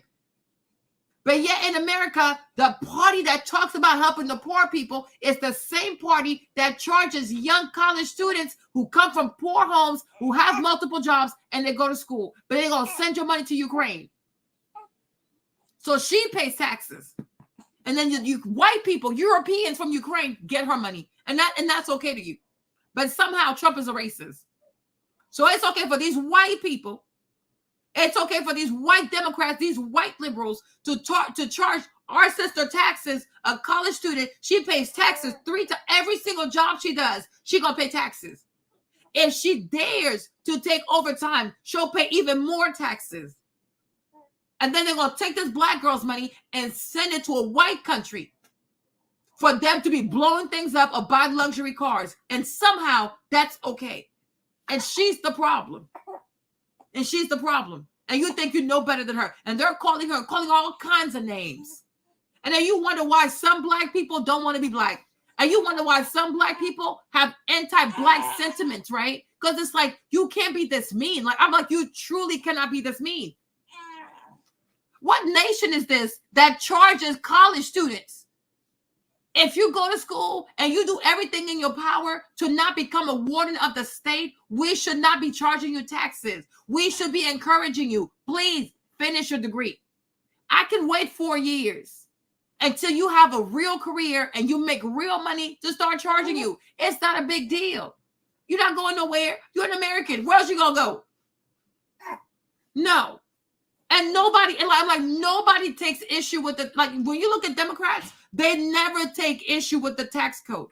Oh yeah, keep raising taxes. They're charging your children. They're making young people pay taxes. Meanwhile, you got grown people at home. They stay pregnant. They have free housing, free food. They only pay $50 a month towards housing. They get all kinds of money for EBT. Then for insurance, they have Medicare, Medicaid. I'm like, socialism, it punishes people who are ambitious. But if you decide to be lazy and stay home and do nothing and get pregnant, then they're going to be like, yeah, we got you. Don't worry about it. That's not fair. On government assistance to come and help me take care of me and my kid. What can I do to therefore uplift us and make it so that I have the freedom to raise my child and not worry about money? And that's, of course, when I invested all of my time into Conserve the Culture and grew it into a business that allowed me to take care of my daughter. So I can't go for the complaints. I can't go for the excuses. I can't go for the woe is me. I wholeheartedly agree that if you want something bad enough, you are going to work your ass off to get it. Aaron, independent in Upper Marlboro, Maryland. Good morning. Good morning. Thanks for taking my call. I would like to address my comment to Mrs. Montgomery. If she doesn't know how she's in her current station of life based on resources or housing taxes or just her luck of the draw, I agree. You're not very smart. Wow. Thanks for taking my call. Wait, Aaron. What? And so, like he doesn't even. You don't even sound intelligent yourself. The best thing all the stuff she said, because he hurt her. And that's what they cannot stay. Oh, I tell you, there is nothing worse than a black socialist. Because how dare you say you don't need help? How dare you say you don't take welfare? How dare you say you didn't go down to government office and beg, right? They cannot stand it when you make a way for yourself. Okay, they're a bunch of cowards, T. They are. Trump is such a racist. Trump hates black people. The majority of people who are calling her and calling all types of names is black people. Just because she said she supports Trump. Because she's an American citizen. She can even support a Rose if she wants to. Like, what the heck, right? But they're just calling her, insulting her. A young woman, she packed her bags from Vegas, $1,500 to come to a whole new city, Atlanta, right? She never took welfare. She got into Clark University. Even this man, can he get into Clark University? Does he know what the GPA requirement is? Does he know what the SAT requirement is? Imagine someone who don't even have a GED trying to tell you something. They don't even know what Clark is. And I'm like, that's why I don't, oh my gosh, I don't listen to these people. He has no idea what Clark is. You don't even know what Clark is. You don't even know where it is. Has no clue. Because if you know Clark University, you'll take it seriously. Okay, that little place they call the Quad, it's like Morehouse, Spelman, Clark, Emory, all them people, right? They know nothing about HBCUs. But what's her name? Kamala Harris went to Howard. Kamala Harris, anybody who knows HBCUs, especially Georgia, Atlanta, they have a place called like the Quad. It's like all the schools are there. Like Morehouse is one way. Spelman is right there. I think Clark is right there too. Emory is not too far. Georgia Tech is not too far. Right? They know nothing about education because these are people who never even helped their children get into college. They got young people who left high school with a 1.0 GPA, and you want to talk about somebody's child. You want to call somebody's child an idiot. I got time for these people.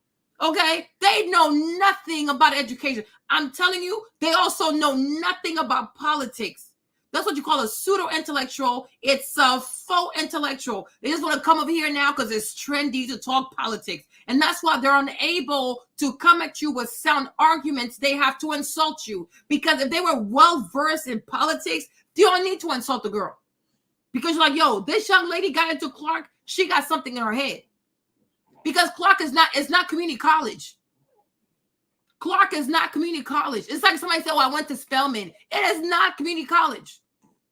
Okay, these are schools it's really hard to get into. And she had 3 jobs. And the fact is, she graduated. She got into Clark. She had 3 jobs and a child. And a child. Raising a child is a full-time job. So she got 4 jobs and she went to school. And she got a degree. And you're going to call this young lady and tell her, "Oh, you're not intelligent," as if you could. As if you could. Hate from outside the club. Can you get inside the club? No, you cannot. That's why I tell you, like, it's a lot. This whole blackness, blackity, black. Stop aligning yourself with people just because they black. It's a lot of dumb, stupid, silly, idiotic black people. They're so damn stupid. Don't waste your time trying to reason with them people. That's why when they have nothing to say, they have this knee-jerk reaction to call you names because they're jealous of you. He wishes he had her courage. You wish she was your daughter. You wish she was in your family. You wish you didn't give up also. But they resent the fact that you said, even though there were so many things stacked against you, you never went and asked for help. You found a way, and they don't, because they accept their position in life. They accept mediocrity. They accept the whole begging position. They work the same job. They never try to apply anywhere else because they have low self-esteem. They don't believe in themselves, right? So when they hear you say all these things, it hurts them. It triggers them because you remind them of everything they could have been had they believed in themselves, okay? You have agency over your life. It is your life. You fight for your life. You decide if you're going to lay down and die, or you decide you're going to get up and fight. But you call this young lady, she never disrespected you, and you call her a name, then you hang up, you little coward.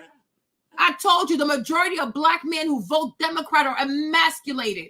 Their testicles have not dropped yet. They are emasculated. Okay? I'm like, look at this. I don't want to cuss too much, but otherwise I would, but I don't. A whole coward. Don't hang up. Let her respond to you. But he's running away. Like most black men who vote Democrat. They're so emasculated, right? That's why they're so comfortable with women being in the forefront and then all the way in the back. Because they're a coward. What man gonna let a woman lead him? Why are you not a leader? Because they're scared. Because they're scared. You're a whole coward. You call her name, then you hang up quickly because you don't want her to get your ass together. Can you get into Clark? And once you get into Clark and you graduate from Clark, then they swear they respect education. They have no respect for education because we're all sitting here. We heard what she said. And if you heard what she said, it's very impressive. Me, I had the luxury of having like my parents. Then after that, I started getting all kinds of scholarships. So I never had to work and go to school. It is really hard. It's truly hard. Working 3 jobs, raising a child, taking care of yourself, and going to school, and graduating, and you got to meet Trump, and you got to speak for Trump. Now you're on TV. It's impressive. And she did all that without sleeping with someone, unlike Kamala Harris, who had to sleep with Mr. Willie. Okay? She did all this without twerking. Y'all keep trying this young lady. She's not cussing. She's not yelling. She's not using cuss word. I am, but she's not, though. And you're mad. You're so mad because you're so used to black people, especially black women, operating at a lower frequency. If she was twerking, acting a fool, saying all kinds of foolishness, you'd be like, yeah, that's a black girl right there. Okay? You dumb fools. They're so damn stupid. They're so stupid. I'm like, they're so stupid. There are some people, when they open their mouth, I'm like, oh my gosh, why do we have the same skin color? I resent the fact that I share the same complexion as you. You make me look bad. Shut up. Can't stand these people. What are you talking about? What do you mean? Exactly. Let's sound smarter when we ask the question, please. Well, yeah, you made a comment earlier when you were living in Nevada and you moved to Atlanta. I don't know if it was my resources in Nevada because I guess they have pretty good school system. Actually, we don't. Nevada was ranked very low when it comes to education. It just so happened that our government allocates our dollars better. But go ahead. And because he's so uneducated, because he's so damn stupid, he probably thinks that Nevada is like everywhere looks like Vegas. Vegas, the only part that got money is the Vegas Strip. Okay? That's the only part that's all fancy and glitzy. It's like it's a small strip. It's just a strip. It's not all of Las Vegas and it's not all of Nevada. It's the desert out there. It's a lot of like Indian land. Like it's a lot of like reservation and stuff like that, right? But once again, like I told you, these people know nothing. They are illiterate. They are unread. They know very little about politics. They know very little about geopolitics. Even like intra geopolitics, like American geopolitics, they know nothing. Some of these people, you ask them like, what states make up the Midwest? They can't even tell you. They can't even tell you. Because they think every black place is like Atlanta or LA or New York. That's all they know. They're so damn stupid, right? Some of these people ask these people to give you like every capital for every state. They don't even know. They know nothing. All they do is wait. They only wait for the Shade Room or a blog or a CNN to tell them to be upset about something. Then they're like, oh, activate upset mode. I'm upset. Oh my gosh, there's racism. I have to be angry. Okay? Stupid ass, goofy ass, iRobot bullshit. That's all they do. I'm like, you're non-cerebral. Like, you're really stupid. If it takes a blog like the Shade Room, or it takes CNN or MSNBC to tell you, oh, now you're black, now it's time to be mad, okay? 1, 2, 3, be mad. Oh, I'm mad, okay? It's like they get turned on, like they're activated. There's a racist. Where is he? Oh, I spot the racist. Racist. That's all they can do. Ask them to think for themselves. They cannot, because their thoughts are not their own. They're being told how to think, how to feel, how to react, how to be upset. And so when you have real sound argument, they can't come back because it's a robot. I don't have the words for you. I have to insult you. Idiot, coon, house Negro, bend wench, bad black woman. You're bad. You're wench. You're stupid. You.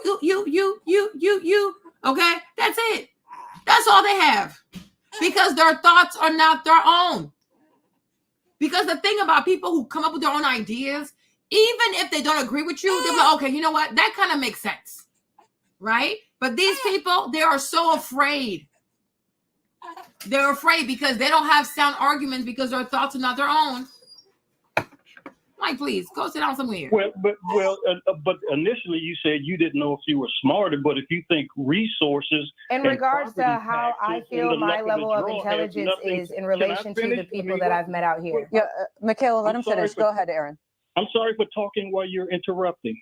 Well, you go ahead. It's okay for you to. I think I understand what you're getting. You heard my sentiments earlier, in which I said I moved out here, and I don't want to say that I feel like I'm smarter than anybody else, but was it the resources that were allocated to me? Was it the fact that I got lucky with amazing teachers? Nevada ranks very low on education. So let's not act like, oh, all of a sudden I'm not smart. No, I noticed that even with Nevada being ranked so low in education, I felt like the quality of education that I received was much better than the ones that kids are receiving out here. Out the property taxes. Okay, property taxes. So are you telling me that with all the black wealth that exists here in Atlanta, with all the black millionaires that live here in Atlanta, why in the world do 92% of APS students are illiterate? Make it make sense. And we have Democratic mayors, we have Democratic city council members, we have Democratic commissioners, and for whatever.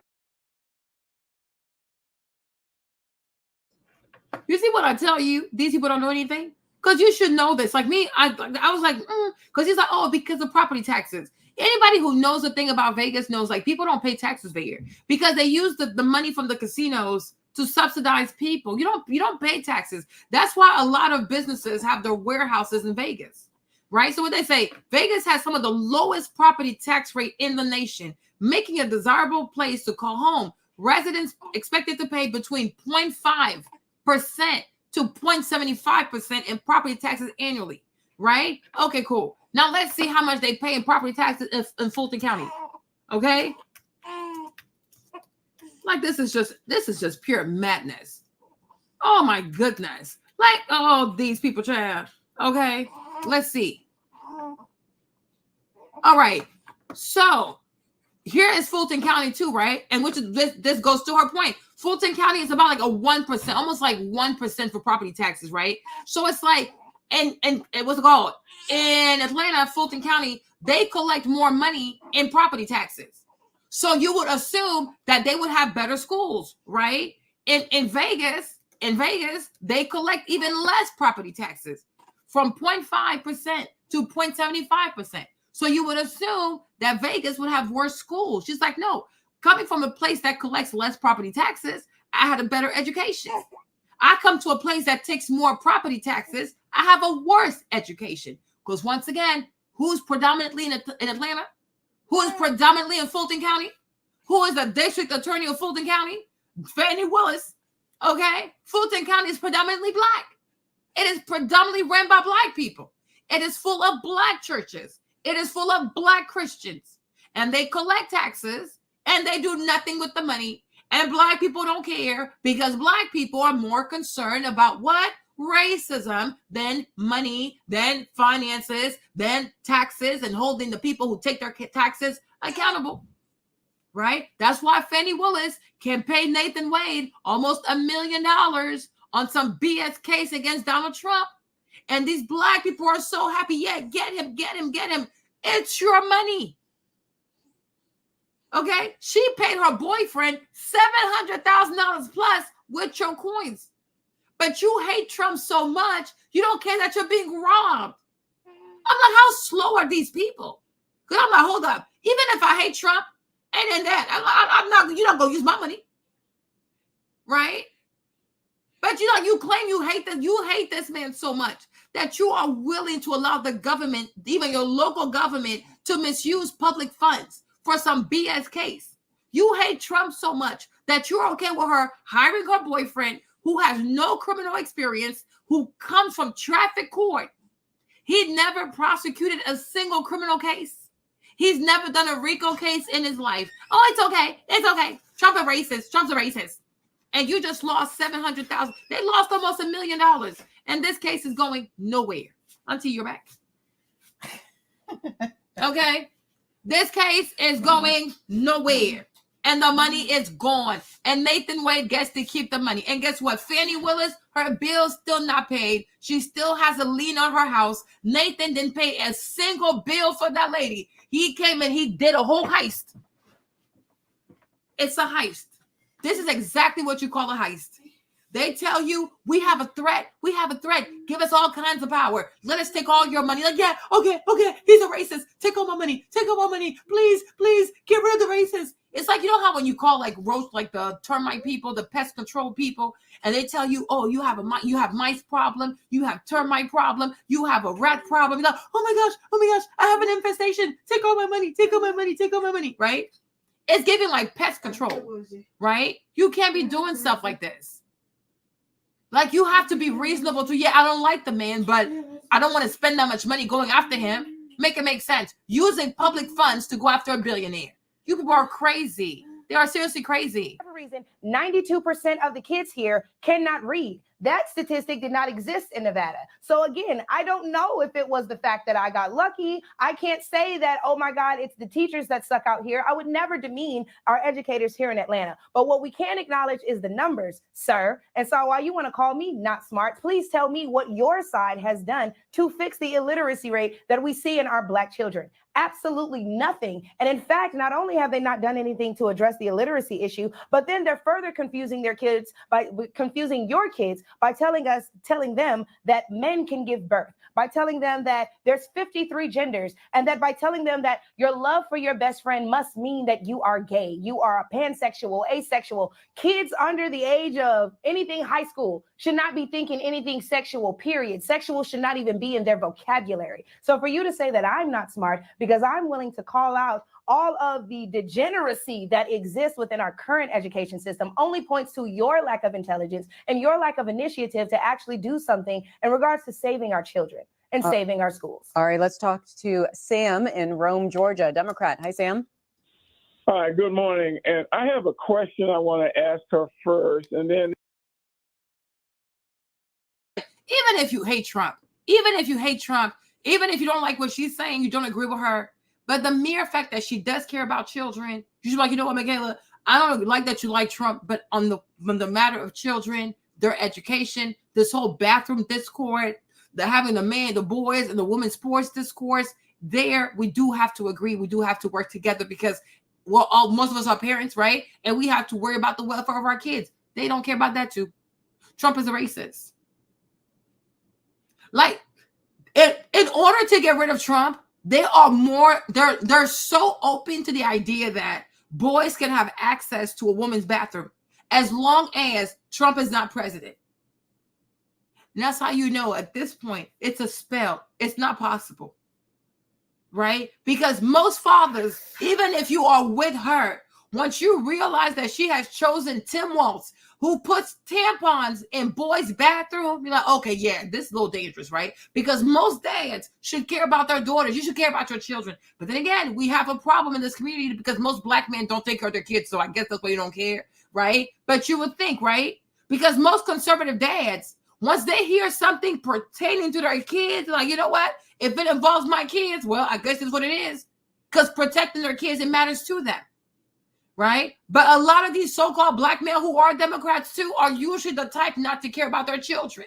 So when you hear somebody say, I'm standing with him because I don't want my daughter to have to share a bathroom with a boy, and you know she's not lying because you've seen it, right? You saw this woman go to Planet Fitness and there was a man in the woman's bathroom. And Planet Fitness kicked the lady out because she complained. They canceled her membership because she complained. And that's a white woman. If they can do that to her, what are they going to do to you? You have men. You have people. You have men in women's sports. Like, she's not making this stuff up. It is real. Oh, no, let's not worry about that right now. Trump is a racist. You saw the Olympics in Paris. You saw the opening ceremony of the Olympics in Paris. You saw what we all saw. They're letting you know what's about to happen. Oh, no, Trump is a racist. And that's why, for the most part, you might not even want to raise your children around other black families because they don't care. They don't care what happens to their kids. They don't care what school district their kids is in. They don't care who the superintendent is. They don't care about the curriculum. They do not care. So if you care about your kids, you might not want to be in a predominantly black neighborhood. You might not want your children to go in a predominantly black school because these kids come from families where the parents do not care. They care more about racism than protecting their children. They care more about fighting racism than what's being indoctrinated to their kids. They don't care. They don't care. Because their main issue is Trump is a racist. So if their child goes to a school where girls have to share a bathroom with boys, it's okay. Trump is a racist. If their boys have to go to school with their tampon in the boys' bathroom, they don't care. And you wonder why people act so puzzled when black children have all these horrible scores. Here you have it. Because you have parents, it is not their priority to protect their parents. It is their priority to fight racism. And I don't know what kind of racism it is anyways, because they had no issue with this man until they were told, oh, he's a racist. Now you got to hate him. Oh, there's a racist. Must hate the racist. I have to hate the racist. Where is the racist? Oh, I need to find the racist. It's Trump. It's Trump. Trump is the racist. Okay? Because anybody else, one time they had a, hey, boo. Aquarius, that you? You changed your name, right? One day, no, they don't care. They're bizarre. They are truly bizarre. They're bizarre. And that's why a lot of black parents, they never go to school. They don't go to the school opening. They don't respond to teachers. They don't check their kids' grades, right? So I'm like, why would I send my kid to a school? It's nothing wrong with the kid, but it's the culture of the child. Because he's come from a household where the parents do not care. And I don't want my child to go to school with kids where the parents don't care. Because when the parents don't care, the child is not going to care. So you got to remove your baby and take your baby to a school district where parents are really involved, where the parents know the superintendent, they go to the meetings, they read the curriculum, they know the principal because they want to be involved. They want to know what's happening to their child. I'm not sending my child to school for you to ask my child, oh, so do you want to change your pronouns? We won't tell your parents, I promise. Do you want to be transsexual? We won't tell your parents. What do you mean I'm going to tell them? What? And that's why I tell you, like, there's you guys, whether you want to admit it or not, just like this whole Jesus conversation, right? Whether you want to admit it to yourself or not, there's going to be a time of separation, and it's coming. You will see there's going to, and I guess it was Trump that had to usher it in, but there's a time that's coming of separation where there's going to be a set of black people over here and another set of black people over there. It's going to happen because we have to separate ourselves because we're not the same. Because for me, even if I don't like, let's even say Trump is a racist. If Trump is a racist, but he still believes that a boy's bathroom is a boy's bathroom, a girl's bathroom is a girl's bathroom, boys do sports with boys, and girls do sports with girls, I'm going to vote for him. You understand? I'm like, do people not see that one day, if this keeps going, if a trans woman asks your son to take her to prom and your son says no, your child will be accused of a hate crime. Do you not see that coming? The way you can't even answer what is a woman without offending people. Because they want you to tell a trans woman that you are a woman, a person that is biologically born a man. They want you to validate this person, trans, whatever, right? But I'm like, though, if you allow these Democrats to go the way they're going, do you not foresee in the future, when your son is a senior, if a trans person, a trans woman comes up to your son and says, I want you to take me out on a date, on the prom date, and your son says no, your son will be accused of a hate crime. Right? Do you not see how in the future, if we allow this stuff to keep going, right? The day your daughter is a senior, if a trans man comes up to your daughter and says, I want to take you to prom, and your daughter says no, they will accuse your child of a hate crime. And consequently, they might prevent your child from graduating high school. Like, do you I'm like, they're so obsessed with racism. The LGBTQ people, especially the T in that QT, right? Do you not see how they want it to be a religion? They want us to bend the knee to these people. You truly don't see that. I'm like, you think all this diversity, equity, inclusion is really about being nice to black people? And like trying to correct the errors of the past? You really think that's what that is? You think you're that special? You really think these white liberals care about your feelings and the fact that your people were enslaved? You think they give a fuck? When have you ever seen a rich white liberal invite a black person over to their fancy ass mansion in Beverly Hills? They never invite you to their home. When has any liberal ever said, come over to my house? They think you might steal stuff. You really think these goofy ass white liberals love you? You are insane. You see the thing about the conventional racist? At least I know he's racist. Like, I know he's not gonna pretend. I know exactly what I'm dealing with. But the thing that breaks my heart is that you really believe that a white liberal, because he has a little rainbow flag and he listens to Beyonce, you really think he's your friend? Has he ever invited you over to his house? Oh, because he listens to gangster rap? But deep down in his heart, he thinks Eminem is the best rapper. I wonder why he thinks Eminem is the best rapper in the world. I wonder why. You really think that person is your friend? And that's the part that really breaks my heart. I'm really sad for you. Because you're going to have a rude ass awakening. Because what these people are trying to usher in, it's like they want to turn this whole LGBTQ part, especially the T and the QT, they want to turn that into a religion. And I've told you, every time a white man wears a dress in America, bad things happen to black people. Bad things happen to black people. Every time a white man wears a dress, whether the hem is long or the hem is short, bad things will happen to black people. But because you look at life like it's a Disney movie, you think the villains are always so easy to recognize. The villains have evolved. The villains have changed their costume. The villains have adapted to the time. Okay? And you haven't. Your discernment has not caught up. You still think evil gonna come this way, that way. That was so long ago, boo-boo. You need to keep up. You need to keep up.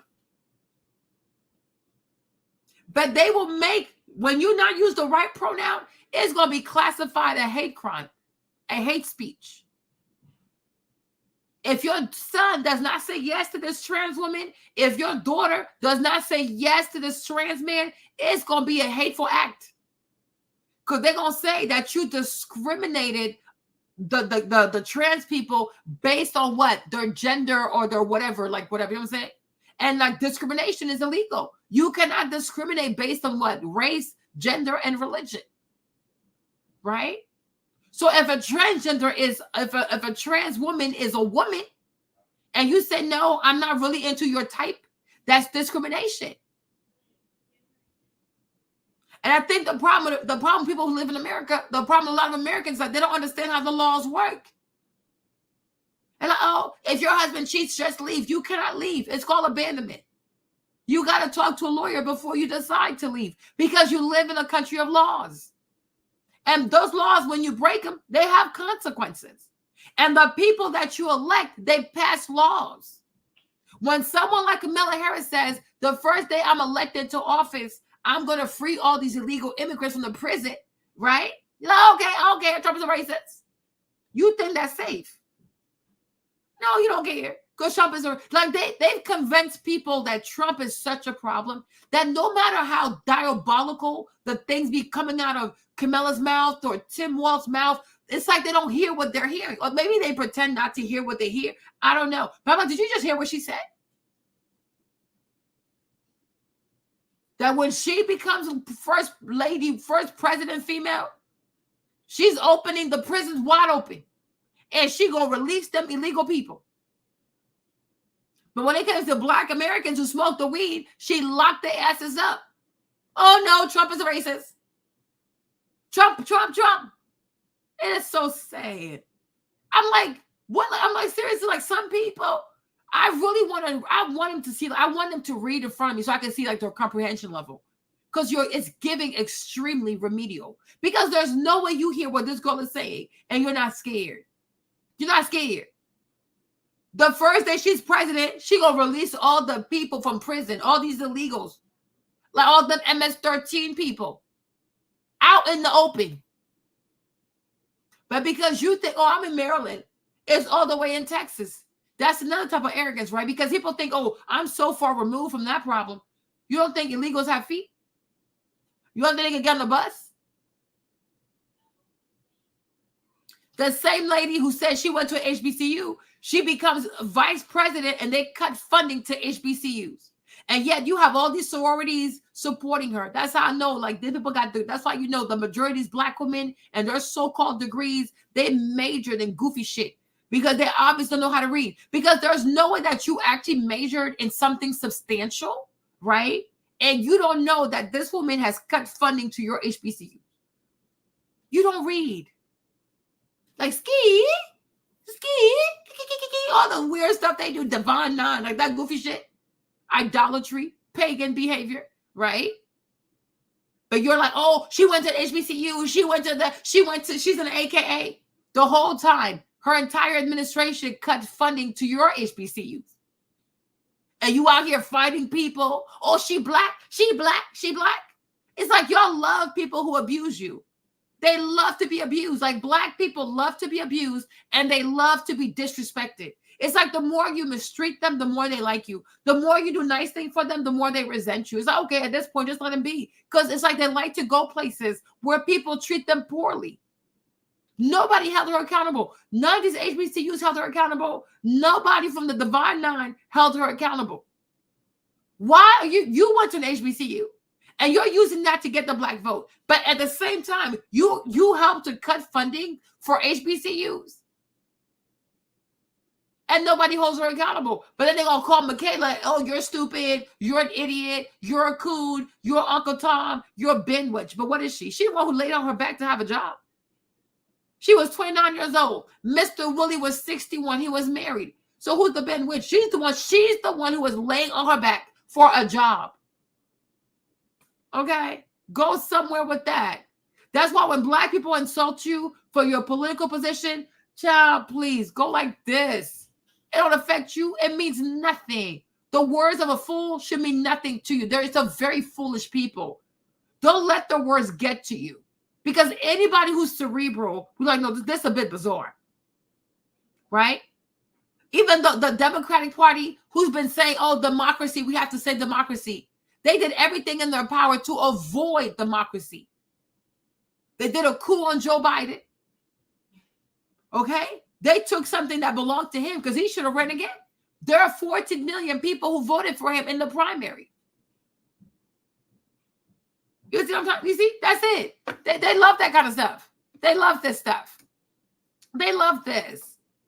That's why I say you got to separate yourself from that. Because who thinks like that? People who are seriously unintelligent. I'm a hoe and I stand with Camilla. So you know she a hoe. So you want a hoe to be the first female president. My gosh. So the first female president should be a black hoe. My Lord. My Lord. And are you surprised that this is happening on TikTok? I told y'all, TikTok is a far left liberal app. Because if she's a hoe and you stand with her, then you're implying that she's also a hoe. So then if you believe that she's black, so then you're saying that you want the first black woman president to be a hoe. My gosh. And I'm expected to say, yeah, I'm black. No, I don't identify with these people. I do not. This is crazy. I'm like, this is so crazy to me. I'm like, it makes my head hurt. If you will indulge me, I do have a comment I'd like to make after I hear her question, her answer to my question. Sure, go ahead. Before we get into it, too, remember she did all that complaining about the lack of education, but we also have a Republican governor here who had a hand in that as well. So it goes both ways. Anyway, I want to ask her, she touts herself as a smart person, so let's test it. What is the mitigating factor that made the Democratic South turn over to the Republican Party? And I'm waiting for your answer. What made the Democratic South turn over to the Republican Party? What is the mitigating? I don't know what answer. And this man, he's calling in like he's so, once again, another pseudo-intellectual. He act like he got a PhD in African-American studies from Harvard or Yale, acting like he has a PhD in political science from like, Brown or who's out there, Princeton. No. And that's the thing. They know that one thing, and because they got that one thing they hold on to, that little memory they have. They're like, ooh, I know this. Ooh, I'm a test her. I'm really gonna quiz her with that one. And I'm like, what is this? Like, what is the mitigating factor that made the Black South turn over to the Democratic Party? Being sheep and thinking that MLK is a savior once again. Always looking for a savior. Like, what the heck? I'm supposed to be impressed. Like, what the heck? So you're looking for, and I wouldn't know how to answer that, but I can say again, I only speak to my personal experience. And my thing is, my other thing is like, who is he? Like, who is he? What stature does he have to test anybody's intelligence? What's his intelligence? Sir, you don't even sound intelligent. Let's start there. Okay. I want to see what his mitigating. The phone is muffled. Okay. Get you a proper line. Stop using Cricket. I hate people who use Cricket to call people's line, talk about some nonsense, right? Get off Cricket. Get you a real phone. Get an iPhone.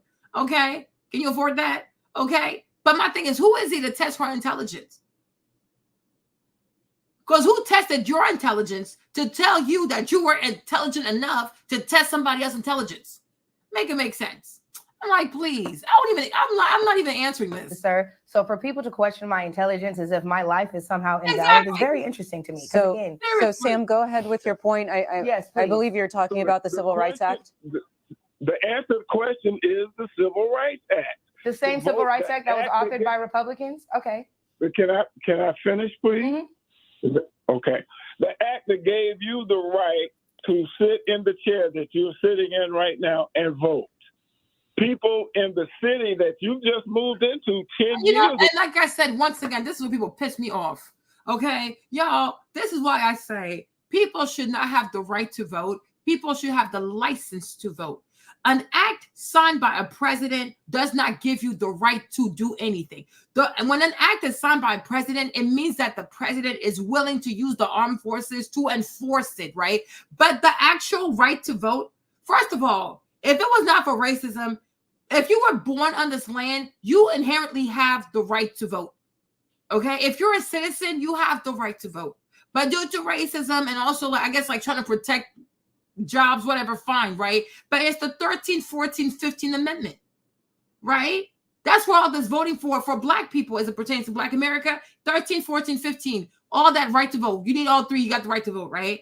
The Civil Rights Act simply says at the federal level, right? The president commits himself to enforcing those rights. But the Constitution itself, the Constitution gives you the right to vote. And many times when I hear a lot of Black people talk about LBJ and the Civil Rights Act, they make it seem as though because he said it, that's the first time Black people could vote. No. Black people were voting because you got the 13, 14, 15 Amendment. However, in certain places like the South, for example, you would have to take them goofy ass tests. Oh, you got to read. Oh, you have to count how many marbles or red marbles in a jar, how many blue marbles in the jar, like that goofy stuff, right? Where honestly, the way it goes, anybody can vote. You can read, you cannot read. Listen, go vote because you're born a citizen. You have the right to vote. So to get rid of all these weird, I guess, like hurdles to someone's constitutional right based on the color of their skin, the federal government says, as the president, I will use the armed forces if I have to. Okay, so all it does is it's reaffirm that the executive branch will use armed forces if they have to make sure that every Black person on election day is treated like a citizen. It does not give you the right to vote. The right to vote is a constitutional right. It is not. It's not an act that is signed by a president. The Constitution gives you the right to vote. Had racism even not been a thing, based on just being born here and being a U.S. citizen, you have the right to vote. But whatever, okay? So 13, 14, 15, I think it's the 14th Amendment. Okay, hold on. No, 13. Which one is it?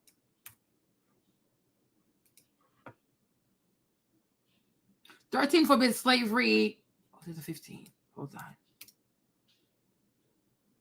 Okay, so it's the 15th Amendment. Okay, sorry. So that's why you got to get things straight, right? So the 15th Amendment, signed almost near my birthday. Okay, cool, right? Ratified February 3rd, 1870. The amendment prohibited states from disenfranchising voters on account of race, color, or previous condition of servitude. So based off of that, that's what you get your right to vote when you're Black and the former slave, right? But it's not LBJ who gave Black people the right to vote. That's like you yourself, you are unintelligent. What are we talking about, right? When you look at and that's why I say a lot of people do not know the powers of the executive branch. The president is the ruler, the chief in charge of the armed forces. So that's why when you had the Browns versus the Education Board of Topeka, Kansas, right, for Ruby Bridges to go to school in Louisiana, right? They brought the state guard, the National Guards with her because it came with the president, right? That's what the president can do. So when the president signs an act, he is saying he put the federal government behind it. If you prohibit someone from enjoying their amendment right, he says, I'm going to take the forces, I'm going to bring the military, I'm going to bring the National Guards, I'm going to do what I have to do to get you, to compel you to let these people enjoy their constitutional right. Because, hold on, wait a minute, okay? Because I always get those two confused. Let me see.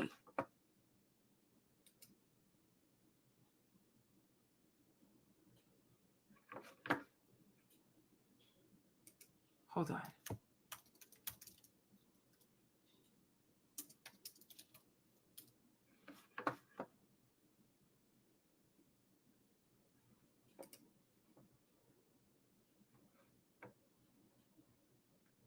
Sorry, you guys. Let me see.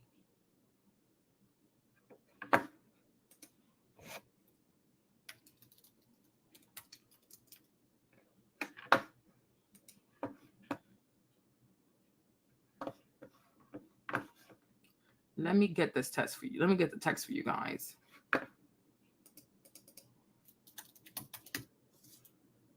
Thanks.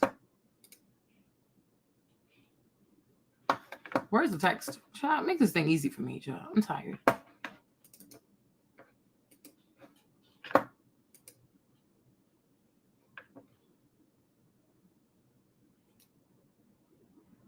Okay. There you go. Right here.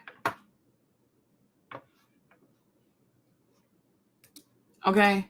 Hopefully you guys can see this. Okay.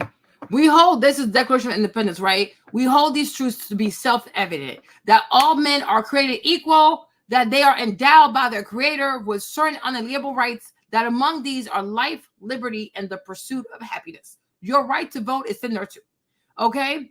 That to secure these rights, government are instituted amongst men, deriving their just power from consent of the governed. So if the governed people do not give their consent, there is no government.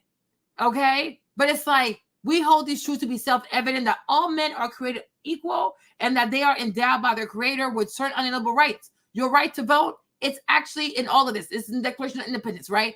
But the actual amendment that makes it, that was ratified for Black people to be able to vote, especially Black enslaved people, is the 15th Amendment, right? So, prohibits states from disenfranchising voters on account of race, color, and previous conditions of servitude. Okay, let's go to this one. Hold on. Civil. I hate when they do that. Oh my gosh.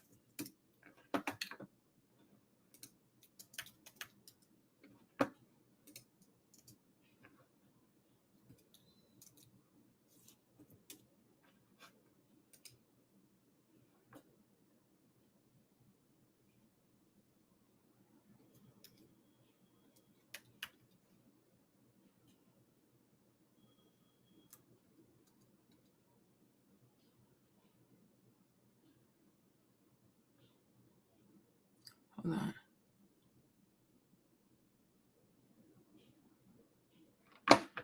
Let me see.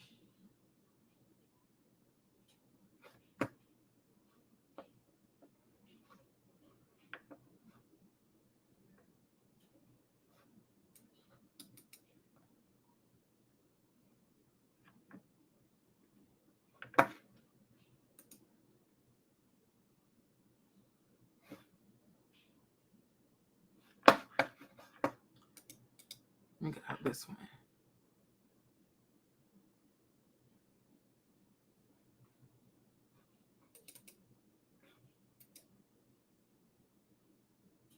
Okay.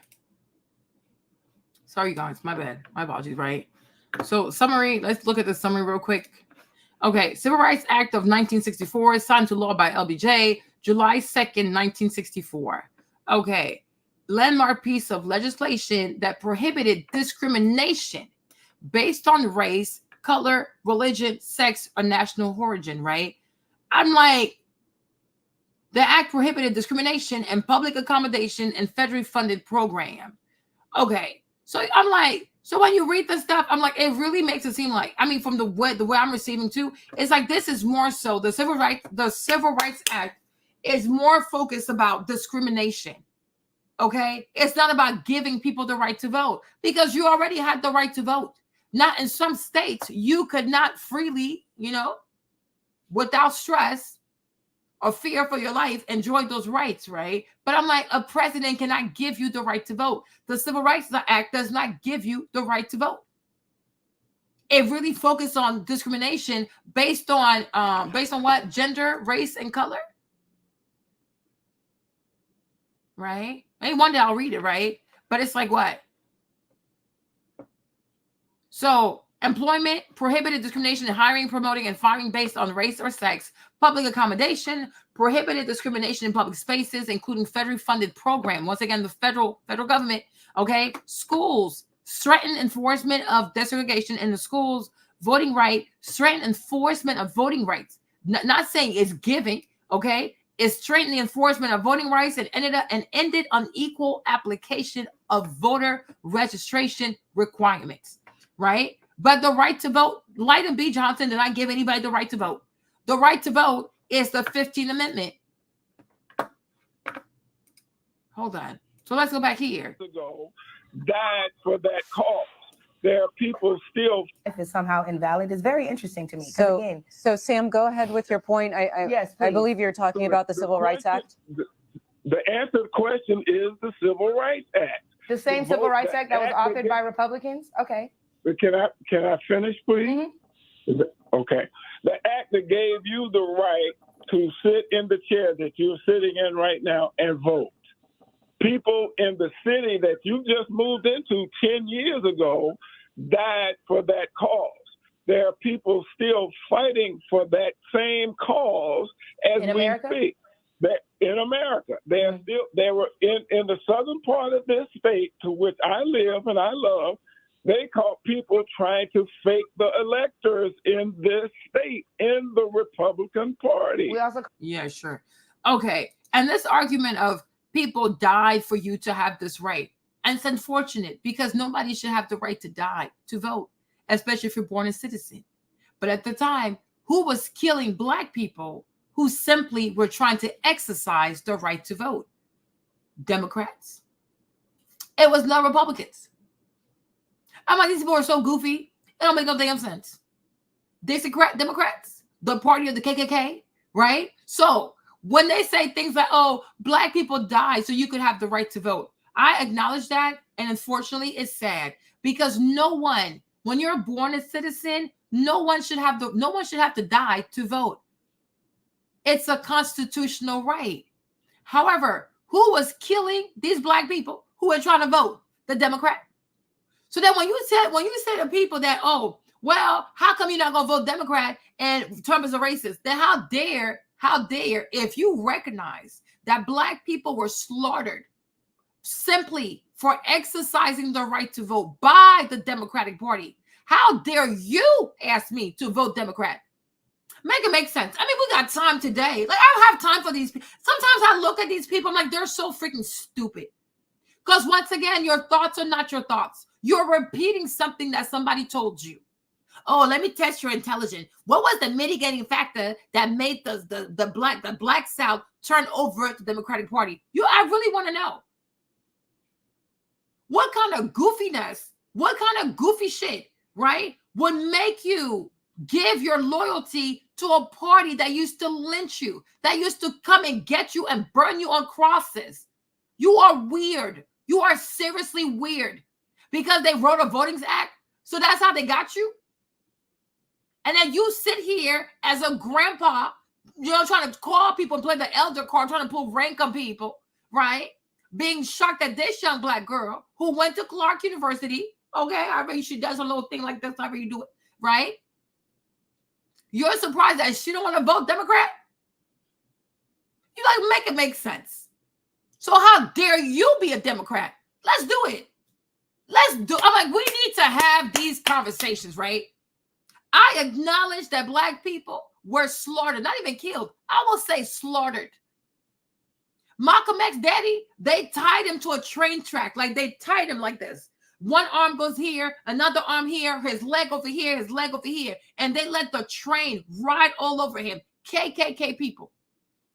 Democrat people. When they went and looked for his body, his head was all the way over here. There were still some of his limbs that were like attached to the track. The way they killed Malcolm X's daddy is disgusting. It's traumatic. They want to talk about the Jewish Holocaust all day. Let's talk about the Holocaust of Black people that happened here in America that was perpetrated by the Democratic Party, the Dixiecrat. Let's talk about that part. Why do you think Malcolm X was so crazy in his head? He was a boy. They came to get his dad, and they tied the man on the train track, and the train went all over him. The party of the KKK rebranded itself with a rainbow flag. And that's why I say they still wear dresses. Didn't I tell you? I said every time a white man wears a dress, bad things happen to Black people. And they always have a flag. You're just so damn dumb to see it. You're so damn stupid. Open your eyes. Okay? Open your eyes. They always have dresses. It's always a white man in a dress. He just evolved to make you feel like he's innocuous. It's still a white man in a dress, girl. It's still a white man in a dress with a flag. And when you don't do what they want you to do, they invoke cancel culture on your ass. They just rebranded themselves. You actually have pictures. Hold up. Wait a minute. Where is Joe Biden? Okay.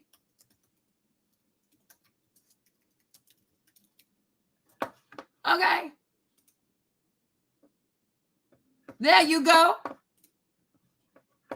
Here is Joe Biden with one of the most racist white men in Congress who was also a Dixiecrat, and I think he also was a member of the KKK. Okay? But you vote for this man, and you want to tell me something? We're going to test your intelligence. You better bring it on. Okay? You better be ready for this.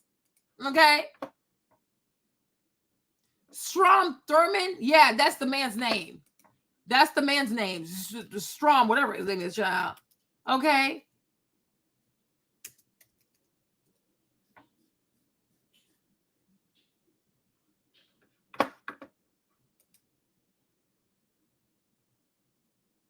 There you go.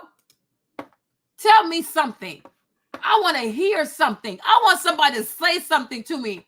This is why me, Marlene, when I say this is the way I feel, that's the way I feel. I don't just wake up one day and say things just to troll people. Okay?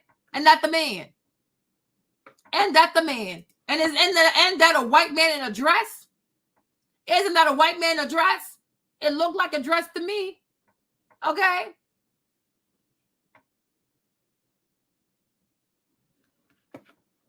Okay? This man was known for being part of the Ku Klux Klan. He's a Dixiecrat.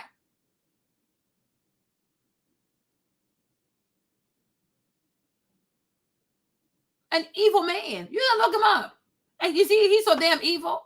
He died when he was 100 years old. Right? So what they did was, when they rebranded the Democratic Party, they made it seem like some Democrats, some like the Dixiecrats, so within the Democratic Party, like the Dixiecrat would run the party, right? These like KKK people. So to rebrand themselves, they made it seem as though there was this exodus of Dixiecrat, KKK people, Dixiecrat, into the Republican Party. So black people, they just don't know sometimes, right? They say, oh, look, the KKK people, they left now. They Republicans now. No, not everybody left. So him, and in order to do, divide and conquer, he pretends to leave the Democratic Party and he goes over to Republican Party. But he was still in Congress. He still had the same relationship. He was still the same man. It's no different than Trump. Trump used to be a Democrat. But when he recognized, like, over there, they're not going to take me because they want to go with Hillary, he went over to the Republican Party. But Trump is not a Republican. Okay? Trump was always a Democrat. But in order to be on a ticket, because, we really have a two-party system, right? If you went with the Green Party, the Liberal Party, you're not going to win. And the Democratic Party, that's Hillary Clinton's thing. So he was never going to make it on the ballot. So he goes where there's an opening, he goes with Republicans. But that's not really his party. Hey, forehead. And that's why I told you, when you look at MAGA country, MAGA is not the old Republican you used to know. Because the old school Republicans you used to know, they're very uppity. They go to Ivy League schools. They talk like this. They talk like that, right? It's very prep boys type of stuff. Very snotty, right? But MAGA country is like, it's like, real broken. Like me, you know what I'm saying? Okay, cool. Whatever, right? So that's what they do. Divide and conquer. Make it seem as though we are leaving this party, but we're really not. We're going to go, some of us will go to another party. We'll make a big announcement. Oh, the Dixiecrats have left. The Democratic Party is no longer the party of the, what's it called? It's no longer the party of the KKK because now they went over there and that's it. Fugazi. It's all fake. It's PR. Because if this man had really left the Democratic Party, why is Joe Biden going to his funeral, giving a eulogy, talking about how great this man is? Make it make sense.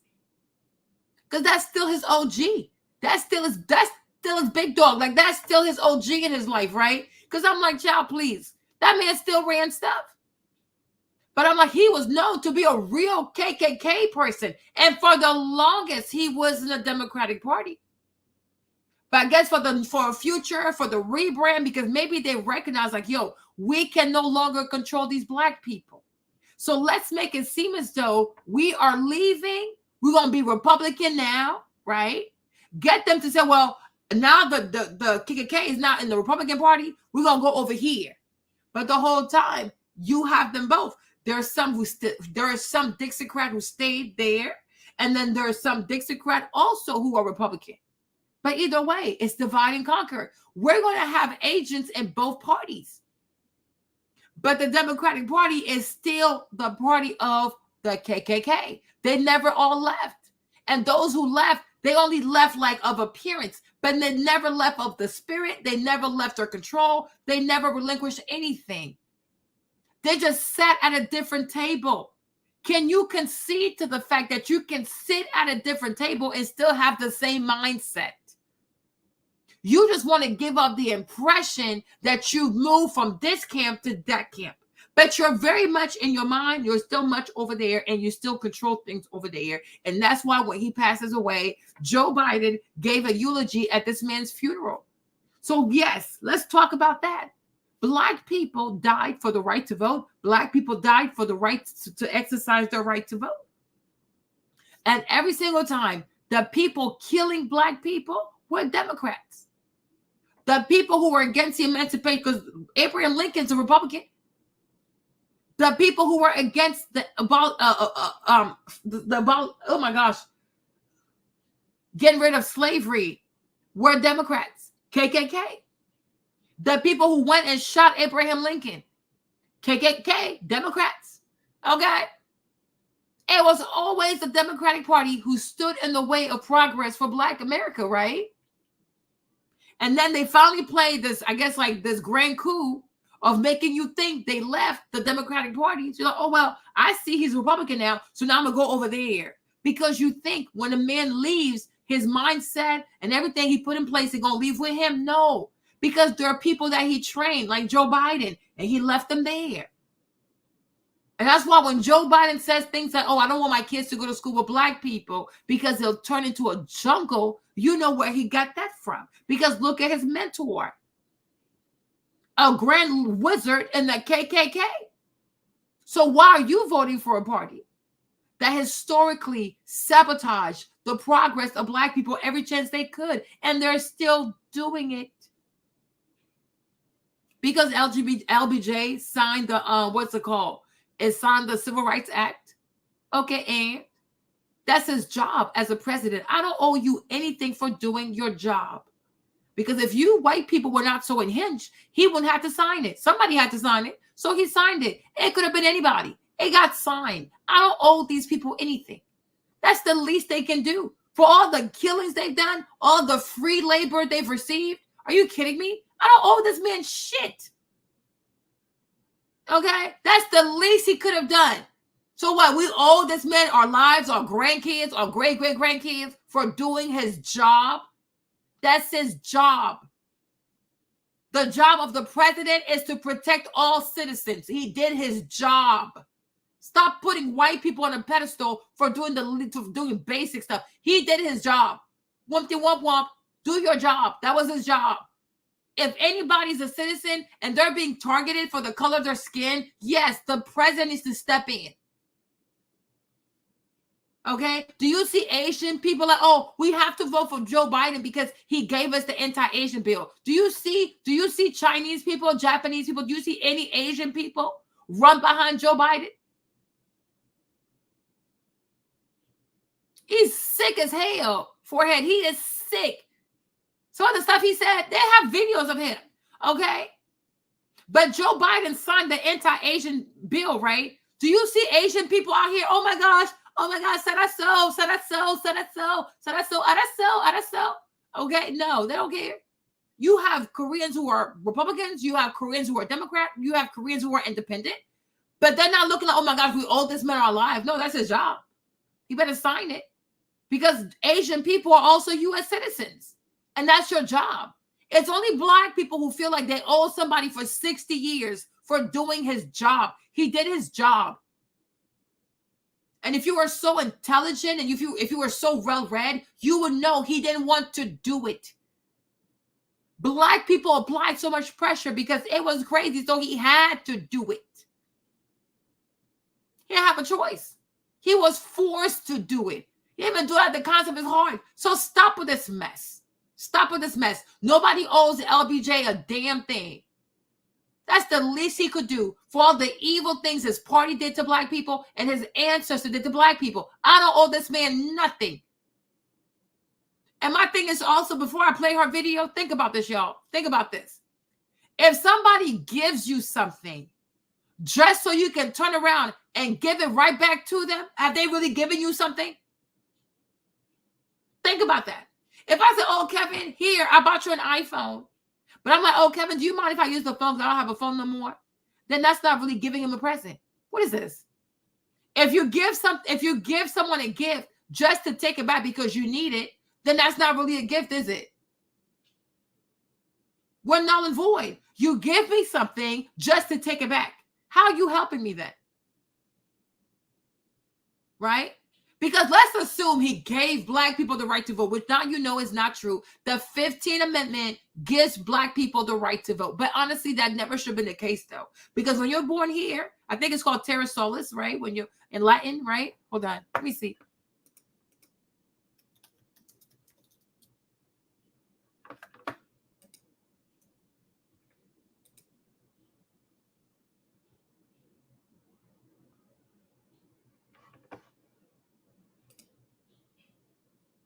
What's it called? There is a Latin name for this. Hold on.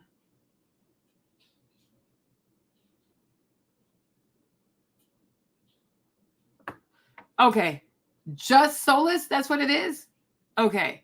This is, okay, juris solus, right? That's the Latin term for it. So in Latin, it's like, it means that because you're born on the land, therefore you're also a citizen, right? So technically, per juris solus, like if you're born here, you're a U.S. citizen. You have the right to vote. However, for black people, you know, things would make complicated for no reason.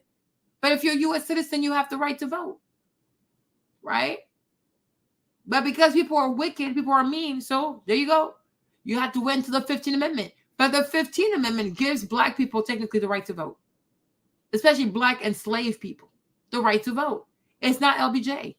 And it happened like, what, 1870, a whole 100 years before him? So black people had the right to vote for 100 years before LBJ showed up. Like, stop saying foolishness. You make no damn sense. You make no sense. Like, you're so damn silly.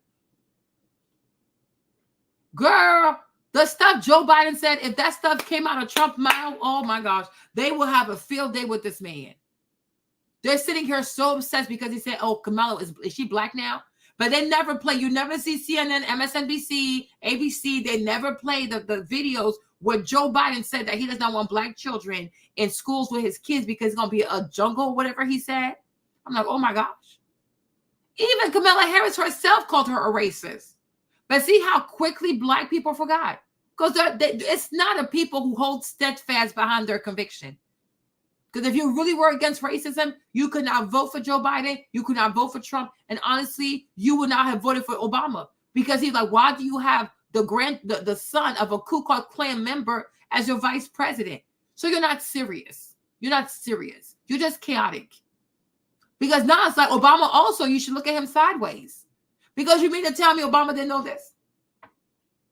But that man is so thirsty for power. But because he's so sly, he dresses so nice, you know what I'm saying? He has a lot of swag. So people don't see Obama for the devil that he truly is. Right? Because what kind of man, what kind of biracial, okay, would have a man that used to follow a Ku Klux Klan grandmaster as his vice president? He's not his dad, but that's his OG, though. Like, he looked up to him. Like, when he comes to Congress, when Joe Biden gets into Congress, like, the man is his mentor. So, like, technically in politics, that's his dad. Yeah. It's not his biological daddy, though. Right? But that's his mentor. That's his OG. Like, that's the man he looked up to. He trained Joe Biden in politics for a very long time because he died when he was 100 years old. Wicked people live long. So now my thing is, Obama knows this. Obama knows a lot of things. So he knows this. He went to Harvard. He's smart, right? So for Obama to have a man who was trained in politics by KKK grandmaster, what does that say about him? That's why I tell you I don't like that man. But because Obama he has the right packaging and he has the right words, so black people fall for this foolishness. But you got to be very careful of those very slick, polished politicians. They be the most dangerous. But God's going to expose this man one day. Don't worry about it. God is faithful. But those who see it, see it. You know, a lot of us, we woken up now before, oh my gosh, Obama, my president, he's my black president, right? But a lot of us that used to say that, we don't say that anymore because we see it for what it was. He got us. Like, we got God. It's okay. Take your L, move on, learn. Turn your L into a lesson, right? That's it. But Obama's not a good person. So what does that say? What does that say about Michelle Obama too? What does that say about her? How can the great-great-great-granddaughter of people who were enslaved let her husband take a VP that was brought up in politics by a KKK member? And they'll tell you, oh, we had to do what we had to do. Okay, then me also, by voting for Trump, I had to do what I had to do, right? So you can work, in order for you to be president, in order for you to do what you want to do, you can make it work with a former KKK member, right? But somehow, I'm not supposed to try to make it work with Trump? You're crazy. Self-interest. Everybody thinks about their self-interest. So right now, if you have to work with a villain for you to get what you need to get, you're going to work with a villain because Obama did it, right? And then he endorsed Joe Biden. So first you take him as your VP, then you endorse him for president. And people are sitting here pretending that this man's not wicked, and his wife knows. That's why every time they ask her about Joe Biden, she can never say good things about him. She's like, oh. They asked her if she would endorse, Joe Biden. She was out here stuttering. I'm like, why are you stuttering, sis? Why are you stuttering?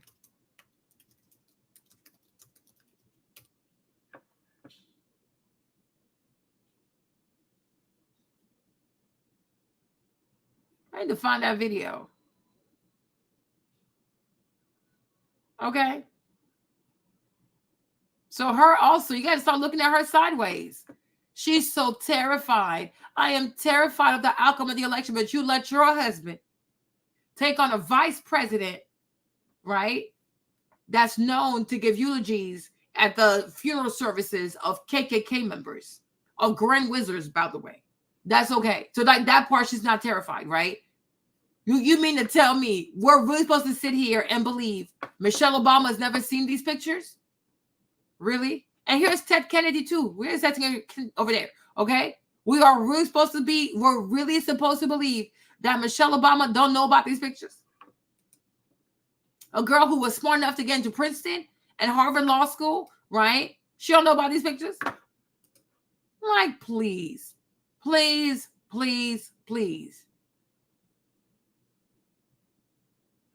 What did he say? Okay.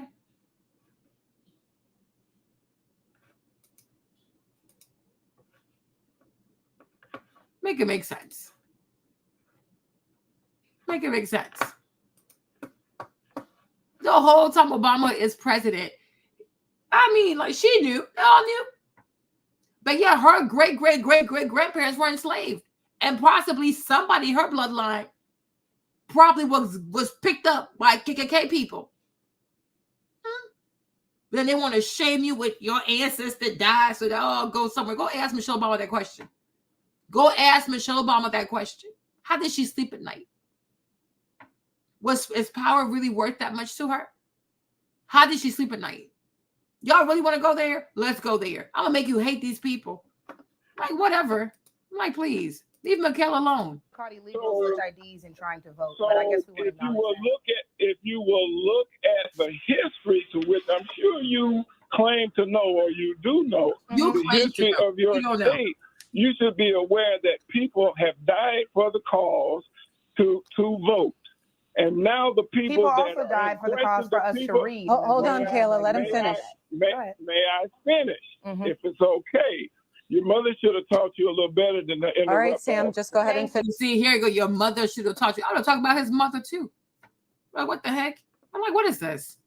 They're so damn stupid. And the thing about some of these older Black people, they think because they're older than you, they get to pull rank and they get to disrespect you and be like, oh, your mother should have raised you better. Your mother should have raised you to read, sir. Okay? And your mother should have helped you with your speech. Why do you talk like this? Can I finish? Your mother should have raised you to read. Okay? And like she said, People also die for the right to read. So that's why I'm actually reading, and I read policies. How about that part? Do you read policies? Like, they're so foolish. And I'm like, you see the story about, like, the Bible, like the story of the people in the desert when they saw that they made a golden calf and they started worshiping the gold calf and whatever. I'm like, I'm really starting to believe that.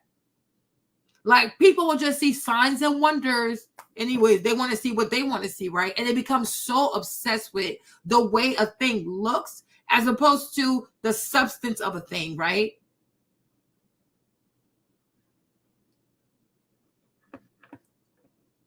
And that's exactly what it is. They want you to be a socialist. They have this saying that says, like, you will own nothing and you'll be happy. And then you'll completely depend on these people. That's why I say, like, before I used to believe in all this climate change business. But I'm like, how do we know that these people are not orchestrating these natural disasters? Because if you can go up there and load up clouds with gas and cause artificial rain to the point that Dubai was like flooded, right? What else are you doing?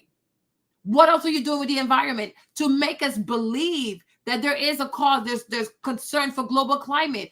Is that even real? Because you want to, and then you say, oh no, the way we're going to fix global climate is everybody drives, if everybody drives electrical cars. But I'm like, electric cars too will require you to go mine Africa. So how many civil wars are you going to start in Africa? How many African children are you going to slaughter to have everybody go electric?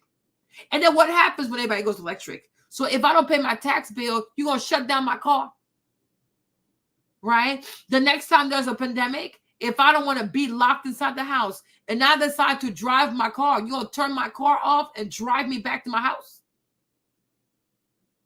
You understand? I'm telling you the demo, you don't have to believe me. But then again, I told you Kiki Wyatt was going to, what's her name? Kiki Palmer was going to be pregnant. So believe me or don't believe me. But I'm going to tell you something. Everything they say about Trump, the end of democracy, he's a, what is it called? He's a dictator. He's going to take your rights away. Everything they say about Trump is exactly what they plan to do. And that's what they're going to do to you. Because Republicans are not for fools. Like, they're not about this whole big government, unless it was like George W. Bush, though. But they don't want to pay taxes. They don't want a big government. They want oil. They want to drill. The main fact, when you think about the fact that they still want you to use your gasoline car, right? Republicans want you to put gas in your car.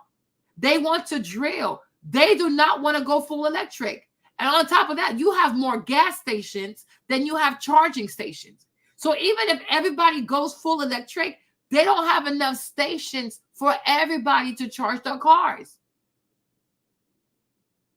So then you start asking yourself, right? If you're so worried about the environment, so you want people to have electric cars, but to have the raw material for electric cars, you're going to have to go rob Congo. To rob Congo and the places around in South Africa too, you're going to have to mine. And so in order to mine and have those lands, you have to move people. And every time these white people practice displacement, they're going to start a civil war. So they're worried about the climate, but they're not worried about killing Black people in Africa, right? And then when everybody has these cars, you don't have enough charging stations. So then what's the real goal here? It's to make sure that these senators become rich, because many of them are investors in green energy, in self-driving cars, in electric cars. That's all that is. Because how many of these senators who want to approve these laws, who are pushing for these laws, okay, are also investors or stockholders of bonds, of stocks for electric companies and this and this and that. So it's not about the environment. It's about making you rich. And that's why many people did not believe in the pandemic. It's like it's giving y'all trying to get rich off of people.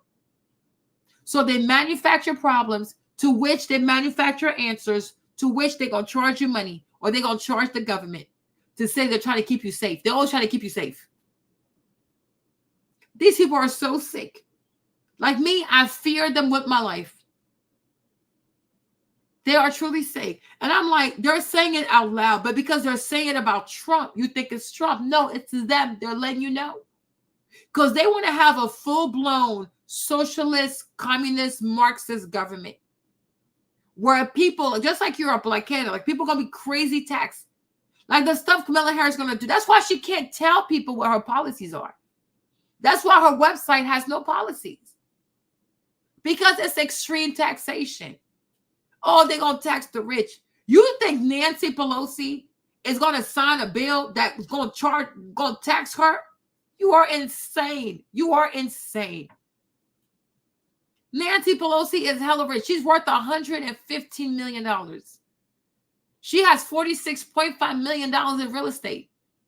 You think she's going to tax you? You think she's going to sign a bill that comes after her money so that you can stay home and you're going to live off of welfare with her money? You are insane. You are truly insane. And the majority of the people who are Democrat, the majority of people who vote Democrat, they have no idea how much money this lady has.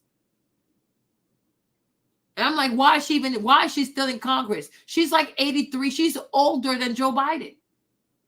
And nobody says that's bizarre. You got to go, like it's excessive. No, because she wants to pass it on to her daughter. Is that how it's supposed to work? How is that democracy?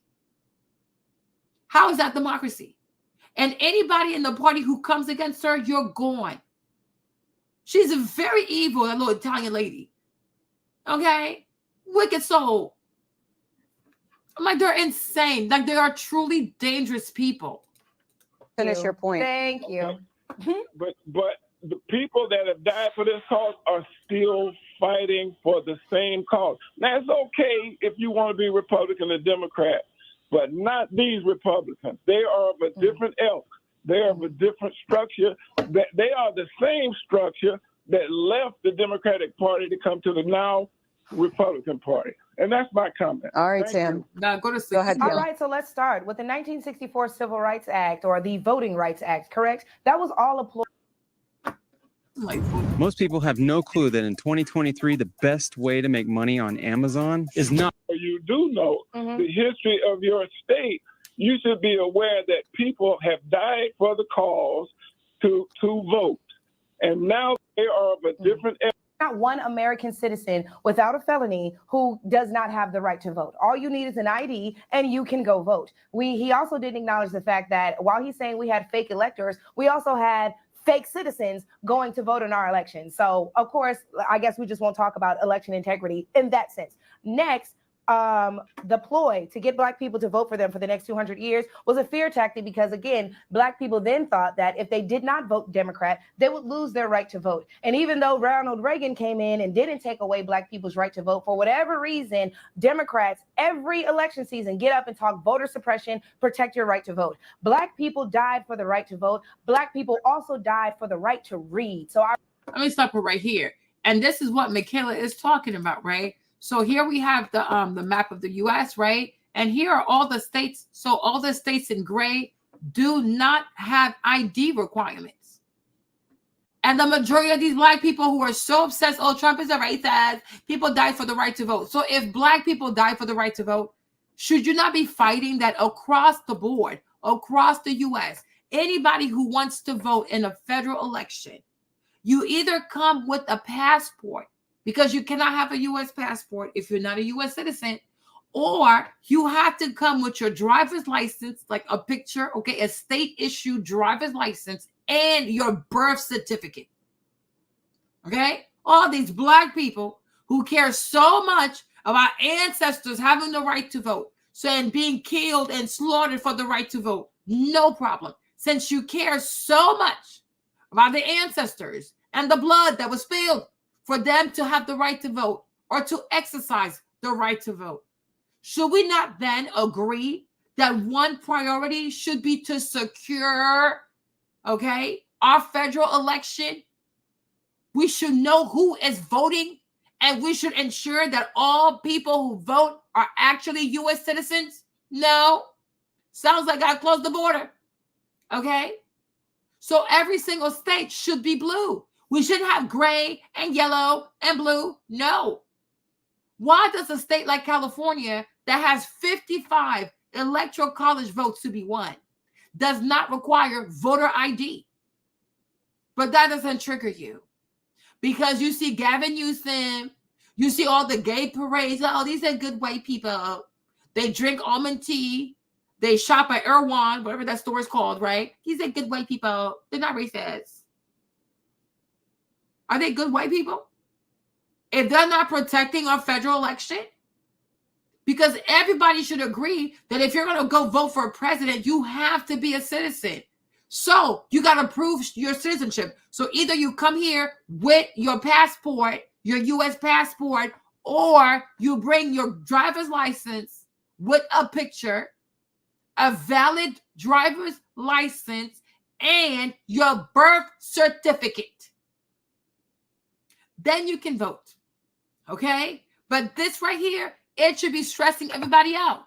So California, no required ID. Or Oregon, no ID required. Washington, no ID required. Nevada, you don't have to bring ID. New Mexico, you don't have to bring ID. Minnesota, where Tim Walz is from, you ain't got to bring no ID. And if you haven't voted in 4 years, then you got to show ID. Okay? Illinois, no ID. Pennsylvania, no ID. New York, no ID. Vermont, no ID. Maine, you don't have to bring your ID. Massachusetts, no ID. New Jersey, you don't have to bring your ID. And who else is here? Maryland, you also don't have to bring your ID. But nobody wants to talk about that. You don't hear them black people say, oh, let's talk about like protecting our election. I even saw this one comment where the guy was like, oh, that this black guy was saying like, oh, DeSantis is racist because he's trying to suppress black voters. I said, what would make you think that DeSantis is trying to suppress black voters, Jack? Hawaii is orange, right? Hold on. So what's that? You can bring a non-photo ID. Arizona, no photo ID. I'm like, then how do you know that's the person? That is crazy to me, right? But I'm like, all these states should be blue. Bring your passport. If you don't bring your passport, you bring a valid ID with your picture and you bring your birth certificate. Otherwise, you're not voting. Okay? Hold on.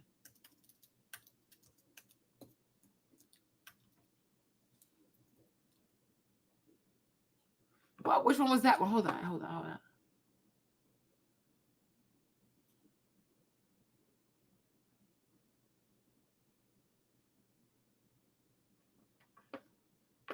I think it's this one.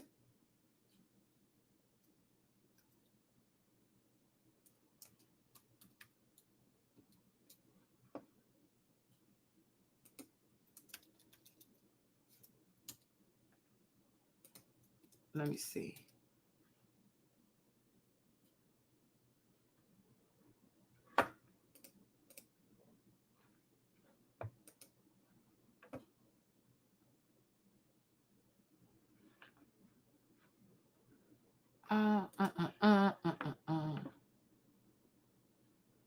Or is it this one? Hold on.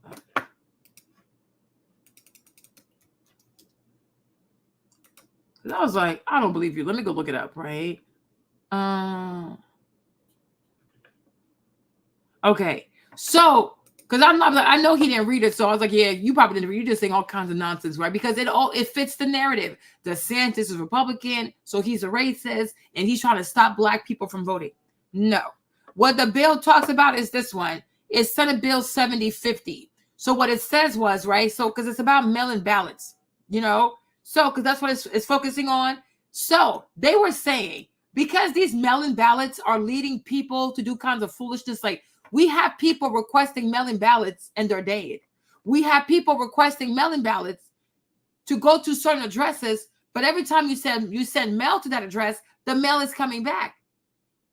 So he was like, if mail cannot be delivered, we're also not sending your mail-in ballot request to that address because obviously you don't live there no more. So who's doing all that kind of stuff, right? Then there's another one where it's like people will request mail-in ballots on behalf of other people and not even be their family member. So he's like, no, if you're not somebody's family, you cannot request You cannot request a mail-in ballot for somebody else that's not related to you. Okay, so here it is. Hold on, let me make it bigger for y'all, right? So, requires signature matching training for any person whose duty requires verification of signatures of vote mail-in ballots, affidavits, petition, and clarifies requirements related to voter signature updates. How is that racist? Training people to make sure that these signatures match before you give someone a mail-in ballot to vote for our president. That's not evil. Strength regulation related to third-party voter registration organization to protect individuals who entrust their personal information and voter registration applications to them. Yes. Because a lot of people knock on doors, hey, I can help you to sign up to vote, and then they take your information, and then they get your ballot, and they vote on your behalf. Okay? Requires additional information to be included on voter information card. Implements recommendation from the Department of State vote by mail report to required a uniform statewide application form to request a vote by mail ballot. Require a vote by mail ballot mailing envelope to be clearly marked do not forward. How is that racist? Why would we want to forward a mail-in ballot? If it's supposed to go to this address, it got to go to that address. What's the problem? Revise requirements for picking up a vote by mail ballot in person. Provide that if 2 or more vote by mail ballots for the same elections are returned in one mailing envelope, none shall be counted. Exactly. Why do you have 2 ballots in one envelope? That makes no sense, right? Facilitates an efficient identification of voters who have moved by enhancing process for address list maintenance activities. Enhance frequency and content of information. Other government entities must provide the Department of State and supervisors of elections for list maintenance activities that ensure eligibility of voters. Exactly. All these migrants over here. Okay? I'm like, how's this racist? How's this racist? Specifies that a voter undergoing eligibility review must vote a provisional ballot and provides implementing requirements. Enhances content and revises timeframes for required post-election reports. Requires candidates to disclose specified information about outstanding fines. Yes. So if you're running too, if you owe money, pay your fines. Okay. Related to election or ethics violations. Requires specified information to be provided for presidential electors. Clarifies the felony for casting more than one ballot. Personally attaches fines imposed against a political committee to the committee chair if the committee fails to pay the fine within 30 days. Increases allowable fines for election law violations. Creates a new framework regulating voters' guide. Okay, so I'm like, okay, so how is this racist? You guys, how is this racist? Unless in your head, Black people tend to commit voter fraud, then I guess I can see how that's racist. But I'm like, what? But that's a Black guy. He's like, oh, he's trying to suppress Black voters. I'm like, how he's trying to suppress Black voters? And you know they don't read. I'm like, yeah, I know you didn't read nothing. So I went myself and I looked it up. And when I read, I'm like, this is not voter suppression. Why would a mail-in ballot envelope come in with 2 ballots inside the envelope? We're not accepting this. That makes no sense. People are, oh, but what if everybody in the household put their vote together? No, everybody got to mail their ballot in separately because each envelope is a vote. So we're not doing that. But I'm like, that's not voter suppression. This is fraud suppression.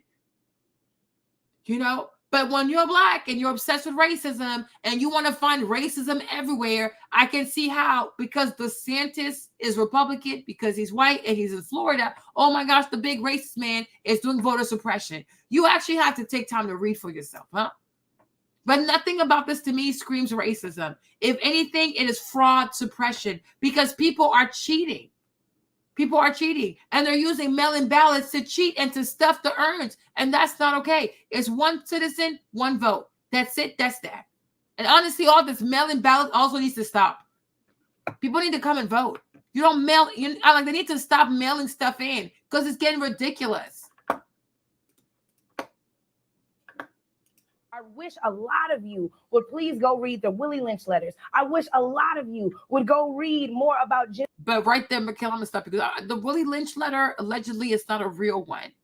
Okay, but it's a real sentiment.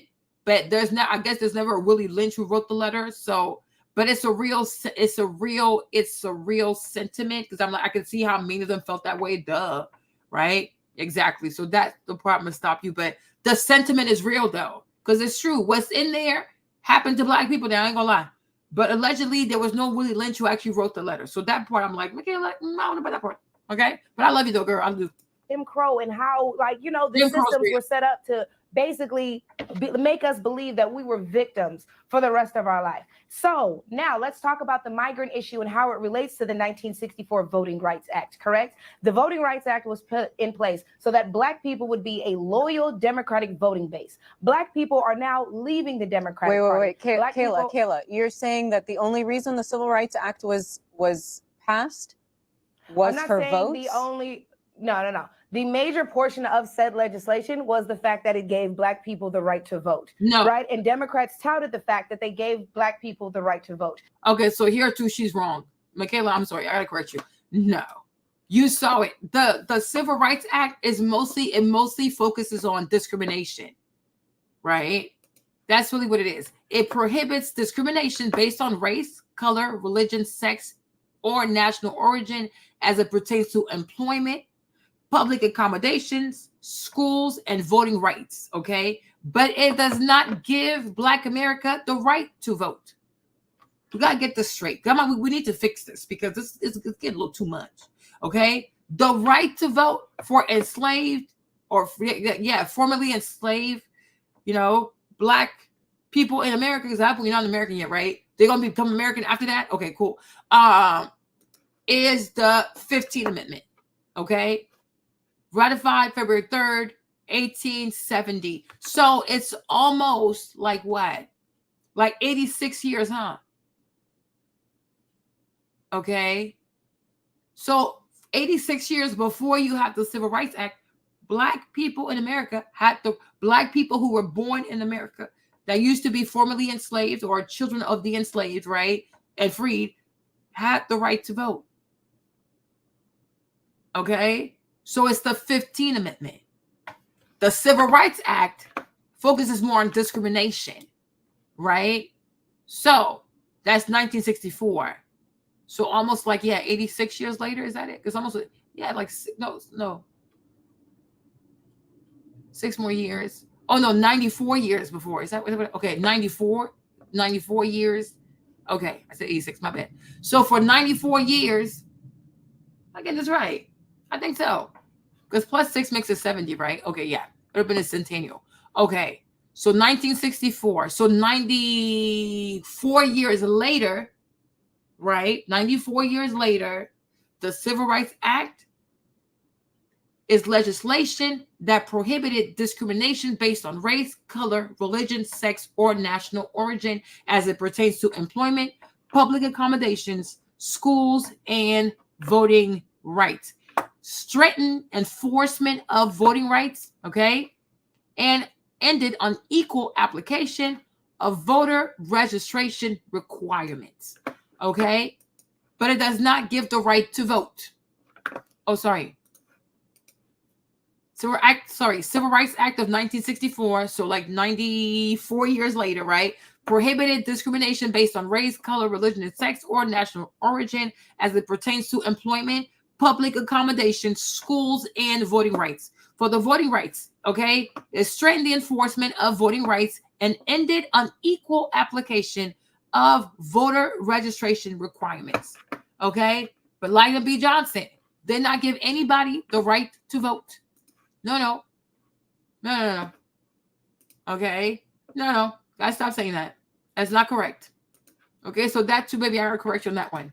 They then used fear-mongering to make Black people believe that if they did not vote Democrat, they would lose their right to vote and whatever other rights and resources that were granted to them by these Democrats, correct? Now that you see Black people leaving the Democratic Party, now that you see Black people calling out the Democratic Party, now that you see Black people tired of living in the same conditions that they were in when the bill was signed, they no longer have that loyal voting base. So you know what they're doing now? Now they're opening the borders. They're letting these migrants in. They're giving them these welcome packages full of food stamps, housing assistance, whatever else, that housing and clothing and whatever else it is maybe that they need in order to come over here and live comfortably. Why? Because now when you have these illegal migrants coming over here, and it's clear that the Republicans are like, no, get them out. Now you have a new loyal voting base who's like, oh God, if we don't vote for the Democrats, we're not only going to lose our right to vote, but we're possibly going to lose our citizenship as well. It's never been a thing where we're going to do this for the betterment of the Black community or the Latino community. It's always been, we're going to do this so that we can stay in power, and we're going to manipulate the masses into believing that we are for them. And even though they will continue to vote for us, we will never do anything for them, but we will play on their feelings for stuff that we did 60 years ago. Okay. And Dave in Kemmerer, Wyoming, Republican. Hi, Dave. And like I said to me, right? Let's even assume he gave Black people the right to vote, which we know is not true, right? If you give me something just for me to give it right back to you for the, like, you know what I'm saying? Then did you really give me something? If somebody says, okay, I give you the right to vote, but you can only vote for me. How is that the right to vote? You're giving me the right to vote for you. That's very different, right? Because if you say, Marlene, I'm going to give you the right to vote, but you can vote for whoever you want. Okay, sure. So there's no bad blood. Maybe one day I like you. Maybe one day I don't like you. But when you say, if you go off the premise of he gave Black people the right to vote, just so that Black people could just continue to vote for him over and over and over, then he didn't really give you a right. He just gave you an opportunity for you to vote for him. That's it. And actually, it's a forced thing. You are required to vote for him. So, like, it's a null and void. You give me something just to take it back. So you really gave me nothing, but you definitely gave yourself everything, right? Let me make all these people believe that I'm giving them the right to vote, and they're just going to keep voting for me. So you just increase your voter base. You didn't do anything. You did nothing for them. It was all for you. It's serving you because it's not serving them. Right? Because if 60 years later, even people who came here like 10 years ago, 20 years ago, have managed to make way more than they do, then it's not serving them. It's serving you. Right? But I'm like, this really makes no sense. So somebody, you give me something just for me to give it back to you. Then you gave me nothing, but you gave yourself everything. Because this is like, and that's what, what's his name? Dr. Umar talked about. This is nothing more than the illusion of inclusion. It's an illusion. It's a magic trick. I'm going to give you something, but you just going to give it right back to me. Right? It's like the government gives you a grant, then they turn around and tax you for having the grant. Then you didn't give me anything. Because you gave me a grant to seem good, but then you turn around, you have the IRS tax me. But it's the same federal government. Right? So it's like, it's null and void. Because if you give somebody something and then they can freely choose how they want to spend that thing or exercise the thing, then you can say, yeah, I gave you something. But if you give me something just so I can give it back to you, then it was always yours all along. It was never mine. Because that makes no sense to me. Right? Because you can't say, oh, it's the right to vote. Only if you vote for this party and only this political party. Otherwise, you're doing something wrong. Then keep your vote. Then keep your right to vote. They all need it. Because if I'm like, right? Like, go somewhere with that. Like me, it doesn't hold water with me. Like, I'm like, I don't care. My question is, I just want to tell her she's doing a fine job on there. Tell us how, what's going on in this world. And I agree with her wholeheartedly. And I appreciate her as a young woman and her knowledge of everything she does. It's just wonderful to hear somebody with all of her zeal and her knowledge. And I thank her for that. All right, Dave. Thank you. Let's go to Jill in Maryland, Democrat. Good morning, Jill. Yes. First, I'd like to know why she feels she has to smirk, neck roll, eye roll, and insult everybody that calls her, speaking over them. First of all, she is not that. Do you see the level of gaslighting here? Another Black woman. And you see, these are older Black people. They're so damn mean. Okay. My thing is, do you see the level of gaslighting? I'm like, Michaela did not insult anybody. They've been insulting her. Exactly. Gaslighting. And this is what most older Black people do. And this is what most old Black women do, especially Black mothers, right? They will gaslight you, never take accountability, and make you think you're the problem. I'm like, this girl did not cuss out anybody. The man called her stupid, okay? Yeah, he said if I want to volunteer, I'm like, John, I'm tired. It's not that serious. Like, part of me wants to do politics like full time. I think I would make a great senator. I really do. I'll make sure all you young people don't get taxed. I'm like, man, keep your money. They need to learn how to manage money better. You know? Because honestly, like this whole thing about like when you I'm being serious. If you really think about it, I'm like they continue to try to set up factions for people to keep fighting each other. They do not want the people to actually unite. I've come to recognize this. Like these people here, even like in the old Republican Party, the Democrat Party, which makes sense, is the same people just moving chairs, right? They truly do not want people to unite. Because when you think about it, when they say, oh, we got to make the rich people pay their fair share, all that is to create contention between the rich man and the regular person.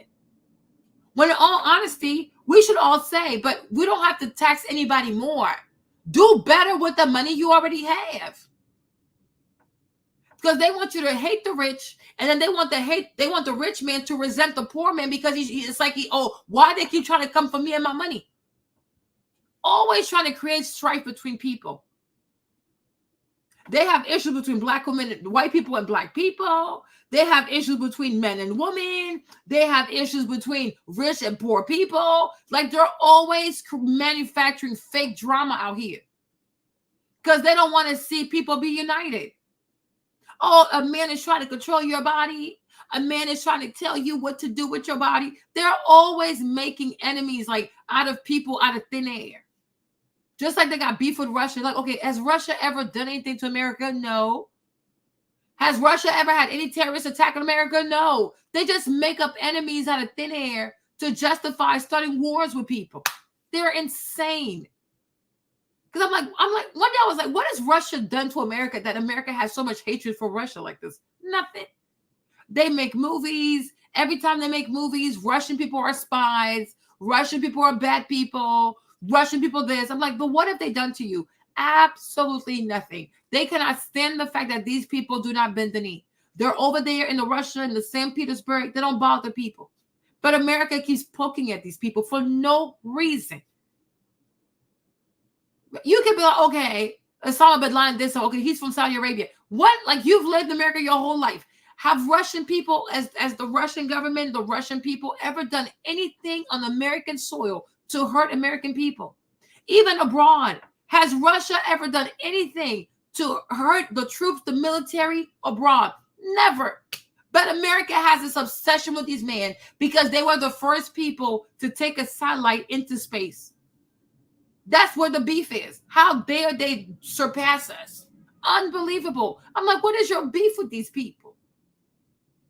They just wake up in the morning and they just hate people. And then they weaponize their media and they and then they enlist your support to hate other people who have done nothing to you. You're going to ask an average American, why do you hate Russia?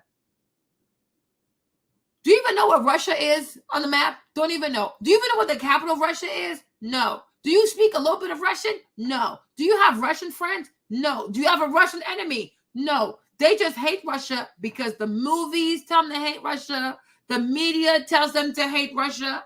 Their government tells them to hate Russia. Harry Kissinger told them to hate Russia. I'm like, what has Russia done to you people? They're so obsessed with them people. Because they need to start wars. They got to sell weapons. So they got to make enemies out of people.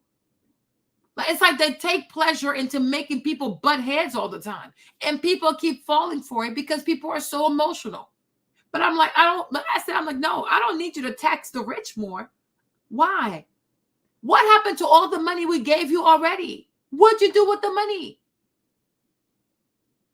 And when the poor people or the middle class people hear, oh, we're going to tax the rich their fair share. They're like, yeah, tax them more. But what about the day you become rich? How's that going to make you feel? Because you don't think you're going to be rich one day, huh? But one day you're going to be rich. But we should be like, no, why are you going to tax rich people more? They worked hard. They earned their money. What are you doing with the money that you already have? We pay you all this money. Where is the money? What have you done with the money? Nobody ever says, no, we need to hold you accountable first. Before you go taxing rich people for more money, show us what you've done with the money you currently have. And I'm like, if most American people knew how their tax dollars were being spent, they would stop paying taxes. I'm like, January 6th will be so light. DC will be overrun with people. They're going to whoop some ass. But nobody's asking those questions. So they get away with all kinds of foolishness. You don't have to tax rich people more. 300 million people get taxed every year. What are you doing with this money? Nobody's asking. Because they teach you to have hatred for rich people. Even the Bible teaches you, especially the New Testament, teaches you to have hatred for rich people. So when you hear things like, oh, tax the rich, like, yeah. Go get the money, they're wicked people. But if you were a reasonable person, if you are not a jealous person, if you are not an envious person, you're like, you know what? No, they work hard for their money. Why would you tax them more? What have you done with the money we gave you? They can't answer. Whoop their asses.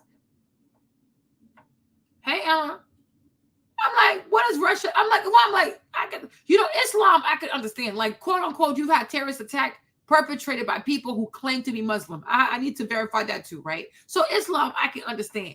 But like Russia, I'm like, what has Russia done to America? What have they done? No. They just wake up like, we don't like you. And then because we don't like you, we're going to defame you. We're going to make movies about you where you're always the bad guy. You're always evil. The majority of American movies, Russian people are always bad people. And that's okay. Nobody has an issue with that. Is it okay to do that? That's what they do. They always create strife between people. Just like they don't like to see people get along. And people keep falling for it. And I don't know. And they keep doing it. I'm like, you are really crazy. Like, you are seriously crazy. But I'm like, why so much hatred for Vladimir Putin? What has he done to you? Nothing. They barely know this man's history. They just hate this man because it's cool to hate this man. It's the same thing with Trump.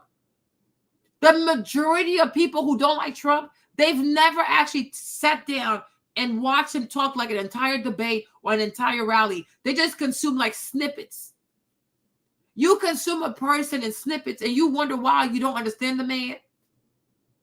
Right?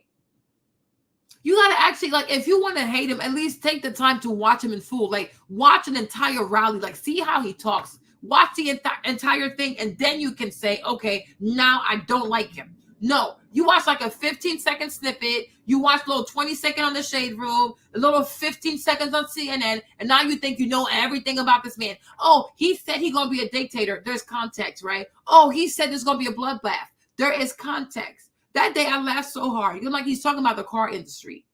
He said if China does not bring cars to America, like manufacture cars in America, and they think they're going to do cars in Mexico, it's going to be a bloodbath. Oh my gosh, Trump is saying it's going to be a bloodbath. He's going to kill black people. I'm like, did y'all even watch this stuff? No. It's so sad. I'm like, it's really, really sad. It's really pathetic. I'm like, y'all want to hate this man so badly.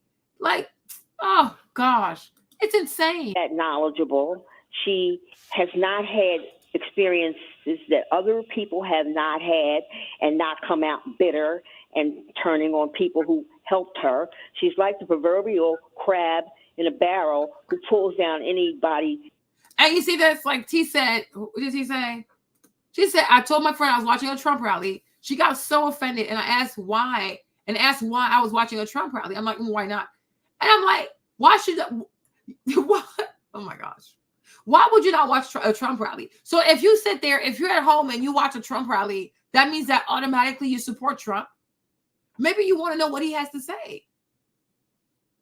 You know, and it's only with black people, I swear, like this anomaly is only something I see here in America, right? Where, oh, if I don't like somebody, I should not sit down with the person. I only see that here. And I only see that predominantly with Black America. I only see it here. If I don't like someone, I can't sit down with the person. Like, but why? Like, you do not have to be an enemy or be hateful or be on bad terms with someone forever. You know what I'm saying? It's okay to talk to people you don't like, because maybe by talking, you might realize it was a misunderstanding. And I can see why so many Black children commit all kinds of murder, go killing all kinds of people, because they never see conflict resolution.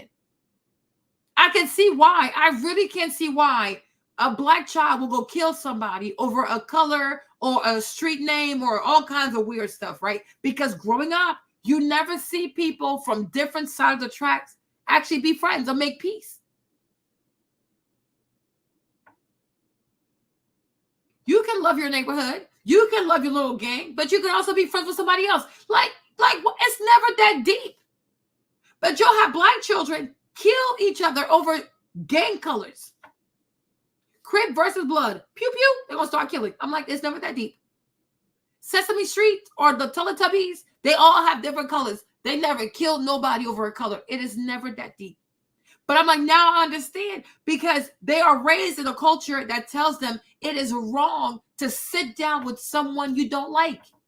I'm like, well, if we never sit down together, then the killing is never going to stop. I'm like, I understand why gangs and gang killings do not stop in predominantly Black neighborhoods. I get it now. Because these kids have never seen people who don't like each other make peace. You understand? Just because you sit down with someone you don't like, it doesn't mean that you forgive, or like not forgive, that you forget what they did or you absolve them for what they did. No, you're trying to get more clarification. But the thing is, you might be like, you know what? You're not that bad. I actually like you. Right? But y'all can know, okay, I'm over here, you're over there, but we can still be friends though, right? Because you're actually pretty cool.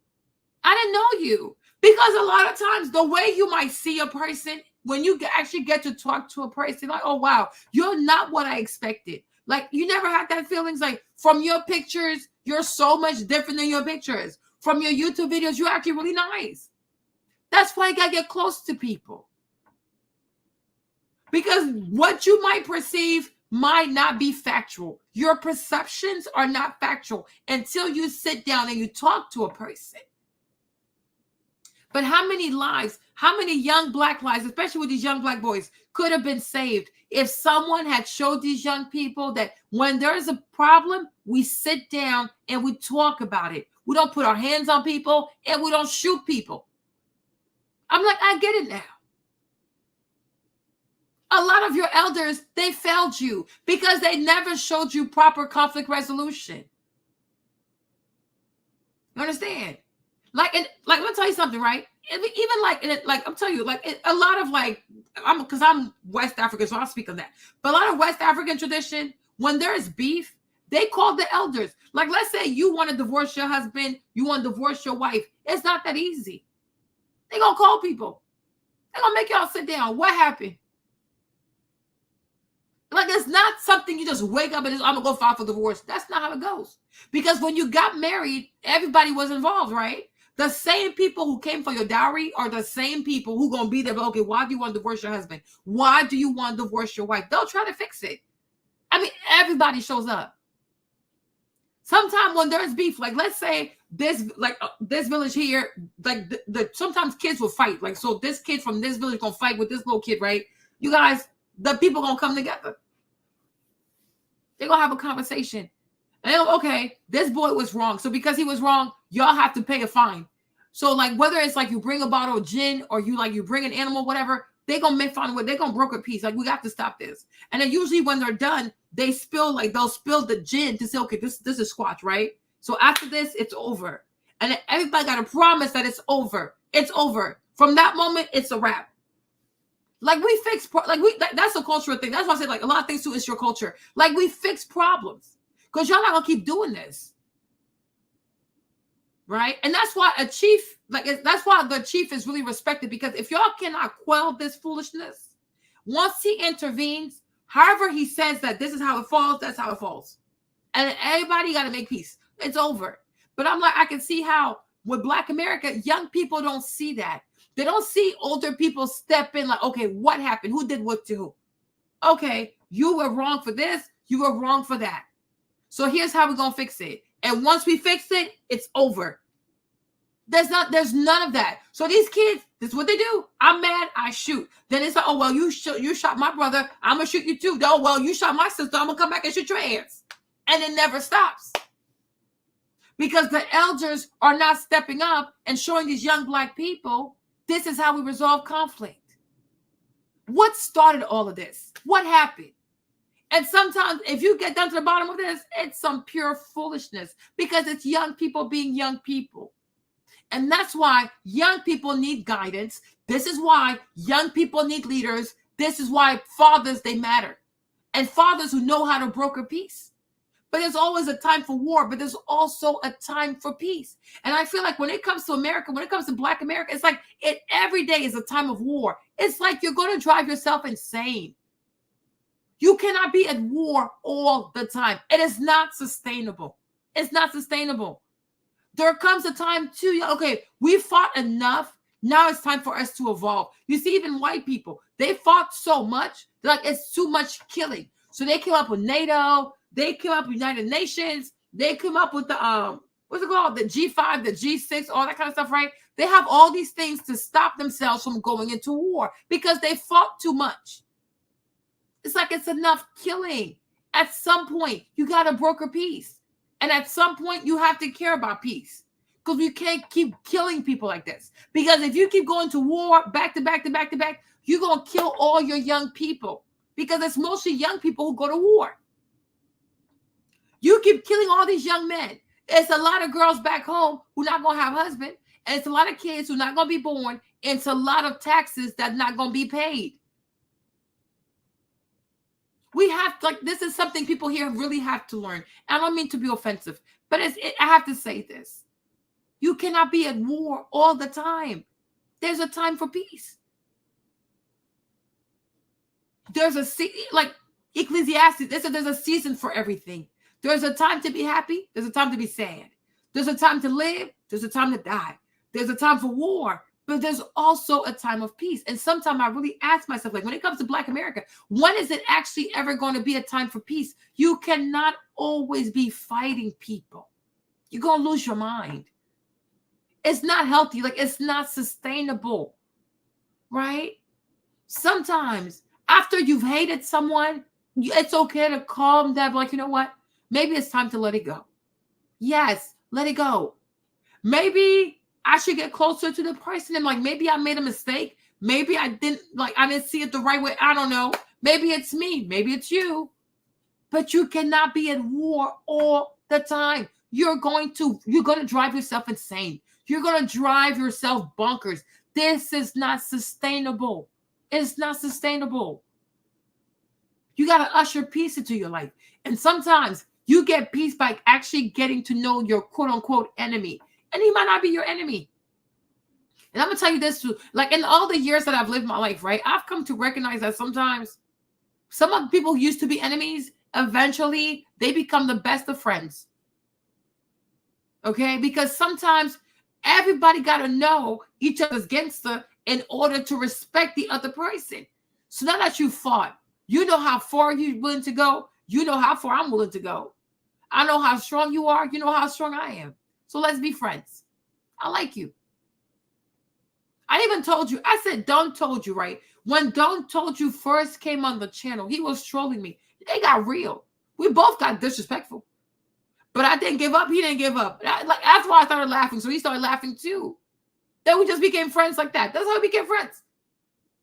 But he came on, hey, Paggy, he came on to troll me. Like, it was ridiculous. I'm like, who's this white man? I don't even know if he's white, but whatever. That's how we became friends. But sometimes it's like some of your best people are people that you have beef with. But it's like, I don't like you, but there's something about you I appreciate. Like, you crazy. I like that. I'm crazy too. Right? But it's like people are like, oh no, if I have beef with you, I got beef with you forever. Oh, child, stop. Life is too long. Let that stuff go, man. It's never that deep. But I'm like, I understand. I truly, truly understand why so many of these young black men over here, they make so many mistakes and they're so costly to them because nobody has shown these young people when you don't get along with somebody, it's okay to talk to them. It does not make you weak. It don't make you a punk. It don't make you a coward. You got to learn the art of diplomacy. Like, you got to talk to people, right? Got to learn how to solve things without going crazy because you can't shoot your way through problems. Okay? Somebody did something wrong to you. Okay, it wasn't nice. But you're not going to go shoot them people because if you shoot them, they're going to come over here and shoot us too. When does it stop? When does it stop? At some point, it has to stop. But there's no adults coming in saying like, yo, y'all got to calm down. How can we solve this? How can we resolve this? Because nobody wants to be an elder anymore. Then you squash the beef. If somebody got to pay a fine to atone, pay the fine, atone. After that, we're done. Then you poured the gin, like you poured the liquor down. It's a wrap. It's over. We're done. We're never talking about this again. That's it. Then everybody goes on their way. It's over.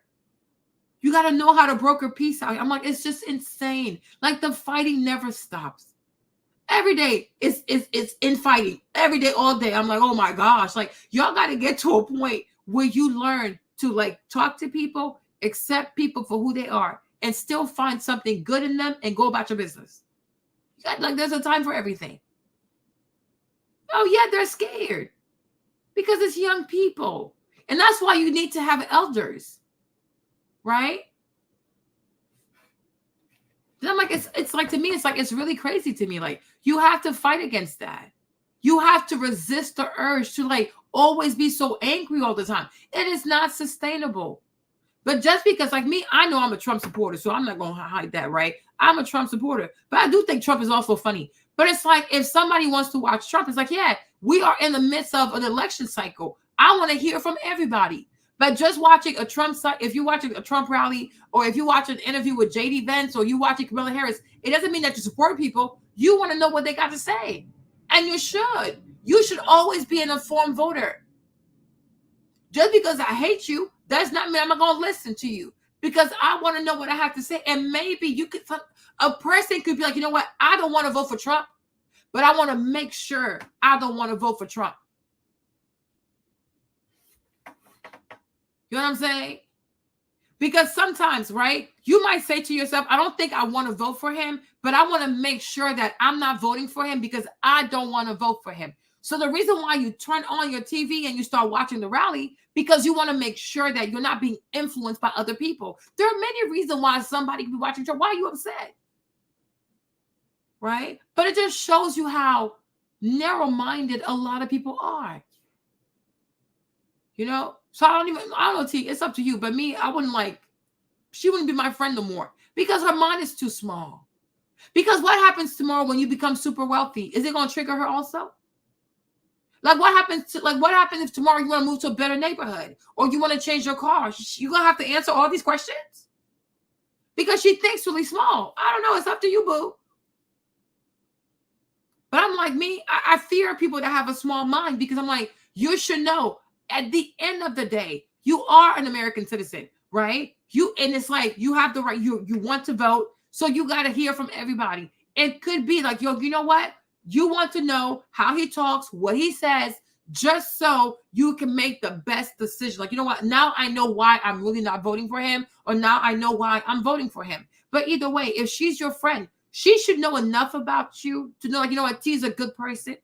So if she's watching this, she must have her reason. So I'm going to trust her.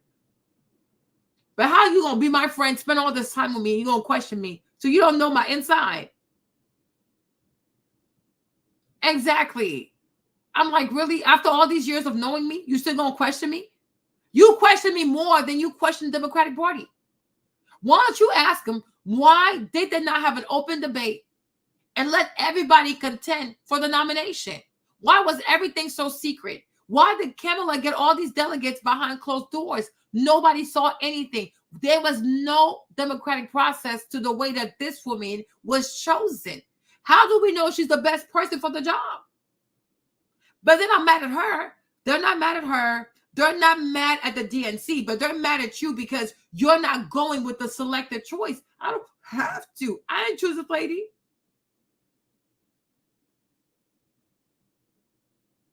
I mean, I would think about that.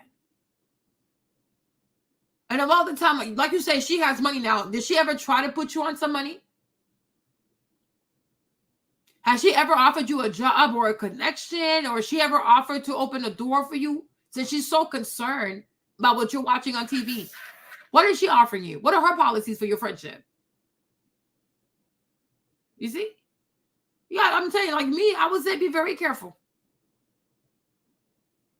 Because I'm like, what has she done for you? What, like, because money, I'm telling you, money matters. Money matters. So since she has more money than you, what has she done to try to put money in your pocket before asking you, why are you watching a Trump rally? Like, please, go somewhere. Any crab above her. Well, that's Jill, moving do you have a specific question for Kayla? Did she set up the Chick-fil-A Trump event? Is that the question? The answer to the question is no. I actually just got invited to meet President Trump at a restaurant, and I found out the next morning that it was Chick-fil-A, and nobody that wanted to meet him was offended by the fact that it was a Chick-fil-A, and neither was I. But to go back to the, I don't know why she smirked, why she neck rolls, while she talks over people. It's okay for you guys to get on here and call me an Uncle Tom, to call me not smart, to call me dumb, to say I haven't done my research, to say I haven't lived a life like you. But then if I smirk, if I laugh, oh my God, what is this person talking about? Now all of a sudden you're offended. I think that's very interesting. Next, to say that I'm a crab in a barrel and I'm pulling people down. Actually, how could I be pulling people down if I was in the bottom of the barrel with the rest of you crabs and I decided to crawl out? And now here I am calling out the discrepancies that I've seen in the Democratic Party and asking you, why is the hood still the hood? The hood was the hood when you were a child. The hood is still the hood now that I have a child. That's 3 generations in which the Democrats have done nothing to help you. So it sounds more like you're the crab at the bottom of the barrel trying to keep everybody down there. And I'm the crab that crawled out and I'm saying, hey, let's get back to the beach. Kayla, we've got a text for you from Chas in Jacksonville, Florida. It says, Ms. Montgomery, you mentioned supporting ending the tax on tips. Tell me. I didn't. I wholeheartedly support. Yes. Ending tax on tips. Yes. Yes. And then the question is, tell me what will replace the $38 billion that would reported that helps to run the country. So how you see how they think they're so smart? What's 38? We owe $32 trillion. First and foremost, what $38 billion gonna do? So we should tax young college students who make money with tips. Look how pathetic they are, right? Like I told you, another bum, another socialist, bunch of bums, right? Because a smart person, a money-minded person, like, you know what? What are they doing with the money that they're getting now? Right? And my thing is, I would answer the question. If we end the tax on tips, where are you going to get the extra $38 billion? From the fraud that's being committed with Medicare and Medicaid? If every year Medicaid and Medicare is losing $100 billion in fraudulent claims, if we can stop those fraudulent claims, we're going to keep $100 billion. There you go. So you can end taxes on tips, on tip workers for 3 years. And I'm going to put my receipt. Hold on. Wait a minute. Okay.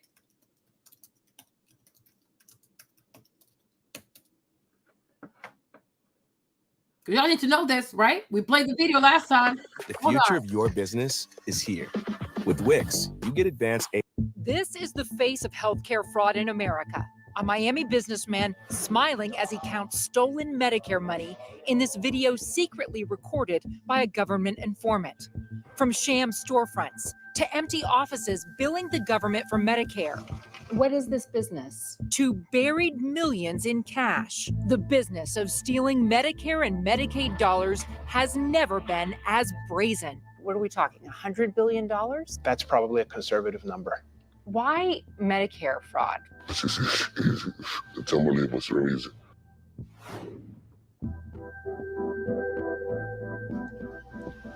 We're in South Florida today at the headquarters of the care fraud battle every day. Annually, estimated Medicare and Medicaid fraud tops $100 billion. Okay, y'all see this, right? He's one of some 450 special agents nationwide from the Office of Inspector General who fight a healthcare fraud battle every day. Annually, estimated Medicare and Medicaid fraud tops $100 billion. Okay, so every year, huh? What they say? Every year, it is estimated that Medicare and Medicaid fraud is over $100 billion. That's why I say the day the American people realize how the government is wasting their money, January 6th, it's going to seem like a few people walked into Congress. They're going to tear that thing up. $100 billion goes to fraud. And they don't try to stop it because it's not their money. They're just tax people again and get more money out of people instead of making sure they protect the money. They do not care. So when you come over here and you say to Michaela, once again, because they're ignorant, they're so damn ignorant. They know nothing about politics. These people are just so damn slow. Okay. Ms. Montgomery, you mentioned supporting ending the tax or tips. Tell me what will replace the $38 billion reported that helps to run the country. Well, we're going to make sure that we stop the fraud with Medicare and Medicaid. Because 1 year alone of stopping Medicare fraud can give these young people 3 years of not having to pay tax on their tips. You're welcome. You dumb. Okay. And the problem is, Kevin, I'm telling you, if people knew the money that was lost in fraud and things like that, I said January 6th would look like a few people walked there. It was like, it was a small manifestation. Because the real day of reckoning is going to come the day the American people find out what is happening to their money. And per the Constitution and per the Declaration of Independence, right? What does it say? It says that the people work. It's the government works for the people, not vice versa. Oh, y'all, give me a second, right? To let her finish. How would you replace that income? Well, we would put it more on restaurant owners to actually pay their workers a living wage if we're not going to take tax off tips. And then that money would be recouped from payroll taxes, business taxes, sale taxes, things like that. To act like the money can't be recouped from literally any other, compound is pretty interesting to me. I don't think that taxing the tips of workers who are already underpaid and therefore have to go out of their way to earn a tip from the customer should then have to pay money on that tip. So would you support a raise in the federal minimum wage? I think that the federal minimum wage should reflect the cost of living, but I can't say that we need to change the minimum wage until we get the economy stabilized, because minimum wage might be sufficient if inflation wasn't so high. So until we get inflation under control, I don't think we can talk about wages, because if we raise the minimum wage right now, that would only make the current situation in the economy worse. There's so many things outside of raising the minimum wage that we would have to address before we could go do something that big. Stella, a Republican in San Diego, good morning. Good morning. I'm grateful for the chance to say, Michaela Montgomery, you are speaking the truth. Keep speaking the truth, because people are afraid to speak it. And you're absolutely 100% correct about the things you're saying. It is so totally and completely unfair in this country. The immigration crisis, the crime, it's absolutely out of control. We can't buy groceries. People are struggling. And notice how all these black callers, these older black people who called, right, with their 1964 memories, right? None of them talked about the border, immigration. Let's just call it insult this young lady. None of them talk about the economy. Because all of them, even these callers who called to insult her, you're stupid, you're dumb, you're Uncle Tom, they're also suffering too, right? They have a hard time. They probably have their kids calling them asking for money. They probably have their grandkids calling asking for money, right? And then they're going to pick up their phone and call somebody's child all kinds of stupid. When everybody right now is being impacted by this economy. How can you be this delusional? Like, make it make sense. Struggling. The fact of the matter is, Kamala Harris is not coming out on television and talking about policies. She's going to hide behind the camera on a teleprompter. She's not going to speak the truth. You're speaking the truth. Keep doing what you're doing. Thank you for your work. Thank you. Thank you. Philip in Jackson, Mississippi, Independent Line. Hi, Philip. Hi there. Young lady, all I can really understand what you're just explaining to the folks that listen to the program today is that you believe that pulling yourself up by your own bootstraps is the way to go, and that if you just do that, everything else will work all right. Those words didn't come out my mouth. I said if you want something bad enough, you'd work hard for it. But you see, you guys, meanwhile, I'm like, yeah, kind of, right? We saw Mr. Binka over here, who used to be he used to clean shoes or whatever. Went on to have real estate. From real estate, he had a bank. Okay. We saw Mr. What's the other guy? The banker. We saw the story of the banker man from California, the black man. He bought the bank, right? We saw the story of like Thomas Dowell, who used to sell oysters. He went from selling oysters on the street corner to owning a fancy restaurant in downtown Manhattan and having a bunch of rich customers. So it's like, why are they like, these people are so silly. Okay. And this is why, and I'm like, and this, I'm telling y'all, this graph right here, where is it, right?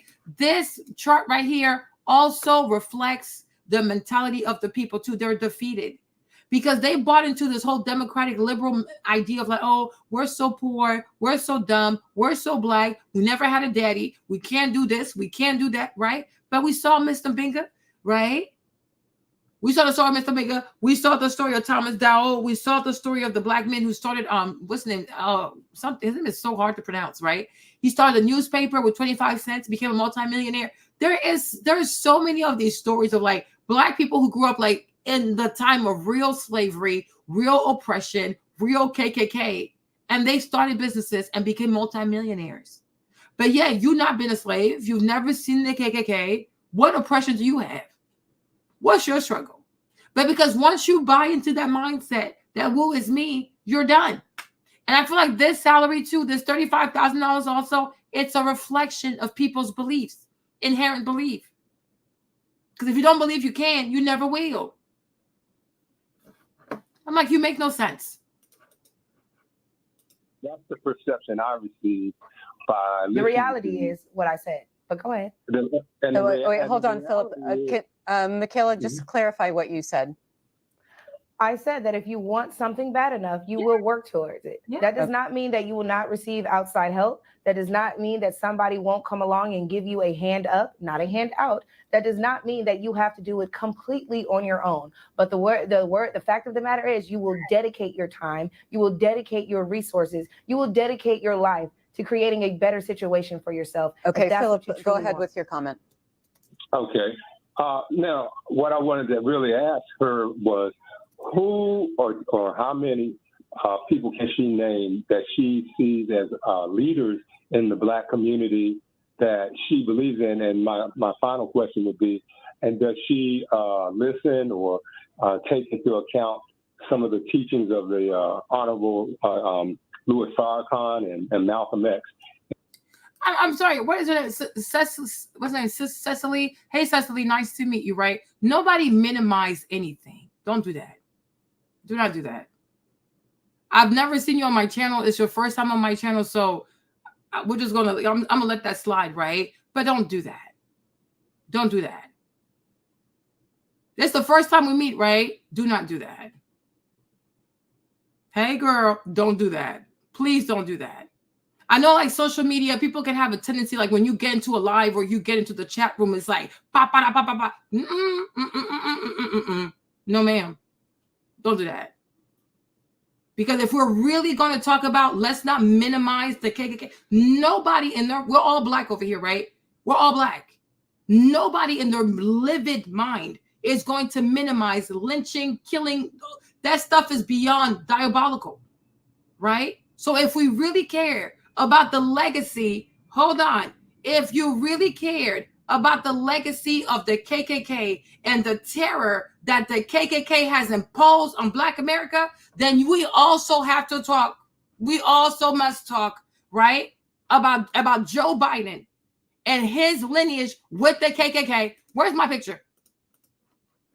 Okay, gotta talk about that. But I guess I don't know when you came in, because I've been talking for almost like 7 hours. I don't know when you came in, so I don't know, right? Okay? But it's like, hold on, where's my picture? Child, please.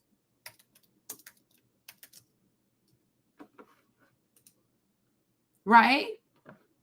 Because here we have Joe Biden. Hold on. Here we have Joe Biden with this man, Storm Thurmond, however you say his name, who was a grand wizard of the KKK and was a member of the Democratic Party, a man who trained Joe Biden in politics, who pretended to move over to the Republican Party only to coach Joe Biden while he stayed with the Democratic Party.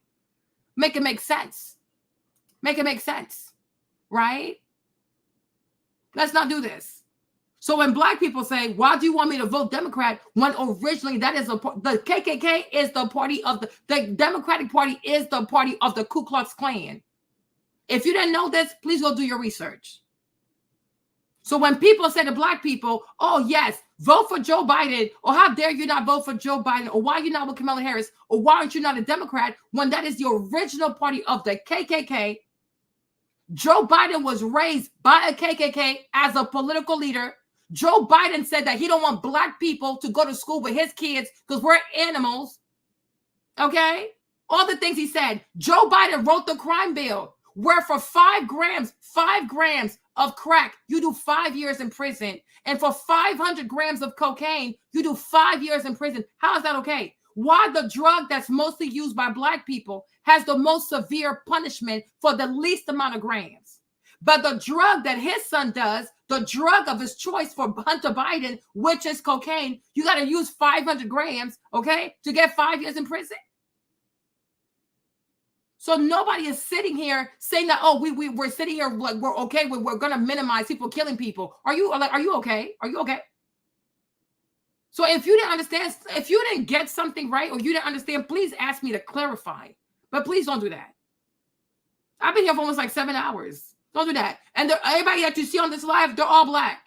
No one is going to sit here and watch me. Oh, yeah, she's just bastardizing what the KKK did to people.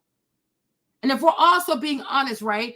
If you live in Mississippi and this was happening, that's the thing, because it's a deep South.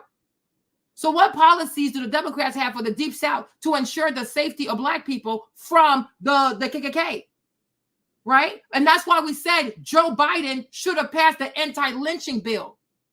Didn't we not say that? But instead of prioritizing the anti-lynch bill, he first went for the anti-Asian hate bill. He put the Asian people for black people.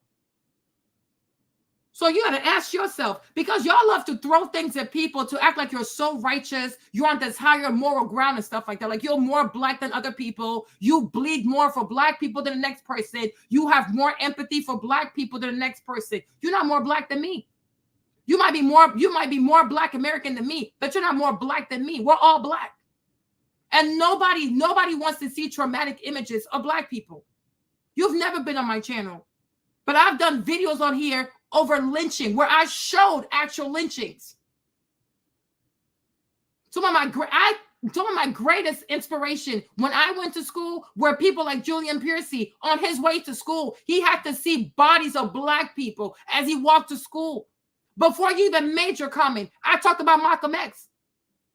And I said that Malcolm X's father, he was taken by the KKK, and they snatched him up and they tied him up on the train track, and the train ran all over his body. And when they found his body the next day, his head was all the way over there. There were still parts of his limbs that were attached to the train track, and the rest of like his guts were all over the place. So then I'm like, that's my question. And then we also talked about Obama. Why would Obama take someone like Joe Biden to be his vice president when this man was groomed by a grand wizard of the KKK? And we also said, how can Michelle Obama sleep with her husband knowing what he's doing? She's the descendant of the enslaved. But it's like you're going to let your husband take somebody who was raised by a grand wizard as his vice president to run for office. Make it make sense. Make it make sense. Okay, Mommy.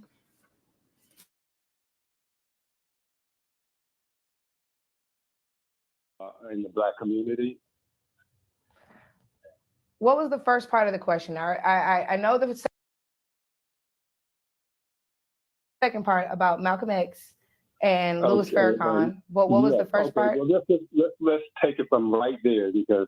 Okay, so Malcolm X is actually one of the greatest people I think ever to touch this planet. I actually have By Any Means Necessary tattooed on my back. And that speaks to the whole, if you want something bad enough, you're going to get it. By any means necessary. Additionally, to question my support for the Conservative Party as if Malcolm X wasn't a conservative himself is quite interesting. Malcolm X preached that blue-eyed white liberals were the Black community's biggest enemy, and yet here you guys are touting blue-eyed white liberals or people who are, you know, a Black woman who's the face, but of course, you know, will be controlled by blue-eyed white liberals. It's very interesting to me that the Malcolm X enthusiasts or even the Martin Luther King enthusiasts would act like our leaders were not preaching these things to us 60, 70 years ago. Additionally, the first part of the question was, can I identify any Black leaders that we have currently in the community? Unfortunately, all of our leaders have been assassinated. Anybody who was going to get us to go against the grain, go against the status quo, to question our current economy, to question our current living situations, to question the conditions in which Black people live. Anybody who put up a fight against that was assassinated. So to say that we have a Black leader, unfortunately, we don't. We do have Black voices that are trying to shine a light on all the things wrong in the Black community. But as you guys have seen through this programming today, those Black people are attacked. We're called Uncle Toms. We're called Sambos. We're called dumb. We're called, oh, well, you haven't lived my life. It's very, very interesting because y'all would never talk about Malcolm X or Martin Luther King that way. But for whatever reason, we're going to forget their teachings. Because everybody's here because of Maverick. Exactly, Cicely. But you never said hi to me, though. You never said hi to me. So this is the first time we talked. We never spoken. But Cicely, if you've been on my channel, then you know I will never make light of the KKK. Like, are we, like, seriously? Seriously? Like, this stuff is traumatic. Like, one day we did a whole live on lynching. We couldn't even sleep. Like, I was like, oh my gosh, why did I even do this? It's like, it's very triggering. America has a very disturbing history. Like, it's really seriously disturbing. But I'm hurt because I'm like, people get mad at you because you don't support the Democratic Party. But it's like people pretend as if like that's not the party of the KKK. And they've never even said sorry. That's my thing. It's like, you can be like, okay, at that time, yeah, we were racist because that was the thing to do, but we apologize. Even the crime bill. Nobody's asking Joe Biden to say, oh, you know what? Apologize for what you did. Because now that you can look back at it, you did a lot of harm. No, it's okay. Oh, no, it's okay. But Hunter Biden can do all the crack cocaine he wants to. He never goes to jail. How is that okay? It's like, oh, no, look over that because he was Obama's VP. I don't care about Barack Obama. That ain't my problem. Obama's always going to be okay. His wife was always going to be okay. His children were always going to be okay. But I'm like, it's like this crazy to me. And even for you to say things like what you say, oh, what's it called? That people are going to give these police officers full immunity. Cicely, please go read about it. No one can give a police officer full immunity. It will never, never, never happen. It is not happening. What they're talking about is qualified immunity. And yes, police do need some type of immunity. If somebody comes and gets you and kidnaps you, right? And the way to free you means they got to shoot the person. Cicely, they're going to shoot the person. Okay? And they're not going to face charges because they should not face charges. Now, if a police officer goes outside of like the realm of his immunity and he just out here just shooting people just to shoot people, he's going to prison. No one is going to allow this man to walk free. No one is saying those things. That will never happen on this land. It will never happen. Now, when it comes to Trump, Trump can pardon a person. If he feels like the guy who put his knee on, what's that boy's name? George Floyd, right? Derek Chauvin. If Trump feels like it, yeah, he can pardon him. But any president could pardon Derek Chauvin. But I don't think he will. Because why would he? How does that serve him? Right? But my thing is, if we're going to talk about, because I got to go soon, right? He did not say that, Cicely. He did not say that. We're talking about, I'm telling you, we are talking about qualified immunity. Police officers, not just police officers, even a lot of government workers, people in the armed forces, they need that stuff to also avoid prosecution. But it doesn't mean that you're giving them full immunity. You're like, this is just crazy, right? And they even asked him about the man who shot the lady in the face, Sonia Macy. He explained himself very well, right? What we don't want to have happen is that because of woke politics, social justice warrior, that a DA can just trump up, a DA can just, hold on. A DA can just trump up charges and just pull charges out of his butt because they want to be tough on crime or tough on police officers for the sake of social media. You cannot do this with people's lives. You cannot do this. Because if you also, Cicely, you got to think about this, right? If you excessively prosecute police officers, if you go above and beyond with the way that you charge police officers, you prosecute police officers, and you incarcerate police officers, ultimately, nobody's going to sign up for the police force. So at some point, Cicely, there has to be a good medium. There has to be a good balance somewhere. Because what happens when nobody signs up for the police force? Then what happens? Who's going to protect you? You can't just be charging somebody in the first-degree murder because that's what the people want, because that's what makes them happy. No, it has to make sense. But the way we're living right now, for the sake of social media, the way it goes, like when you, oh my gosh, maybe tomorrow we'll talk about it, right? But we got to talk about the grand jury.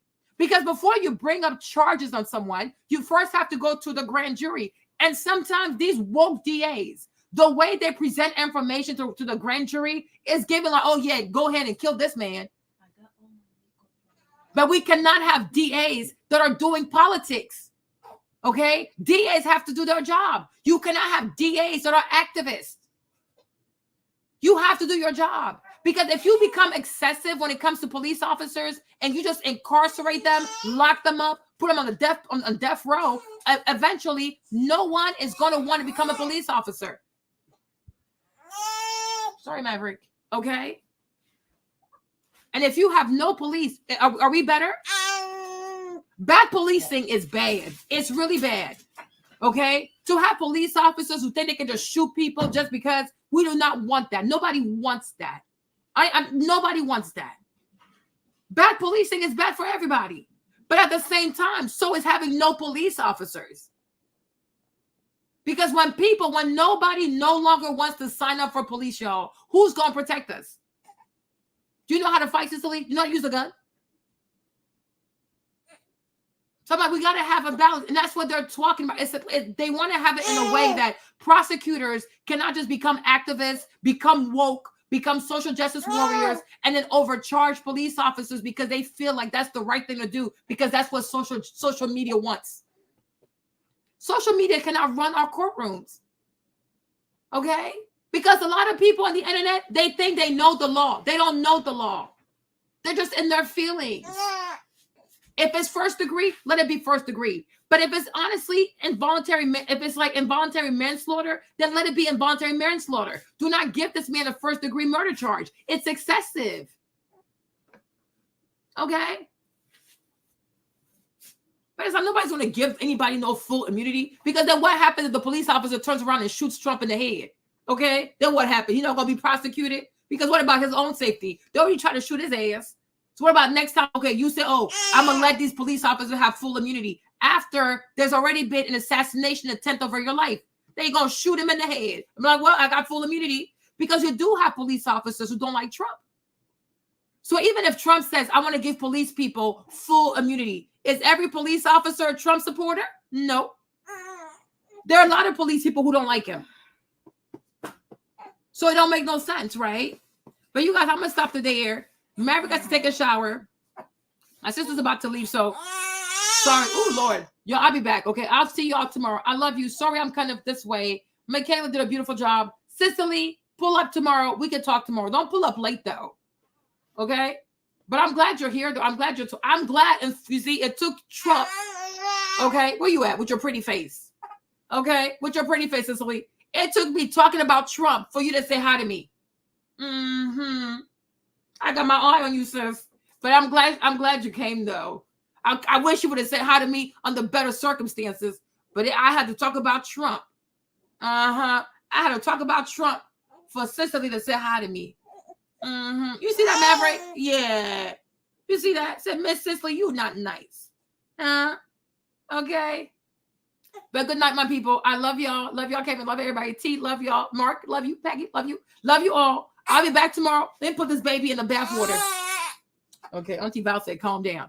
Love y'all. Gotta go.